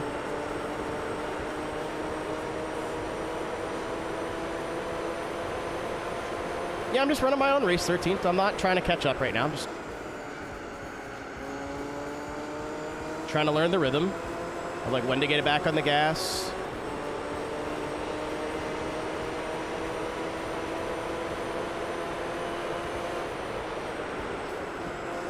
I have a 39001 PS2, so it's the big one. It's the second newest fat PS2. I went through a lot of trouble to find this specific model. My 3000 just died. Like, in the streamathon, it died. You guys watched it happen in real time. The model after this, I forget the number, the 5001, has a fault with the laser, where if you put in, like, an old disc, like, it's apparently the best, like, CD player, like, best laser CD combo out of all the fat PS2s. Oh, Walt. But if you put in like a shitty disc, it will overspin it and wear all the components faster. And then PS2 Slims are software emulators for PS1 games, not hardware. And they have the same issue of they could burn out the lasers. So I bought this specific model to be a PS1 and a PS2, and it's the best version of both. You did not ask a long, complicated question, but you got a long, complicated answer.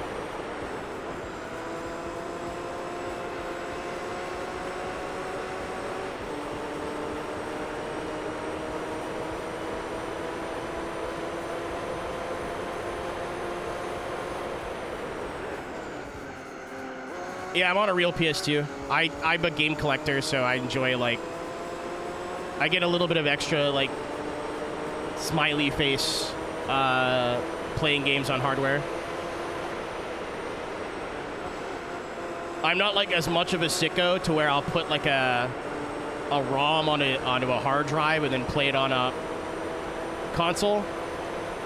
But...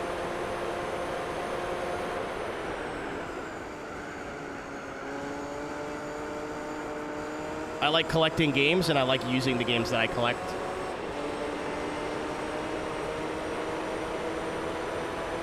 I guess the tire's warmed up for the Sauber. They're gone.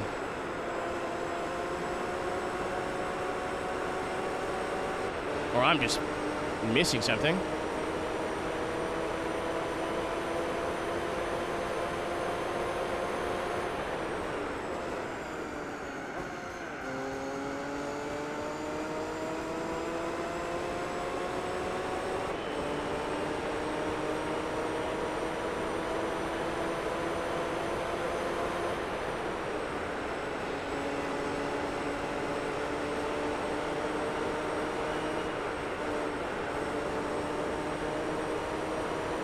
Yeah, I'm already getting right front.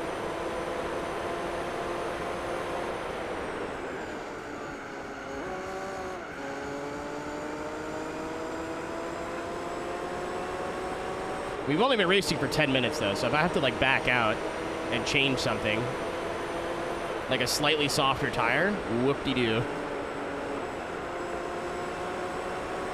Not a huge weight off my back.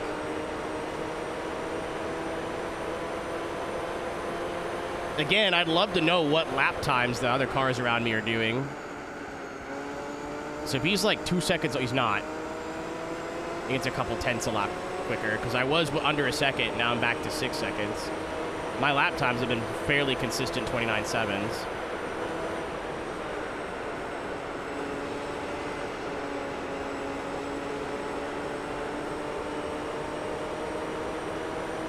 Doesn't help I keep screwing up turn 2. Yeah, probably high 28s.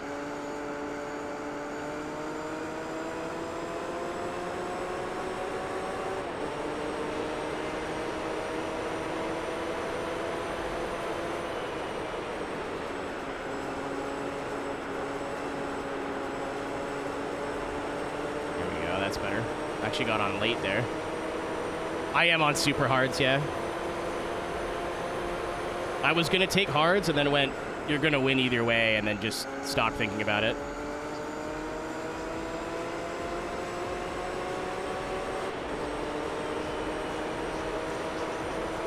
I'm throbbing, yeah.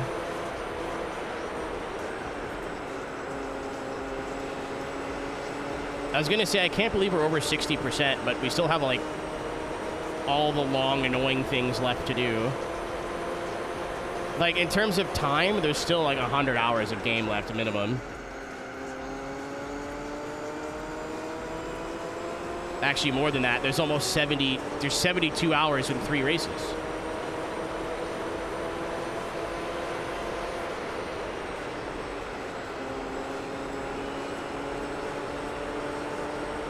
We'll probably have to pit around lap 40?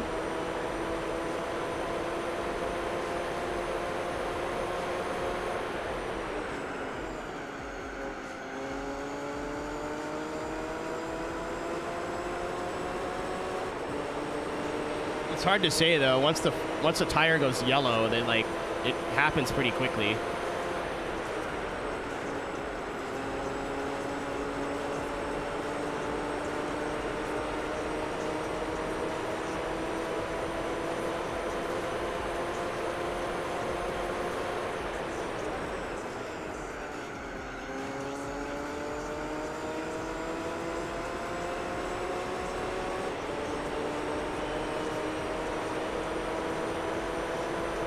I don't think the car is getting faster. I think I'm driving better. I didn't, T-Bone.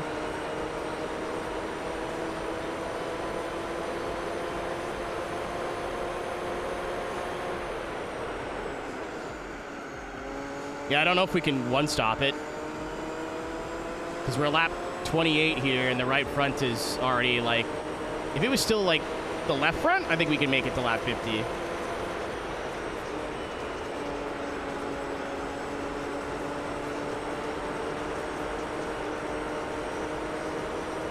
Collision. I'm okay with it. Like I said earlier, I don't really watch anymore, so I don't care. But yeah, thanks for asking. Chat. If you don't want spoilers to AEW Collision in chat, speak now or forever hold your peace.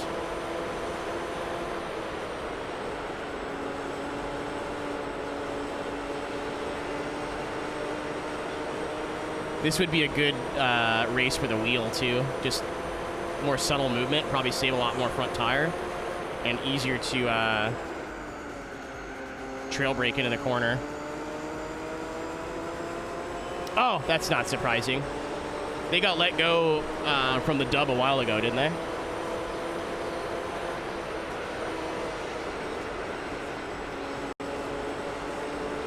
Yeah, what Reaper said.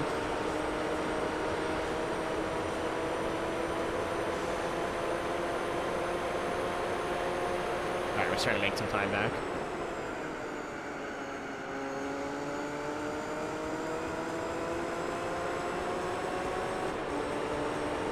I have a question. What do we do tomorrow? Oh, I have an idea.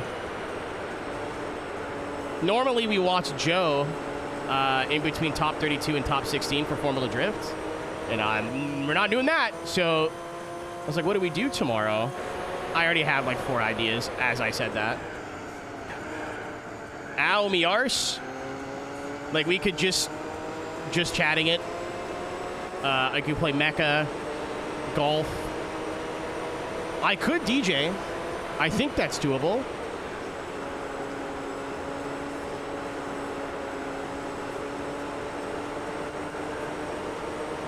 I DJ from like a totally separate computer now, but I think I can like just send the feed in how I used to send in the feed for my phone.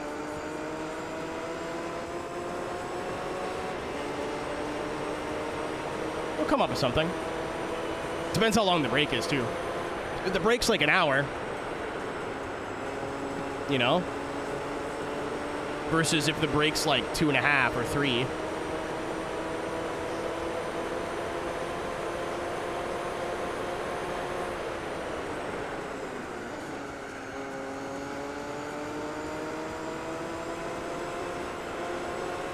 Video submissions? No. Too late to... No, not really. All I have to do is enable the channel point thing.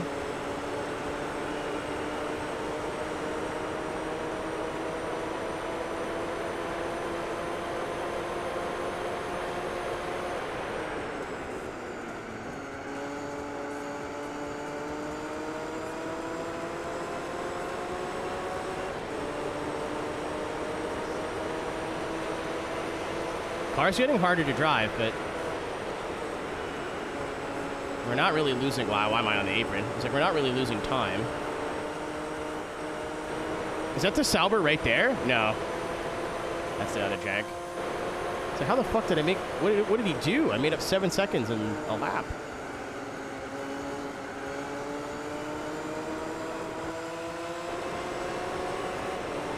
So I thought I made a mistake or something. Yeah, I don't think I can...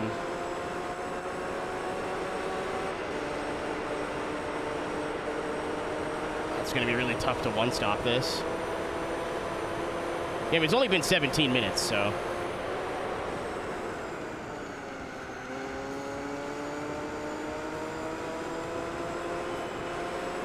Go on, Tiger, like you're late for a mouse. Fucking saying we're on, lad.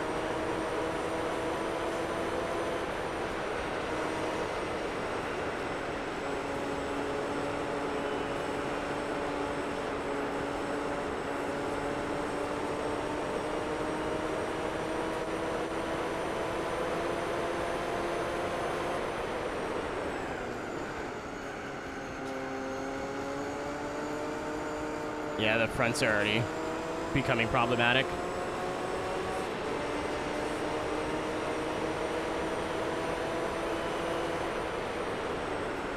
I'm gonna back up my entry to 3 and 4. I was really hoping the Sauber would have pit by now, but this is, I'm getting worried.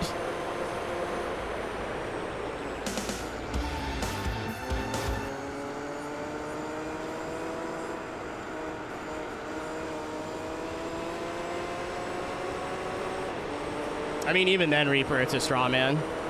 So, whataboutism? If my grandmother had wheels, she'd be a bike.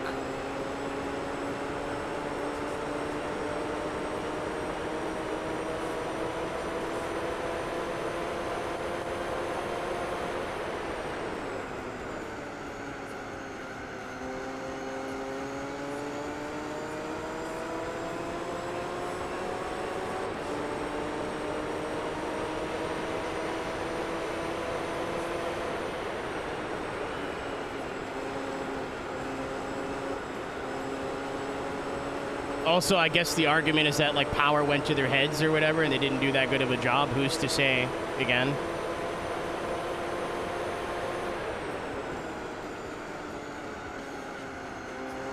If I can still run 30s, I think we're okay.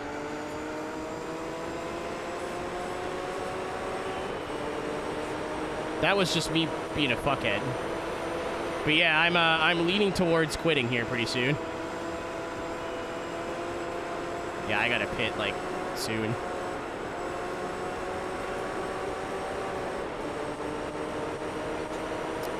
Yeah, he'll have to... If I could stay out till lap 50 and not get passed.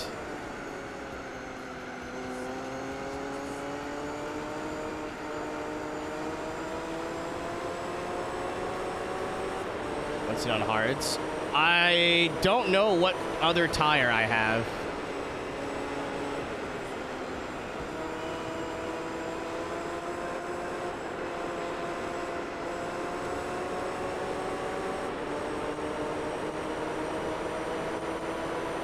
I don't know what... I think it would probably be a medium.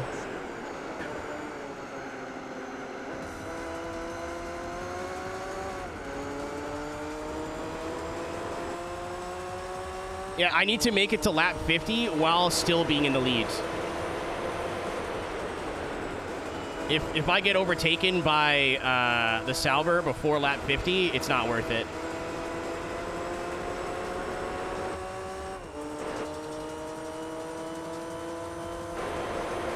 Yeah. I'm willing to stick with it and be wrong, Reaper. I'm just curious now. I think it will be quicker than I was on fresh tires as well, because my head's been somewhat removed from my ass. These lap times aren't great, though. The 787B is also due for a stop soon. I don't mind if he passes me, because I can get it back. No, it's a Pescarolo and then the 787B.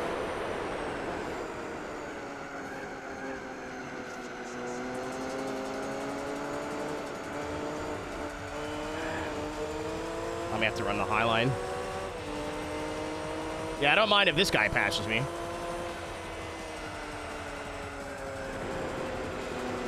We were both on dead tires. We were both due for a stop. He's just throwing it into the wall.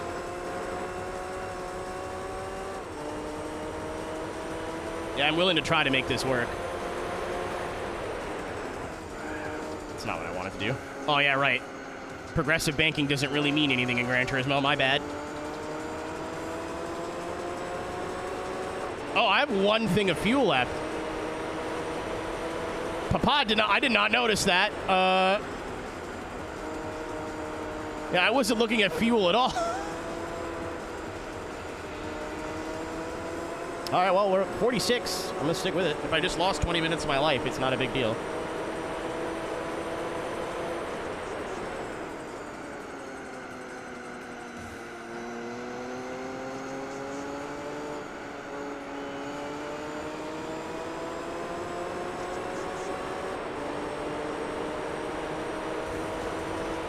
Well, I got to make it to 49 coming to 50 at least. And as long as the Sauber does not overtake me, we're good to go. I think I can drive around the Mazda. So I think I was way more than 6 seconds ahead when my tires started to fall off. Obviously, the longer we stay out, the more time we lose. But if we're both on a one-stop, I still think I can take him.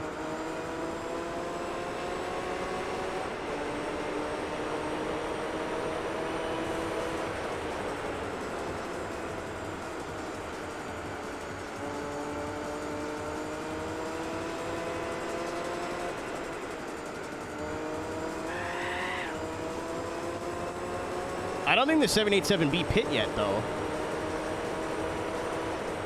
It didn't.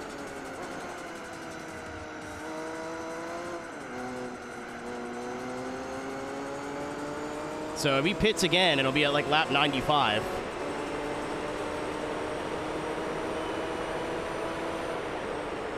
All right. I think that's the Sauber behind us. Yeah, so box this lap. We'll have dead fronts on the last lap, but I think we're okay here.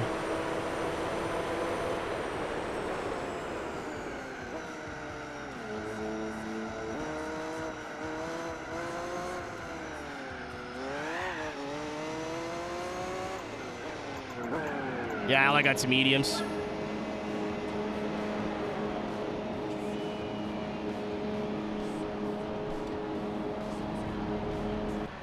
If we had hards, that would have been something, but this is our situation that we're in now. Yeah, it's going to be under an hour. I don't care if this ends up being second place. We'll take the money at least. I'm more interested to see if this all works out now. I hope that was laps, not... No, I've just fucked it. I just fucked it.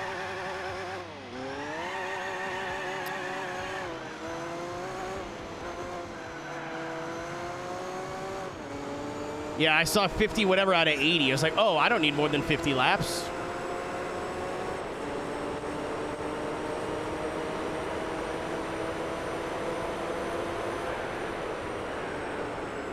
Yeah, no, we're cooked now.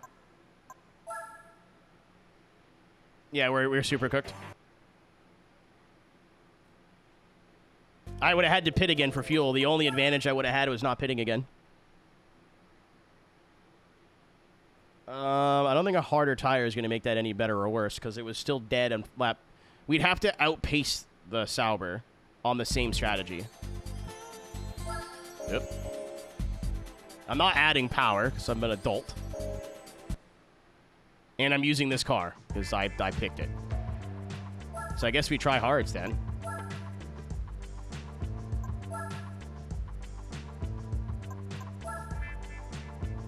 But if I do hard tires, we have to match the pace of the Sauber, and if I can't, it's not worth it.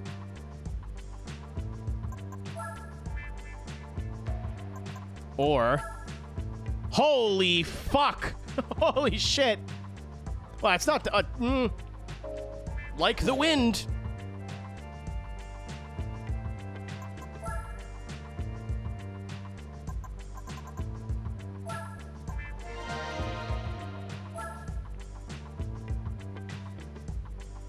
I was gonna say we can go like softer rears, harder fronts, but even then the rears were almost dead too. If the rears go, we have a problem. If the fronts go, car just doesn't turn. What's up, Scarlett? If the rears go, we'll spin and game over. No, it's not worth it, T-Bone. I was keeping an eye on the rear wear and it was not far behind the front, so that's... I think it only got better once the fronts got so much worse that I couldn't, like, go into the corner as hard. I don't think it's worth running an offset tire here. Again, if the fronts go understeer, you lose, like, seconds a lap. If the rear goes, in the tire model in this game, once you oversteer, you're gone. Like, on a dead tire. Once you oversteer, it's game over. A spin is going to cost way more time than understeer. Oh, I went too far.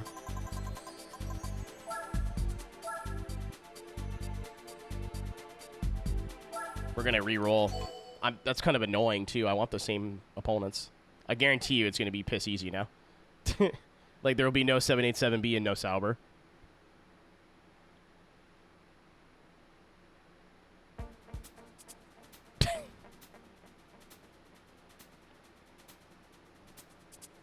I'm re-rolling. Fuck it.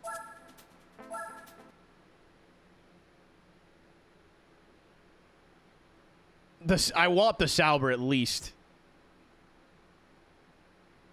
I didn't just back out to be like handed a win. No. No. Give me the challenge I came here for.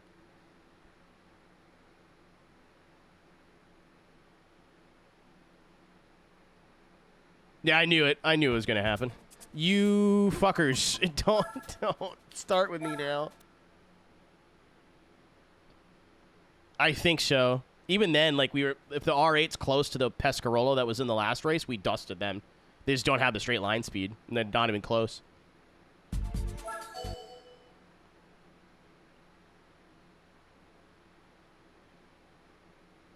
You're right, Lilac. You're so right about that.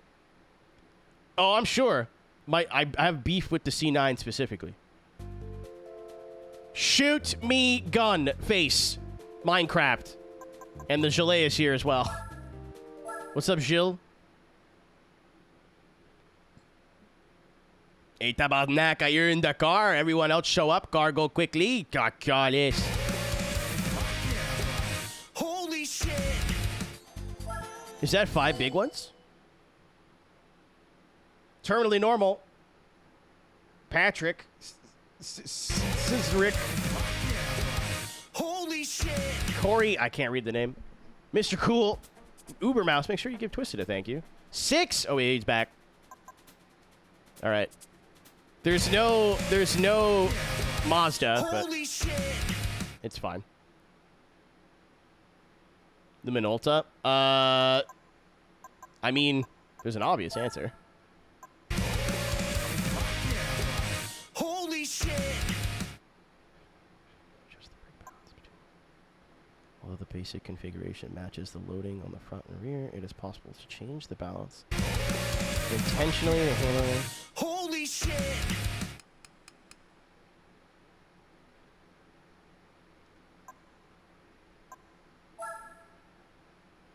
I don't know what any of those numbers mean, but holy shit!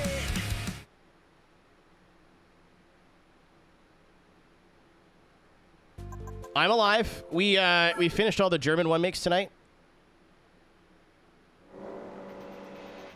This is the last thing I plan on doing. It's only under an hour, but we got halfway through and I fucked up fuel, and it was in the number was in liters, not in laps, and I underfueled by like half a tank. I had an idea, just the risks were calculated, but I was bad at math.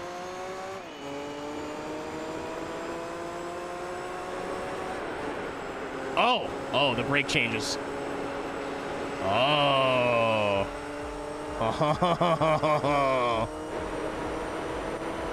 A present.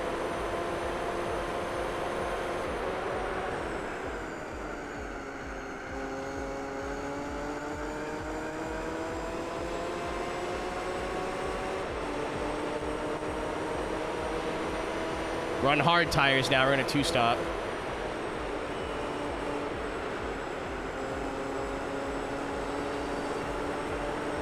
The rally stuff. What did they change? I already knew there was the like.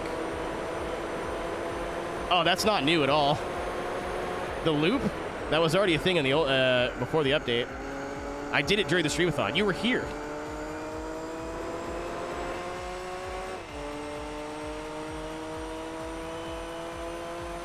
You were present for that.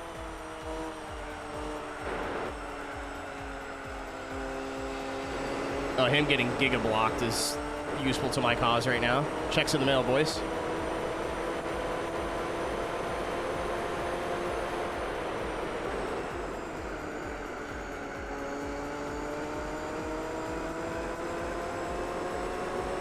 Yeah, the slightly softer tire, and I don't know if what I did actually made the rear brake like any better, but them both being at 3 was like not numbers I was expecting to see there at all.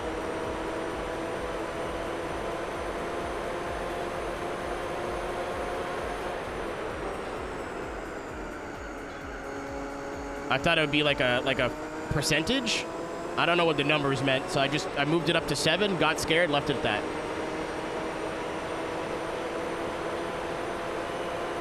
I absolutely could have did a one-stop, Rev. I think we had a chance in that last race, but I just underfueled it because I'm stupid. I think we were okay.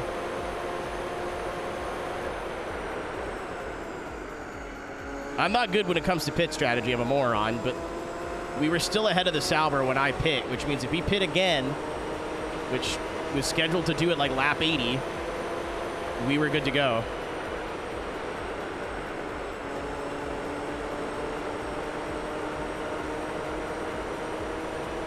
Accidentally. Me when I lie. Me when I tell lies on the internet. I accidentally almost went double the speed limit.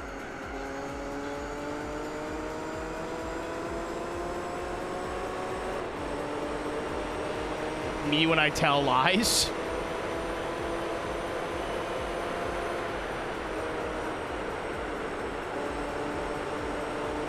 Oh, play. Okay. Yeah.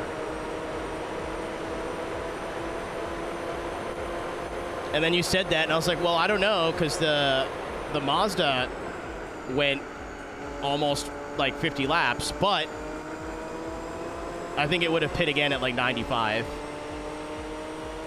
Yeah, we're like almost a second quicker. Or half a second quicker per lap. And we're pulling away. Yeah, I think hard tire was the move. But pay attention. Me when I lie on the internet. I can tell you right now, you know the difference between 40 and 90. There's about 30 mile an hour in there.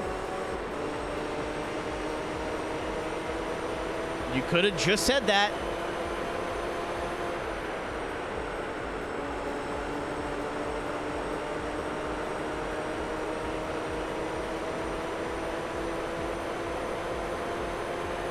That's 30 miles over the speed limit. That's not small. My point stands.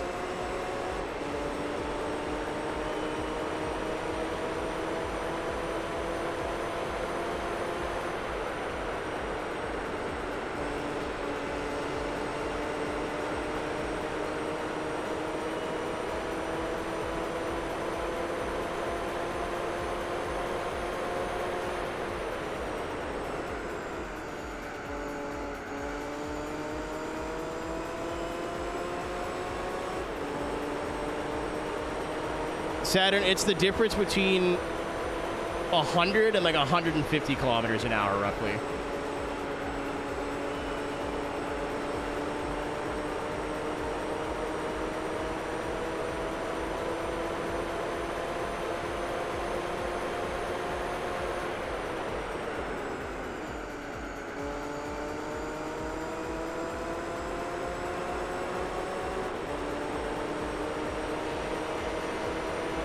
I just don't understand the lying about the story thing.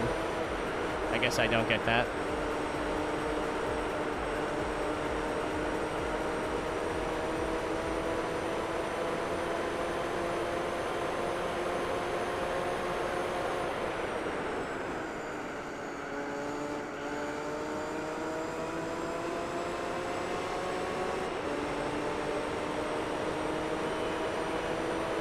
Sounds peaceful. It has like the generic V12 Gran Turismo noise, not derogatory.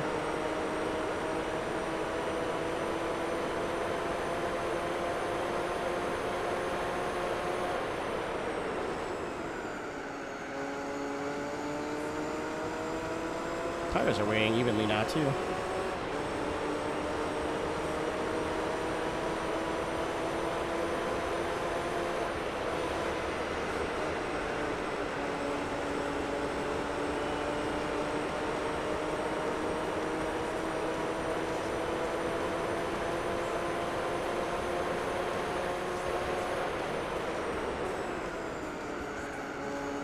Sir, there's a corner there.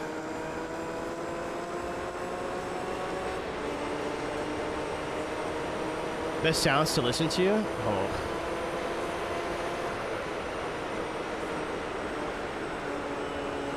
Is that it just in, like, car audio? Most Wanted? Maybe? I could think of games that have better sounding cars, but also those games have not good sounding cars. I can't really think of a bad sounding car in that era of Need for Speed. And even if they're not accurate, you know what I mean? They're good.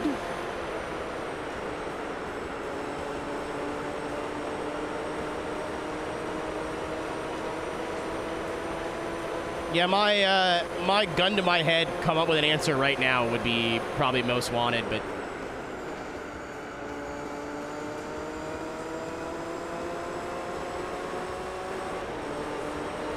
I was just going to use the 787B again, but I was like, that's boring.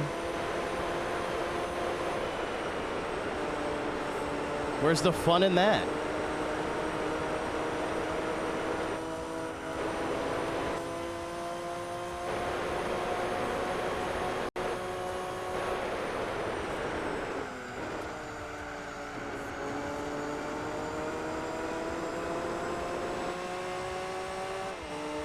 You better not be being mean about Mario Kart, because you're going to get ready to watch Mario Kart for like 2 months straight.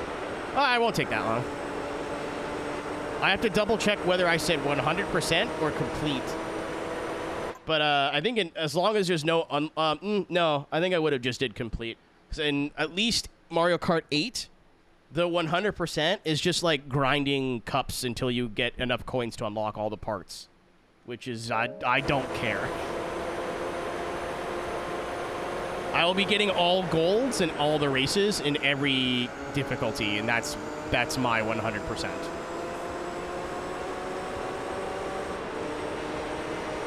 Yeah, Aaron, I think, thank God, I may have thought of this ahead of time.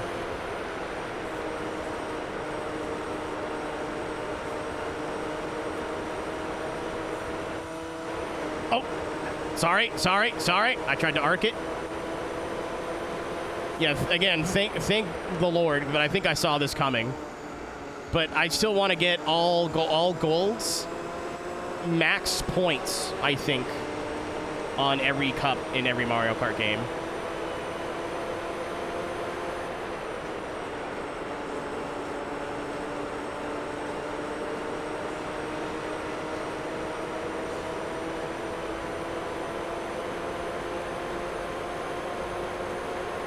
So, like, for Super Mario Kart, so I think the only challenge is going to be Super and Super Circuit. So good to me. That's why I keep you around, Synth.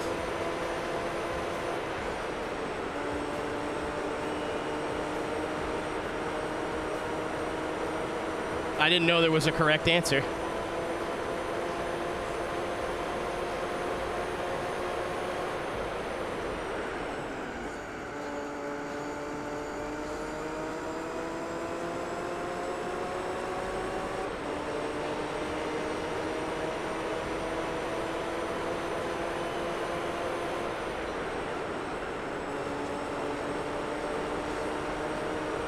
We're like almost on average a second a lap faster, remember? I think it was worth it.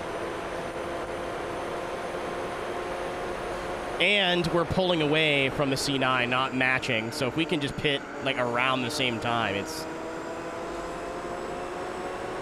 EZPZ. Also, if the tires last reasonably, there won't be as much like fall off, you know what I mean? Like we won't be going slower for longer. So I'll be getting off the dead tires faster than the C9 will.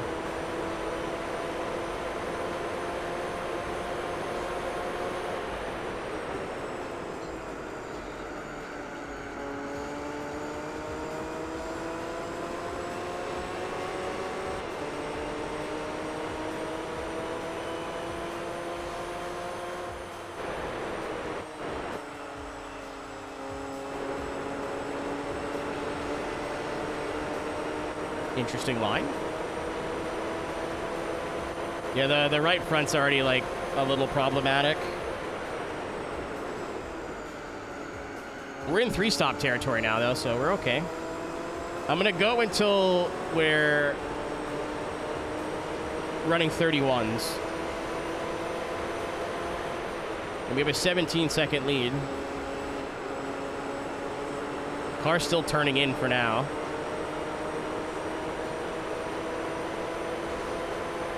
Yeah, I'm not gonna try to be smart with the fuel this time. I'm just gonna fill it every time.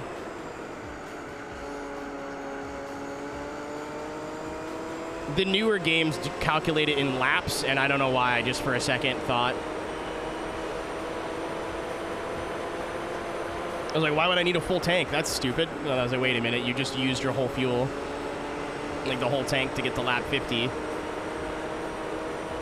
And then I could hear the fucking bump, bump, bump.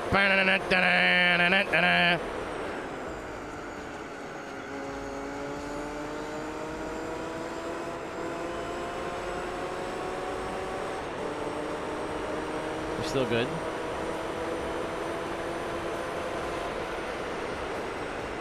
I need lap 32 I can pit.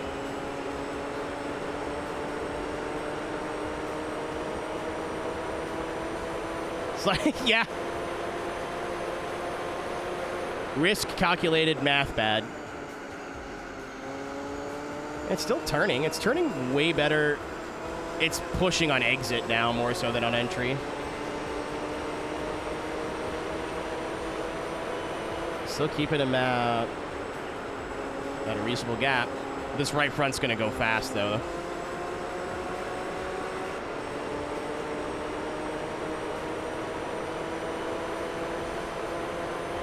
I never understood a standing desk until I used one at iRacing, and then I was like, I get it now.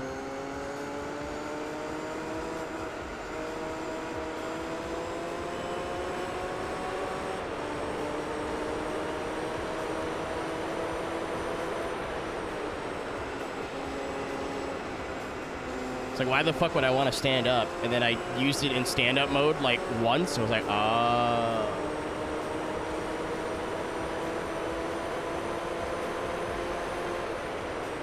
I have a very unique problem with my current desk setup that you guys aren't allowed to make fun of me for, because I'll get really sad. I'm too short.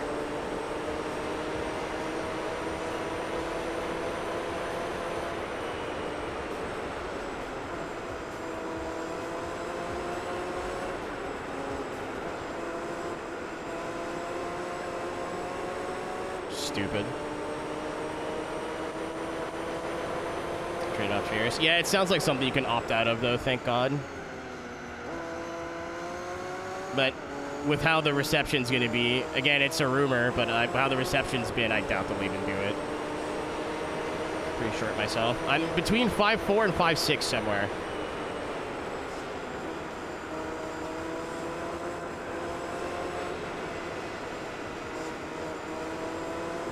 Yeah, when the right front goes, it goes. But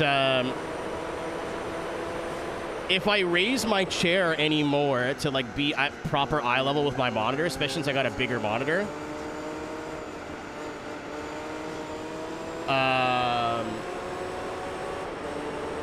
my feet don't touch the ground and I feel like a baby child.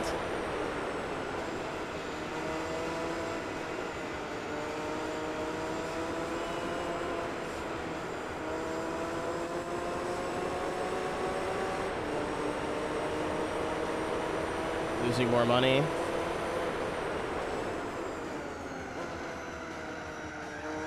Maybe this is a hot take, but I just don't give a shit about AI news anymore because it's never good.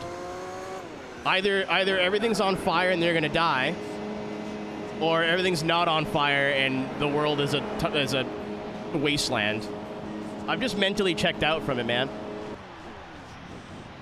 It's never good news, even when it is. You know what I mean? Either there's another fucking data center or whatever, or someone used Grok to Photoshop a penis on somebody. It's just never nice. It's never nice. So, like, following the zeitgeist on that is just exhausting. What's up, Nick?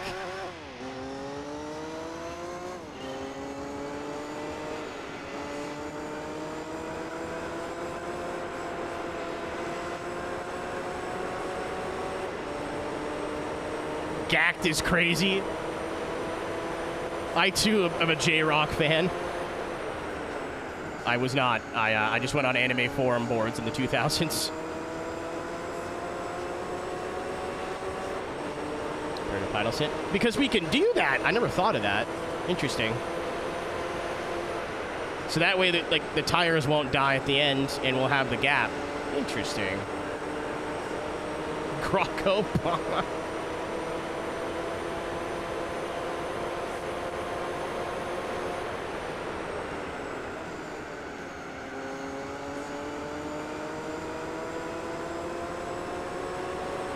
Yeah, I don't know. I don't have the energy for, like, negative news loops anymore, man. I'm a 32-year-old man. I don't have the energy to just sit on the fucking internet and get mad all day.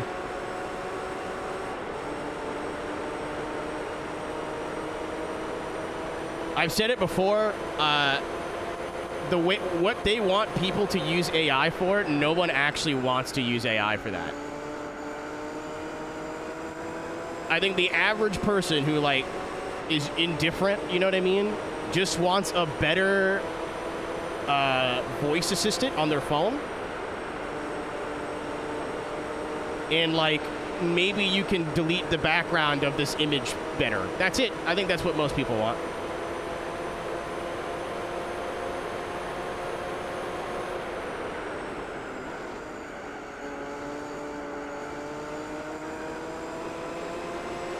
Like, I don't think people want AI-generated music and movies and all this shit. And, like, the average user is not doing that. You know what I mean?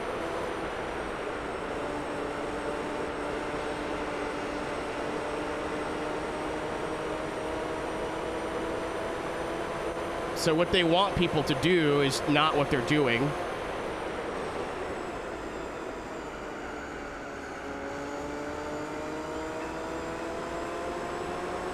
So it's a matter of time. I mean, or it's not. Or the world explodes and we all die. That's a pup quote. I'm been so angry about it for so long, I no longer have the energy. You fight the good fight, children.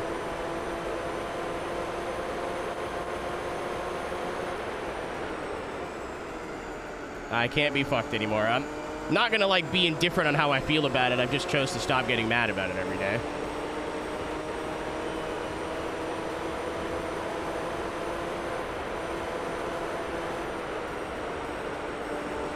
It is or it isn't now. There's nothing me being mad about it's gonna do. It's not like it's a hot take either. You can watch the highlights in hell.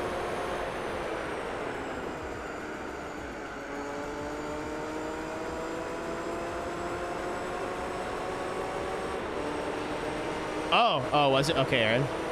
I didn't even see it.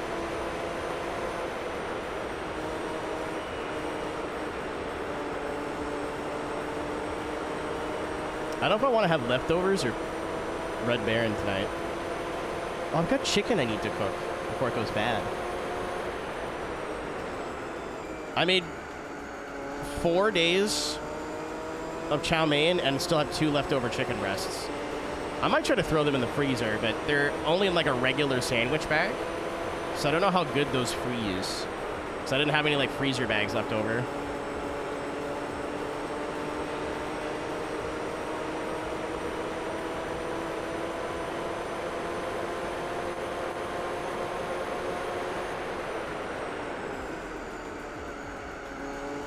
We're gonna get the undercut too, not that we needed it, but, like, I feel like the AI stay out on bad tires way longer than they should. Like, I think I was on bad tires for 5 laps in pit. Yeah. We'll see what happens here, but we should pole vault him.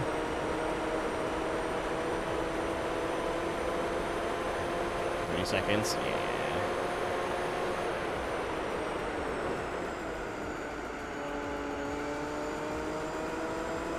Are we fucked? Did you see me restart the first time?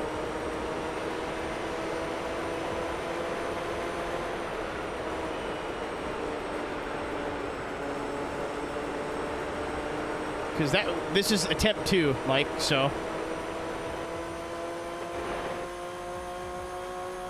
Yeah, and it was also my fault. We stopped at lap 50. It looked like it was going to be pretty close. We may have won it by like half a lap, if that, at the end.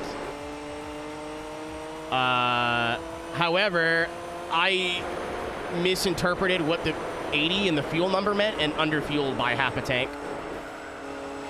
So I would have had to pit again. So any advantage we had was gone because I was not faster than the Sauber on pace.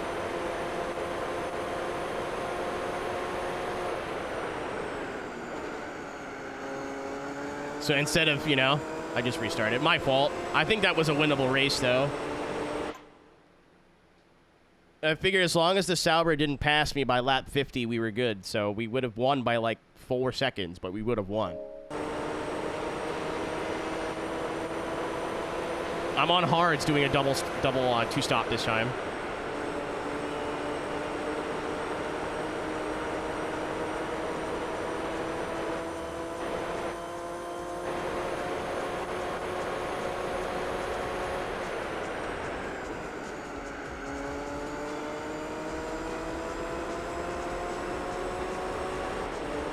It's fun. I'm having fun. That sounds sarcastic. It's not. Oh, no! That's a horrible lap. I have to go significantly faster. Don't do it. Don't do it.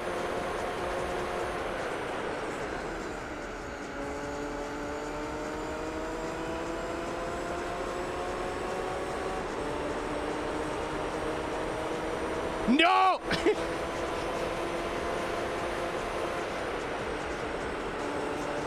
I was oh, we had the draft. Oh, no.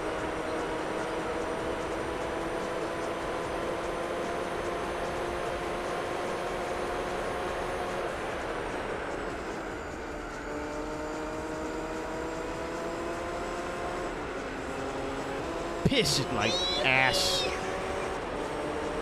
That would have been it. I hate my life. Synth, look at the best lap time in the top right.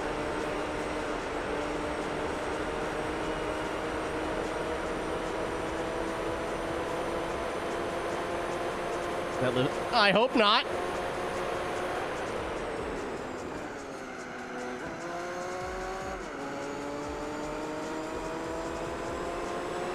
I'm trying to fix it.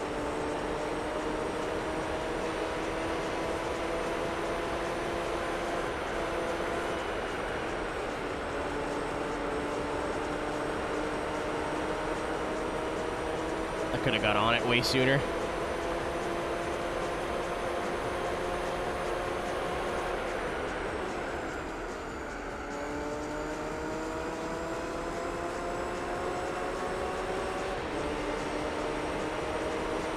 We're good. Everything's fine. I fixed it. The curse is broken.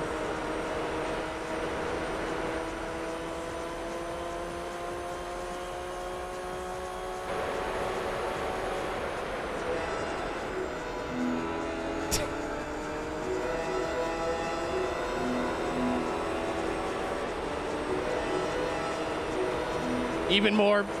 Curse is broken.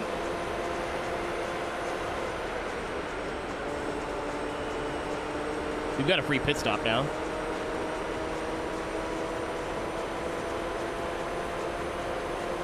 Listen, I can't help that I'm the fastest man alive, okay? Strictly in my particular game save of Gran Turismo 4 for the PlayStation 2.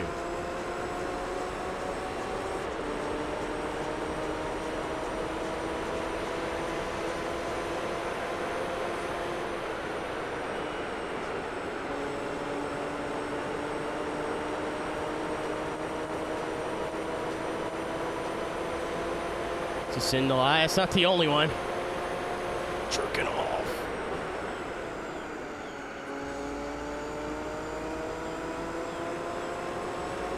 Me when I crank that soldier boy.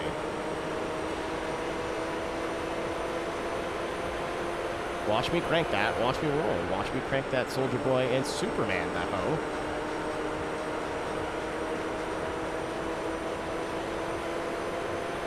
He's pulling his cock out!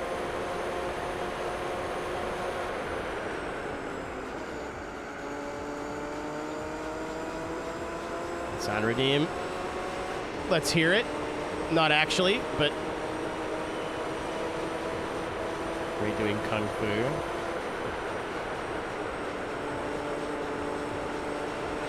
I thought about adding one yesterday, and I already forgot what it was.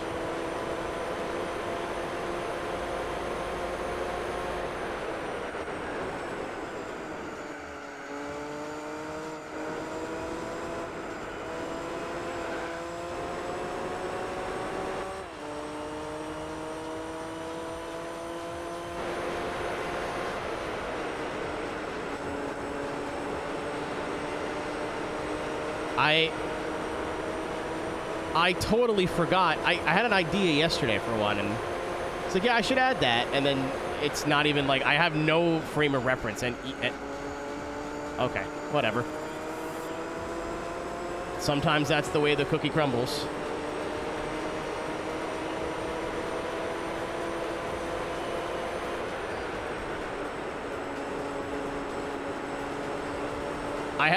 Aaron, what are you talking about?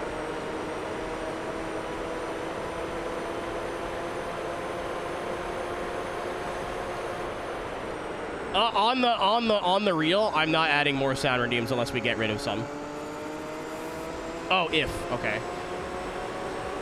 Yeah, we are not adding more sound redeems. You guys have plenty to choose from. If I added more, I'd be taking some away.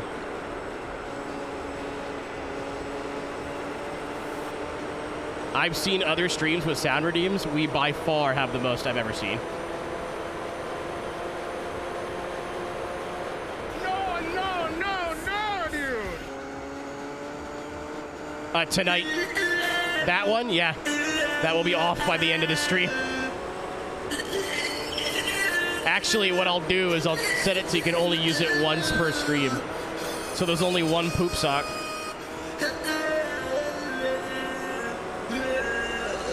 I kept forgetting to turn it off. Even today, I was like, oh shit, that's still on.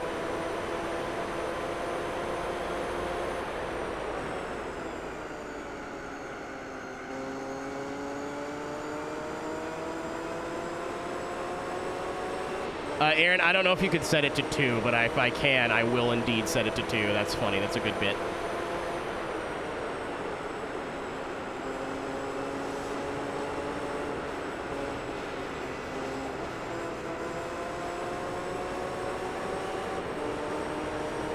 There is a cooldown, right? I don't think I ever got rid of the cooldown on that. It's going to bother me. I had an idea for one yesterday, and I totally forgot what it was.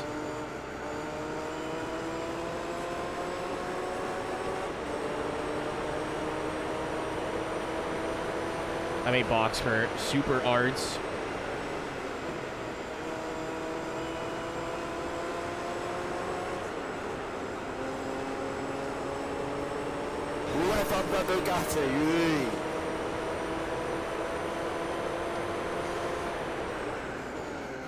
Yeah, there's like already an ignorant amount. I'm boxing for supers.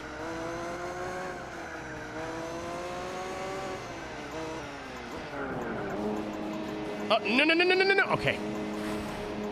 Almost a disaster. I got soft. I almost did the opposite of what I wanted to do.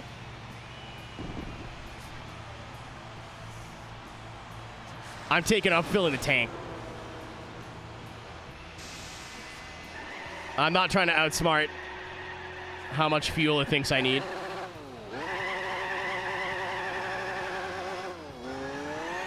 Oh, if I took mediums, that would not have been great.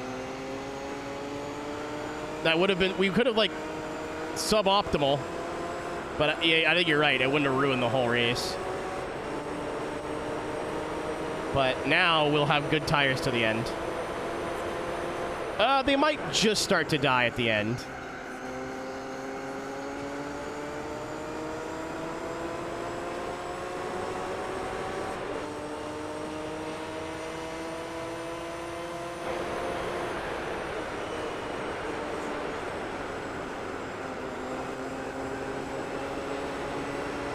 I don't remember when they were actually dying in the first race, but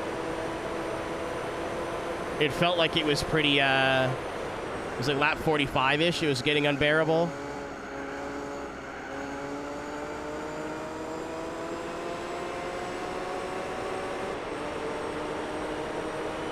Yes, best nonsense. It's just Chris. He buys all of the sessions for Yes 2 way ahead of time.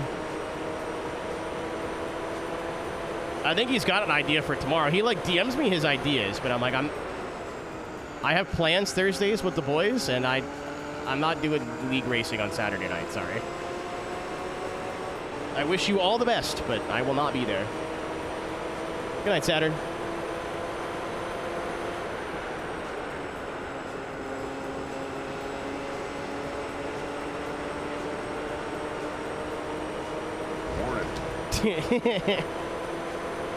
It's not that late, okay.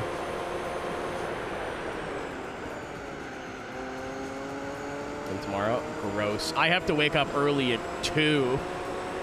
Wah, wah.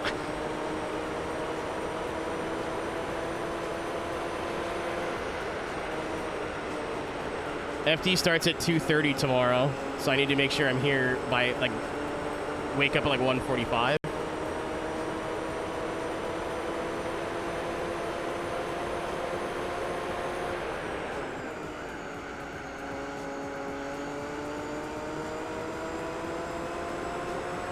What's tomorrow like? August.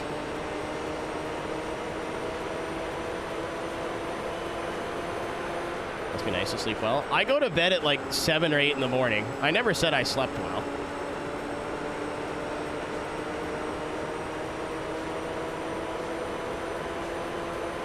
Ben, that's the most Yes 2 thing I've seen in a long time. Checks out.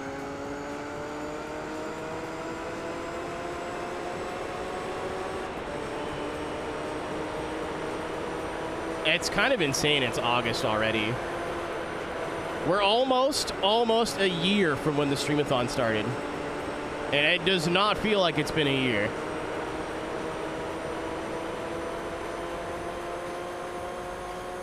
Since she hates me, she knows I'm allergic. Slide job. Slide job. When to be in the Beetle? Well, Ben, you know as much as I do.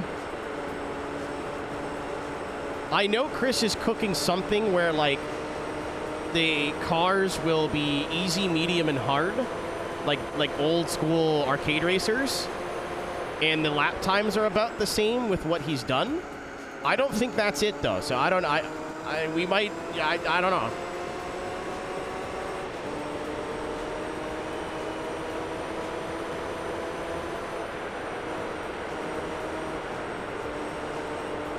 Nobody mentioned lap 67. Good job, team. You each get 1 skill point. It's almost the channelversary. Yep. The 21st, I think. 21st or 27th. I always forget.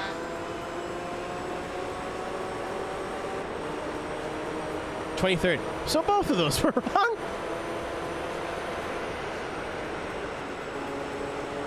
I don't know what we're going to do, but probably just this. Probably end up being Gran Turismo, but...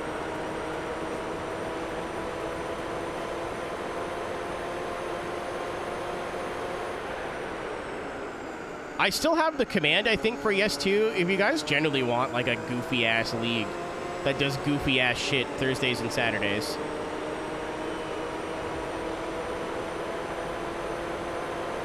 It's not a championship. Like, I think there is a championship technically, but like Yes 2 is made for people to drop in and drop out.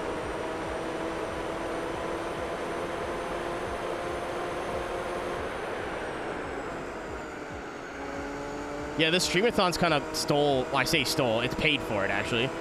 But I lost my year. You know?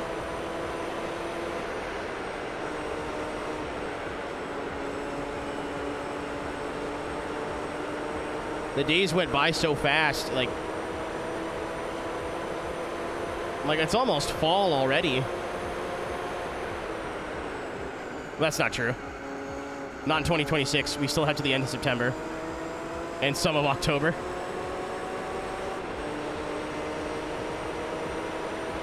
God damn it. You didn't see it, don't worry about it.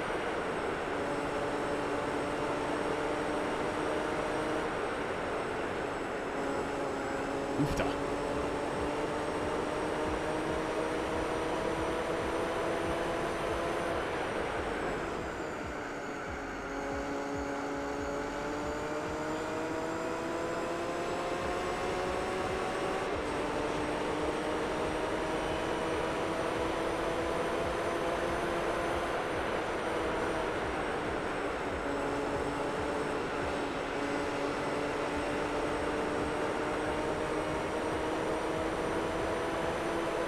Does Nightbot still do the NLR thing? So I'm gonna turn that off.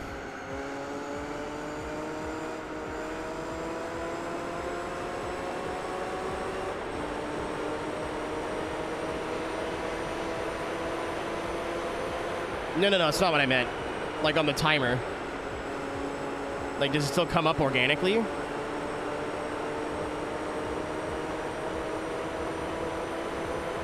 I'm gonna fork and knife a couple slices of pizza because the permanent retainer on the top row of my teeth popped off one of the teeth. And ugh. I don't think so. I'm pretty sure after the streamathon I turned it off. The Thrustmaster stuff is definitely off. Again, I'm thankful that they sent me a wheel and everything, and they helped me out 6 years ago, but it was 6 years ago.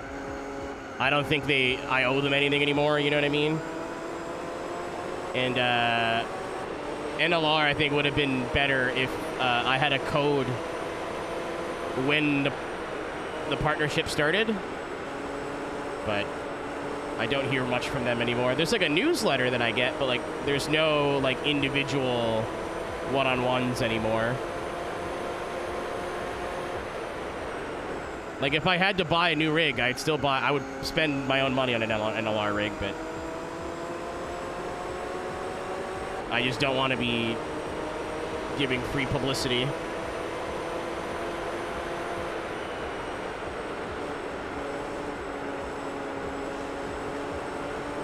Kill duty. For eating pizza with a fork and knife? I won't tell anyone if you won't.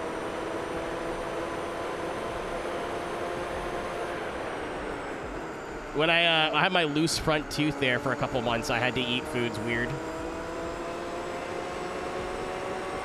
Well, everyone shut up, Reaper. Maybe you don't have to worry about that. You close your whore mouth every once in a while.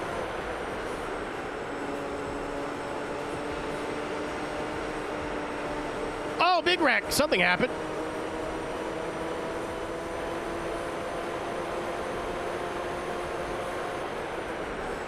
That's the BMW up there.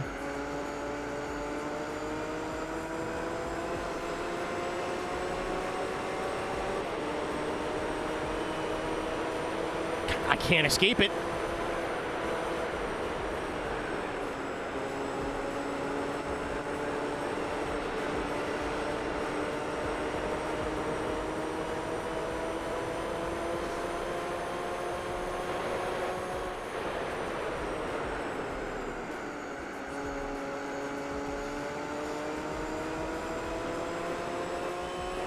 Vince Staples. You think he's got his own stapler?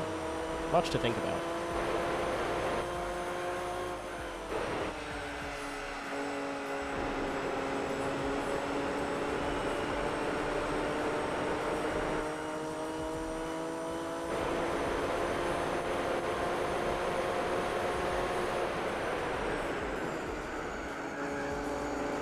Ow! Trying to get him killed? What?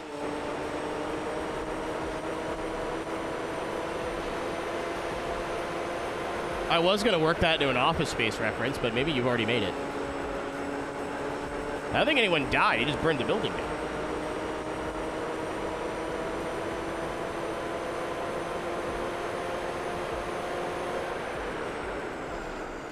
The people who made this game synth are perverts. They're still perverts.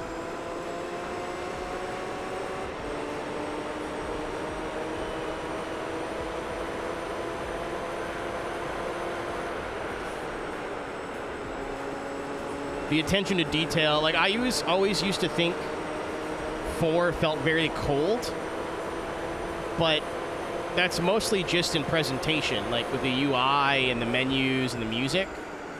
It just doesn't have the same personality as the old games did. Doesn't mean it doesn't have any, but it's just not as, you know. But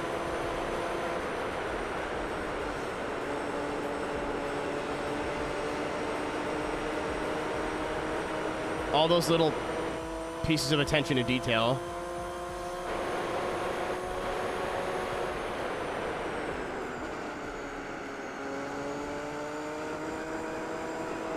I hear you back there, you bum.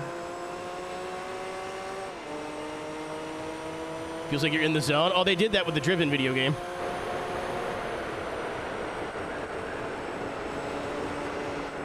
Funny, because it's the worst thing in the world. There's a lot of things that make that game bad. That might be the worst.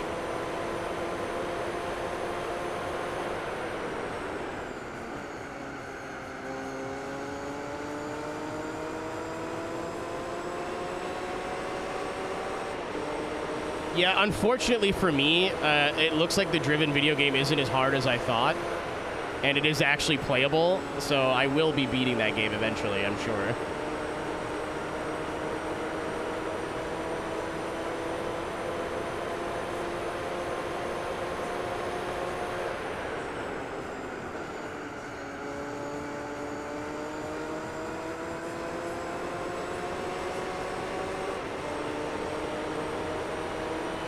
Me when I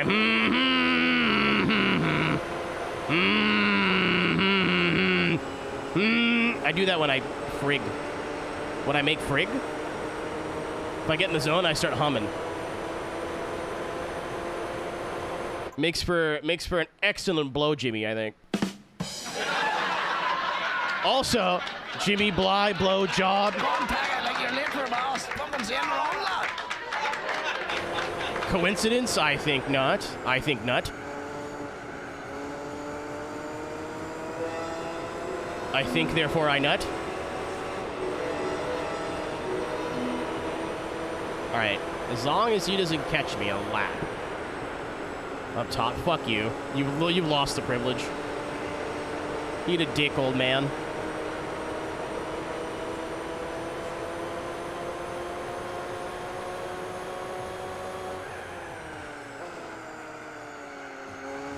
Even if the Sauber's a second a lap quicker, he will not catch me, I think.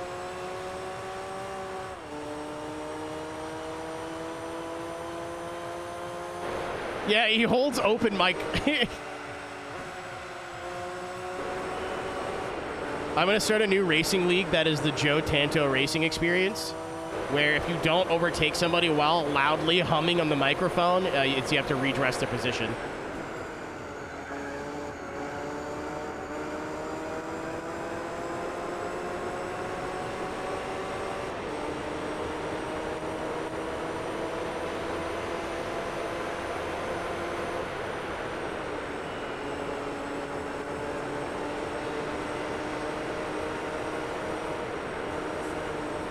Chat! I forgot to tell you, major life update. Quincy's gone. He's not dead. He's just gone. I woke up and he wasn't here. He's gone.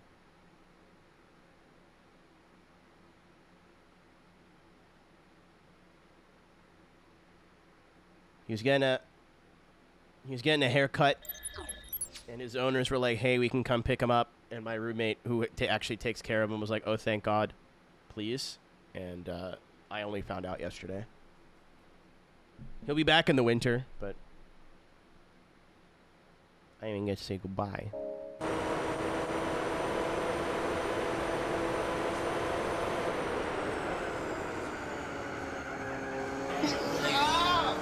That was sad. I was moping yesterday.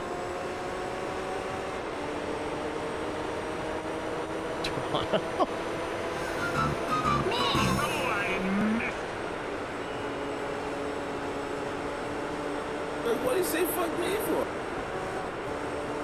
You know what you did.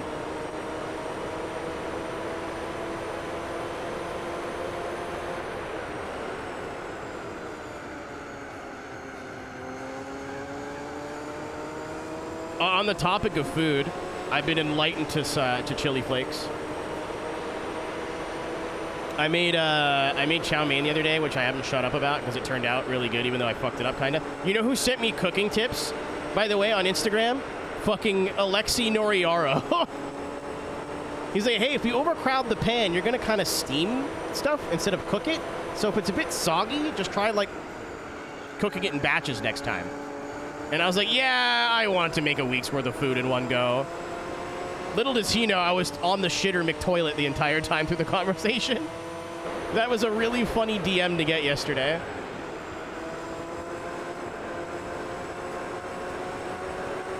Out of all the things Alexi could have DM'd me about. Very funny. But I like, my roommate has had, like, she gets meal kits and she got chili flake in one of them and it's just been sitting in our spice rack for like a year. So I was like, you know what? Fuck it. And I used it in when I was making the sauce for my chow mein. And it's genuinely the most perfect spice level I've ever had in a dish ever. Where it's not even spicy, it's warm. So by the time I'm done eating it, I'll be like, yeah, that had some spice in it. Like, I should have put a little bit more, to be honest, but...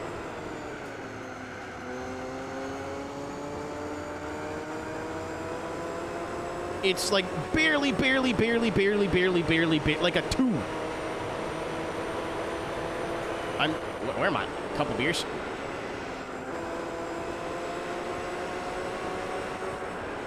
Oh, Aaron, you're real for that. Like, you're valid for that, but I just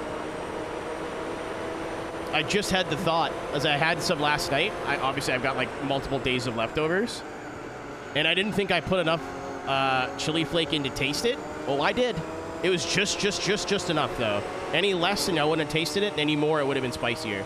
But I do think I want to make it spicier next time.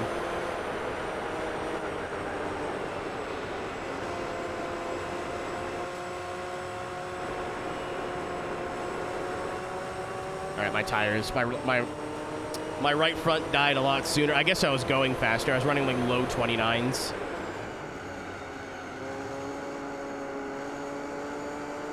Yeah, I like the idea, like when I make food in bulk, like if I make a pasta sauce, I don't want to put a bunch of red chili flake in it because then it is all spicy.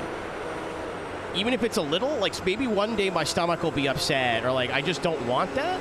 I don't like committing like a gallon of food to that. Like the other day I was making pizza on pita bread and like one of them I had chili flake on it, one of them I didn't. But I don't know why, like I was mixing the sauce. It was just oyster sauce, sesame oil, cornstarch, a little bit of water, and soy sauce. And I just looked over at my spice rack and I saw the little thing of chili flake there. I was like, fuck that, throw a little bit of chili flake in there. And it was great. I'll do more next time.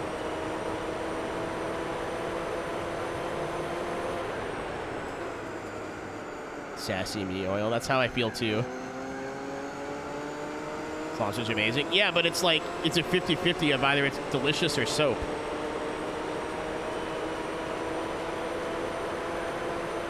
So I see what he's saying here.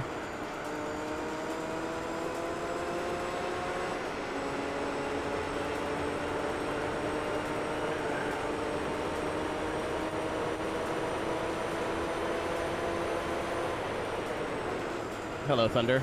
Welcome to the last 2 laps.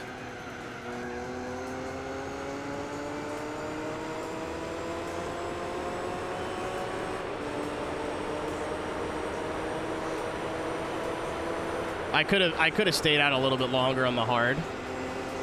I just figured, I'm like, oh, I don't think it died. The tires died from lap 40. They did. They did. Just lurking. Valid.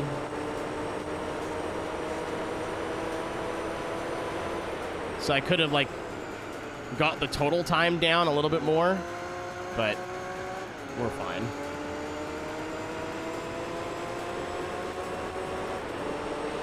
I'm so well, technically this did take about an hour and a half because I fucked up the first one, but...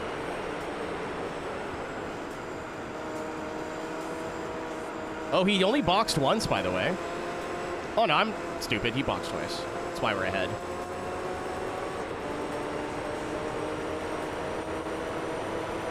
He's catching me at an alarming rate, but... You know what, chum? Take your lap back. Go get him, killer. Or that. Or do that. Or pit on the last lap. That is also a thing you can do. Oh, I 3 laps behind. Never mind. I mean, their race is still over, but...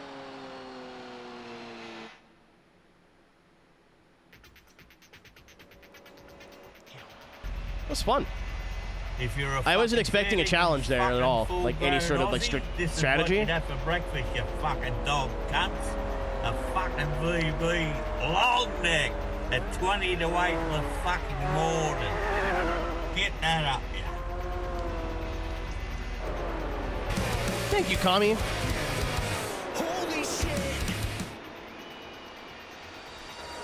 Brent, make sure you give Kami a big thank you. Reaper, I'm ahead of you on that. I'm not going to forget. Money! All right. I did, by accident, look ahead and see what some of the reward cars are going to be. But because I'm dumb, I forgot. So either this one's way better than it has any right to be, or it's significantly worse. Either it's like a road car and totally useless. Thanks, Alex. Holy shit!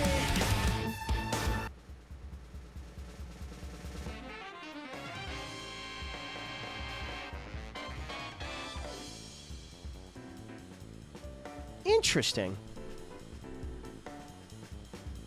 It's like... It's not bad. It's like a GT3 style NSX. Ooh, Nürburgring. Ooh. I like the butt. It's got a nice butt. It poops nice.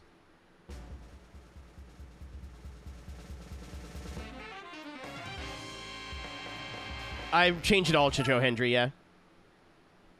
Tori, the minute I watched that video, I pulled everything. I pulled all the references. We got 1, 2, 3, 4, 6, 7, 8, 9, 10, 11, 12. He's pulling his cock out! There's 15, and we're done 2.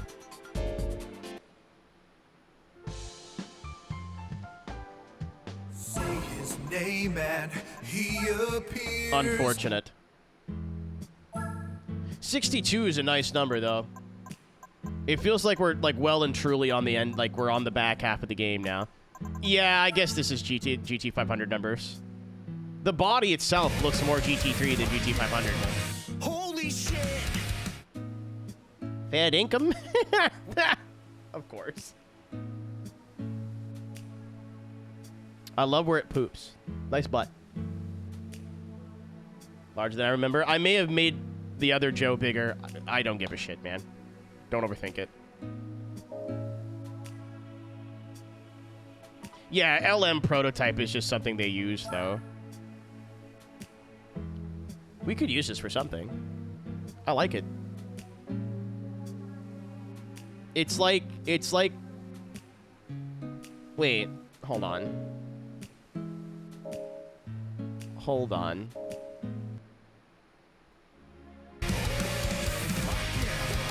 Holy shit! I'm gonna mention something on that really soon. Really, like in the next 2 minutes. Thank you again, Alex. You're a hero.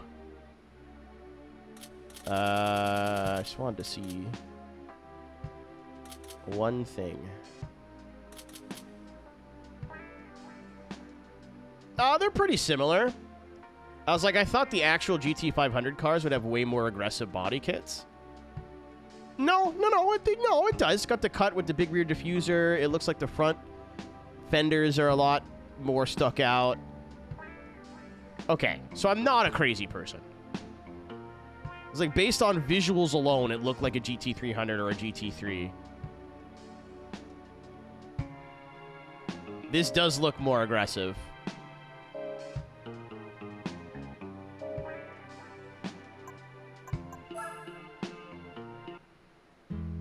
Holy fuck. If I get well actually'd one more time, I'm going to start setting people on fire.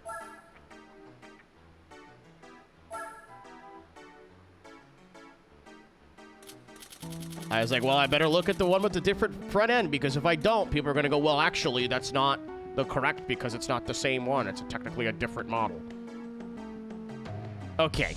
I still got the cut rear bumper. It's not as crazy. Nah, I don't know. The front end is not as crazy, but the fenders are still crazy.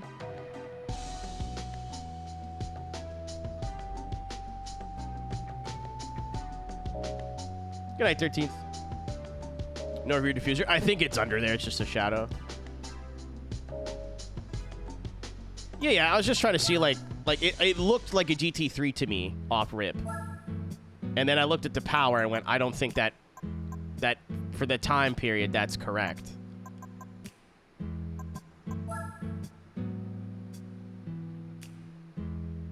Yeah, this has a lot smoother front end, smoother. It's only got one, like, canard on the front. The rear bumper hangs down. Interesting. Yeah, it's got, like, the power. Yeah. I just don't think it'd have the downforce based on visuals alone, but that doesn't mean anything in this game. Anyway.